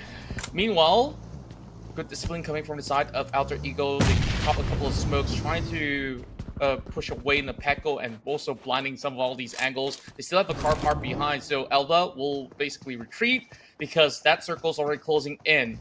But wherever they turn, Alter Ego, they are being gated off. We do have a lot of contenders for the high spots, but I don't think this is going to be the best place for them to actually just stay for the eliminations. Quite a high risk to climb down later on. PIGMY trying to fight against the Infinity, both having the same mindset, the same idea to take this area. But Alter Ego might want to join in as well. We're looking at Octa and Alva happen to be moving towards this direction. Probably RRQ soon. But Logan on the other side got Tunnies. Not visible by Jabranki, and there might be a bit of sharing of the mountain, but Alter Ego, the moment they picked himself and just showed himself towards this direction, PIGMY already prepared with their firepower. BTR on the other end of the mountains as well, but Alter Ego, can they kite their way up here? And we shall see if Billbot immediately gets kicked off the ball and he goes in for a peek. Achu, next one to fall. What a push coming in from Alter Ego with those really clean takedowns. And things are looking very bleak for the side of PMSL Esports, having only 2 more members to fend them off. Big nades coming through. chip damage over on the side of Octa, while DMZ will eventually get a hit shot. Elbow now on the lower ground, pushing through. Tries to secure some angles against these two oncoming members, but he will be flushed out. That's all it took from the side of PIGMY Esports, as they have been able to eliminate Alter Ego. Still, Alter Ego managed to actually secure out one elimination from PIGMY's side. Still quite a fighting firepower because of how the angles was quite difficult compared to the side of PIGMY just now. But boom, a lot of vehicles happen to be stuck here and there in this map right now. But boom, they're trying to find the next target. They're trying to pick over RRQ, who happened to be visited by Alter Ego before they actually went down. But No Mercy already given his position just now. These Zavis, from being so quiet, suddenly being the loudest up there across the board, with the domination of 5 eliminations alongside with FaZe Clan. But back to his RRQ and also boom. Boom! They still scored 0 this one. They definitely aim for the eliminations here against RRQ. Yeah, that's what they're looking forward towards. So far, things looking really well for some of all these teams out there. FaZe Clan, they kept themselves pretty much sitting quiet over onto the southern end, and they will still have that circle upon them. BTR gets that free access on the west side. This is going to be pretty huge because they're going to take that high spot over on the course of the hill. Meanwhile, TALON taking it slow from the southwestern end. RRQ, they find themselves locked on that lower ground. Boom members are not giving them an easy time to cut across, but Snape's got intel. So that can actually work out for RQ still, but Razy is really holding them back. I love how Boom just, Razy just hold the angle for us while waiting for RQ to lock themselves between the terrain and the compound. But Snake, he will be the game changer for the side of RQ. Front is spot out the rotation of Nepeko. They're trying to just connect the fires, but there's going to be a bigger fish up there, which is going to be PIGMY and the Infinity. Yeah, all these Infinity squads are really going at it, while No Mercy is trying to force a wraparound through the blue. Snape holding on to a UMP, trying to actually spray. Not going to be able to actually do much damage with that. PIGMY Esports, this tree member is going to funnel all their resources to try to eliminate RRQ. They do spot out Nepeko and instantly turns him down. Due to the terrain itself, some players or some teams happen to be drying out their resources. We're talking about not the hand grenades, it's going to be the ammunition. Look at Snake with only 51 reserve in his M416. We're probably going to have to switch over to UMP. With this distance, UMP will not actually work that well.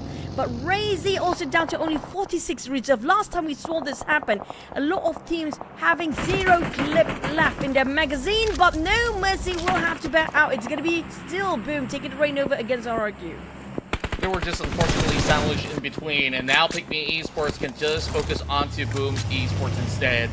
They can also look to reposition because eventually this zone's going to be shrinking into a deeper area of play. But on the spine of the hill of this crater fields, they have gotten so much significant advantages. He's going to run it all the way back. He'll be on a U-turn. Somehow still managed to stray away from danger. This Pondbit tries to cover with a little bit of ammunition from himself. They're slowly getting depleted though. This is the problem playing inside Miramar. You need all this ammunition resources when you are playing on these outskirts, because there's not going to be any form of restock, but there is no buildings left within the site. Thanks to the circle for that, ended up with no compounds in between, with so many mountains as well for the players to hike up. Now Boom, despite they got themselves in a reverse gear all the way by Yummy just now, they take that knockdown by the teams up top, which is going to be PIGMY. But there's going to be that one particular player of Infinity that's going to be difficult for PIGMY to deal with. They are oblivious regarding his position right now. Jubreki keeping the pressure on Yummy May and Pombip, but the moment he overpick himself, he might actually be chipped down by the damage straight by Razy and the rest of a Boom from below. And this is just going to be trouble for PIGMY Esports as well. They have their vehicles being shattered up, and like you said, that member of Infinity is getting closer and closer. It's going to be Katuni. He's been hearing all that ruckus, and this is where DMZ finally gets a catch onto Pondbit. One member down, but Boom Esports, they're taking too much of a time, and this circle is going to go deeper and deeper within the region into the center of the stage. Boom Esports, I think that they just really got to call it quits. Ooh. Close, too close, too close, and the Blues start to close as well. Less than 30 seconds away. God, Tony, just pick out. This is the time for you to take advantage of this. But speaking of which, he's not picking out because the circle just happened to be shifting away from these guys who's happened to be on the northern side still fighting for their grounds. Or PIGMY can gatekeep the rest of Boom from rotating in, but Boom do have the option to go the other way round. But the problem is they have to attack the blue zone. Now, exposing themselves towards the eyes of Jabranki, they are running low with their sprays here.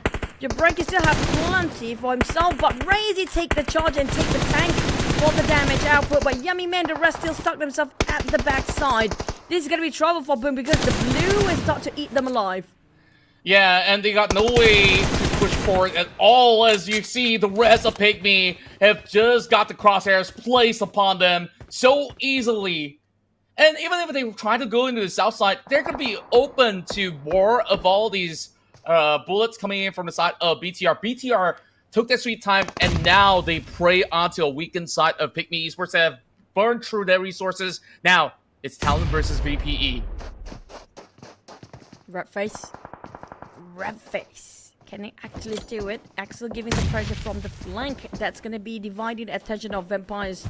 Probably just attracting the whole attention of Vampires towards his side. It's Axel, but Redface have to be extra careful. If he actually accidentally naded one of the teammates, there's going to be the go time. Redface coming in. Will he go for the push? Because Redface don't think twice. Back to a side of shot. He's trying to go for the flank side, but a bit too late now. Fluke spots out one of Axel players. It's going to be TALON going in first. Oh, they've been bridged. And this is go time for the side of TALON. Well, Vampires, leaving with only shots behind. That's going to be the end. That's it. The opening was great from that molly coming out from Redface.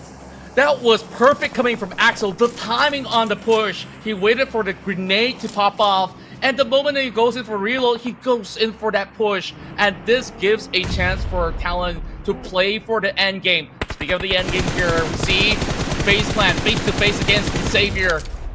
Sprays into the smoke, finds Nate. And it's going to be Ansys trying to actually flush him off from getting more done. And just like that, DX have been overwhelmed. Also by the members of BTR on top of the hill. Now FaZe Clan, at least they get a little bit more coverage. And also stocks to be replenished at the very same time. Somehow, BTR has not been able to pick off members inside of PIGMY Esports. So they get to play a little bit more in the center. But not shooting! Oh, he finally gets spotted out. He needs to climb down, man. But the problem is it took him too long to decide which way to go. There's a lot of BTR. They spotted out FaZe Clan. Zuxi being spotted out by Victorious. They're going to scope down on Zuxi first. It's target locked for now. Victorious hop into his vehicle. He's going to take a smoky one. Nope, never mind. Upgrade of loot first is going to be the priority because of how low the ammunition is currently at. But on the side of Satar, ooh, wow. Wow. Sure. And it's been such a clean game so far for the side of FaZe Clan. They move in from St. Martin, they play it really slowly, they just tag up all these teams that were in the midst of the battle. You can say the same about BTR, but looking at how FaZe Clan slowly takes over the course of the game, they have 9 elimination points. You could say the same about PIGMY Esports. Somehow, they have been relentless. They were locking onto the targets of RQ early on, and somehow just goes beneath the noses of BTR. And now, FaZe Clan will have one member being knocked by Satar. This has been a really long-range trade from all the teams that are on board. 9 eliminations and mostly dominated over by the side of Mela. 4 by Mela alone. On the side of FaZe Clan, I don't think they can actually save it on time, but probably they did. Mormon is actually back up on his feet, but spotted out the rest of BTR. But TALON repositioned himself. It's going to be a multiple angle focus on the side of FaZe Clan, but Jabranki knocked down by BTR from above. And PIGMY, we thought they had the mountains before they were king of mountains previously. But now just going in to camouflage himself. Billboard, one with the nature, will not be spotted out by the teams. Yeah, I guess like he just wants to stay safe from all these chaos erupting into the midst of the battlefield.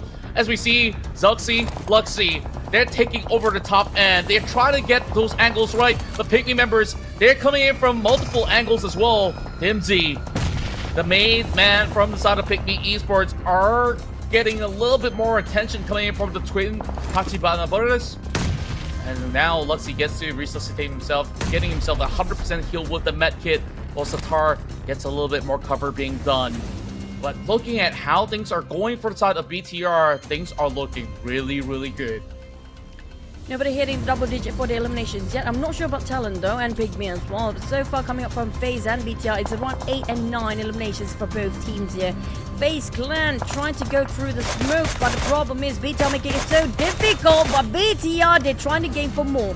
Down to only Billboard on the side of PIGMY. Now that's going to be difficult, but due to the curves of the mountains and due to the slippery slope, it's quite steep down there, so it's kind of hard for the side of BTR to visualize at the foot of the mountain. But they're going to toss the nade over just for the sake of finishing, but it's just not really cooked up well for the time. Yeah, a little far wide with the toss, but still it definitely gives a little bit of a signal warning towards these members of PMSL Esports, and resources are running dry on the side of BIGETRON Red Villains as well. And you take a look at Dimsy, his helmet is also wearing off, especially after he has such a long trade. Red FaZe now has been able to hit the mark against Warman as they look to take more members from the side of FaZe Clan. And FaZe Clan tries to book it with a vehicle. That's not going to work at all. BTR, they eliminate the Thai team. So it's just going to be 9 points secured with a top 4 finish. Double digit on the side of BTR. This is going to be the run. They want to secure the chicken away, but telling you left, right, center. Where to hide, man? That one small airdrop loop will not cover him as much as he hoped for. Axel next got himself only a rock to take covers from. The last member of TALON trying to just keep the boat afloat while waiting for PIGMY to be the next target. It's 100% BTR flawless run here. 14 elimination, make it 15. And a chicken, perhaps. It's all about the last time. Here comes the name. Dropping with a bounce there. Axel still alive and kicking, but how much longer can he hold? He's just right behind the rock, and Zuxi looking for it, and he will get it for the team. BIGETRON Red Villains here secures that winner chicken dinner to close off our Super Sunday run. Finally spot themselves a chicken, and a big one that at 24 points in total plus those chicken dinner points. Now this definitely the jump and the bump that they need to push themselves up in the overall rankings, plus for the accumulation of points across 3 weeks of Super Sunday. This contribute quite a number on the side of BTR. Just what they needed in such a momentous time as well. And you can see that it's a lot of Satar by the end of it all that has opened up possibilities for BIGETRON Red Villains. We take a closer look into the stats and looking at how well they've been performing. We see great eliminations across the board, but Lapar, he's got himself that 6 elimination points.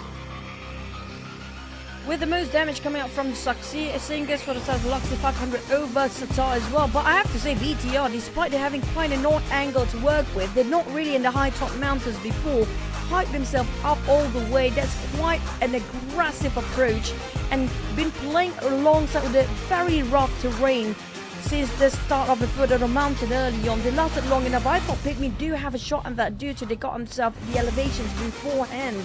But it wasn't actually the best place they can be when it comes to the last few circles. But nonetheless, this is going to be our MVP. It's been a while we have Zuxi on the screen. Yeah, and it's actually great to have him back here. Now, BIGETRON Red Villains, they have definitely took the greatest control over a hillside, but that was such a long battle between them as well as PMSL Esports. Meanwhile, on the south side, it was really that battle between TALON as well as FaZe Clan. But FaZe Clan, they took that last-ditch effort to move with those vehicles, and that's how they got spotted by BTR. Let's take a look at the highlights once again. Celebrate the victory of the team.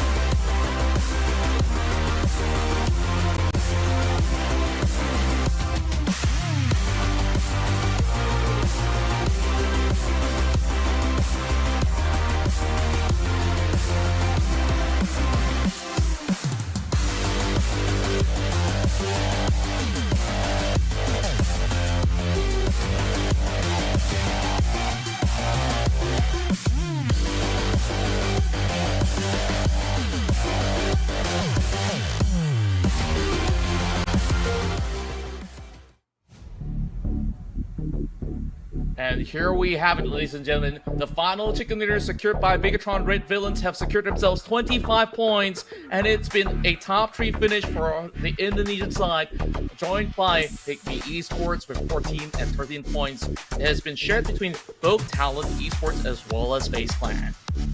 Now, the start of Infinity, thanks to God Tunny, they actually last long enough to place themselves some placement points at 3 points down there. But when it comes to accumulation of all points across the entire day here, it won't be as much because of how crazy the top teams getting those numbers up, including Boom as well. Now, speaking of Boom, they're not on the first page yet. Yeah, Boom Esports, they were sandwiched in between some of all these squads out there. They were facing off against PIGMY Esports as well as RRQ, which we saw them unable to even run right through, and therefore it will be an early exit when it comes down to the final run here inside of Miramar, but unlikely the case for them to have such a tough scuffle heading into the upcoming week so far, but that is for us to find out. Meanwhile, of course, the bottom half of the matchup heading into Miramar, majority of them only walked away with an average of 2 to 1 points. Alliance really not getting their engines running into this final map. And to me, it's definitely a surprise to see Team Flash just crashing out so early. Oh, don't blame them with how aggressive the team start to actually just open fire straight off the bat here. But here comes what really important for today. Boom closing up their run for the week 2 Super Sunday at 65 points, 79 at 47, not budging the first and second place, but a bit of a jump coming up from FaZe Clan, 47 points, tie with 79. The only difference and the tiebreaker is going to be the chicken dinner. BTR at 46, 1 point shy. Alter Ego 5th place with 42 points, 1 chicken. Then Bias pushed down to 6, and now we have the second page, but XERXIA didn't crack the double digit down there. Yeah, they only managed to squeeze in about 8 points overall, and with the last dire effort, PIGMY Esports as well as TALON has been able to push to 11 as well as 12 respectively, and just because Team Flash did not receive those points overall, they are also being pushed down. So the Infinity as well as NKT, they are still having their own fair share of struggles, but at least they got themselves 22 points as well as 20 points respectively to add to the tally of what some of them have been able to receive back in week 1. So I think that things are looking to be pretty okay, but XERXIA, they're definitely looking to be quite worried with these amounts when it comes down to where or not will they qualify for week 3. That is for us to find out. Now, this is where it's super important, the overall league points for each week of Super Sunday. Right now, taking number 1 despite them not getting themselves the best performance. Yeah, the Xavier still stands at number 1, 113. Boom at 109. Alter Ego, 100 points. Everyone hits 100, pretty safe for now. But we're talking about getting a top 16. 48 is the bottom at the very first page. 26 is the amount at 16th placement here because VOIN Donkey didn't make it through for this week's Super Sunday. So on the side of NKT and Morph, this was their first ever Super Sunday, but they need to push the numbers up and half. It's compulsory for the teams at 17th until the 24th place to make it through for the final week Super Sunday. Yeah, it's going to be so important for these teams to be able to qualify. Crit VIP, Team Secret, Geek Fam, and a whole lot of other squads did not even make the cut through the Super Sundays. And of course, when it comes down to the best performing play out there, Rosemary has not been contested, as this Alter Ego player has shown that he is still one of the best to play the game. Yep, it's still gonna be the run for the entire season's MVP as well. I don't know who is gonna be the top contender for that, but definitely I hope Yummy May will be up there since the performance coming from Boom has been bombastic overall. But also don't forget, we do have the interview, so enjoy our last interview of the day.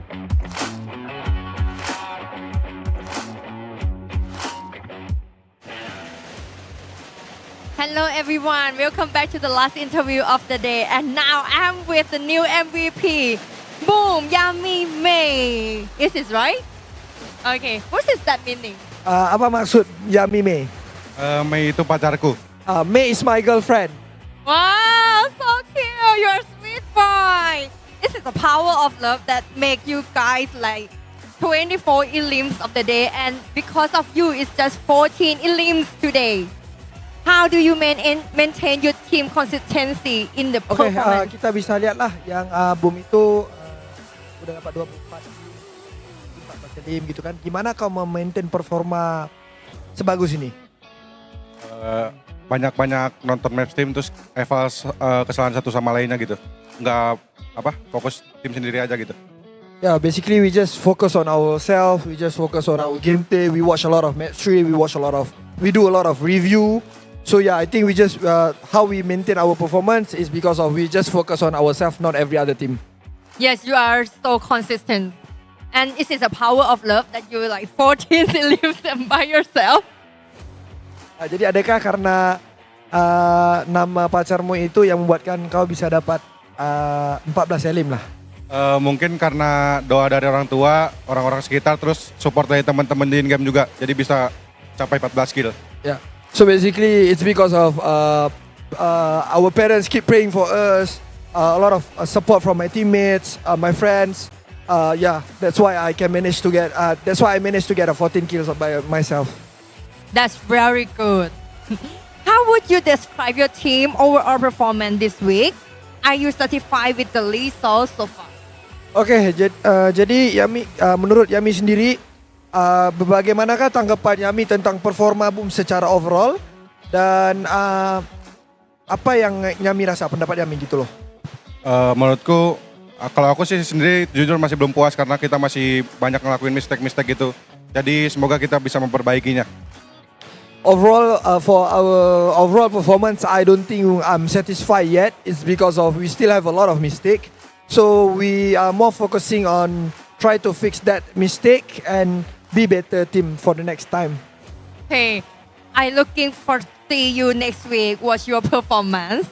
And last interview, Rosemary talk to you. Any word to say back to Rosemary? Oke, jadi di interview barusan Rosemary ada bilang ke Yami tentang yang mereka mau ngajak Rosemary mau ngajak Yami ngebantai saya gitu kan.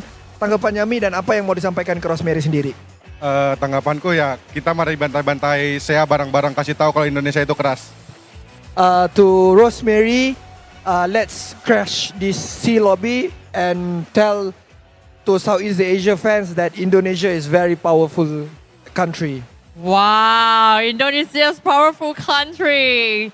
Okay, so it's okay like you or maybe Rosemary get MVP is okay, both of you. Jadi kalau MVP itu Rosemary dapat atau kau yang dapat itu nggak apa-apa ya. Kalau antara dua itu siapa yang dapat juga nggak menjadi masalah gitu ya. Nggak masalah, yang penting juaranya dari Indonesia. We don't care about the MVP title as long as the champions gonna be teams from Indonesia. Wow, hope Indonesia get the champions. Thank you for the interviews. And thank you for today. See you next week for the more action. And now time to go back to the casters.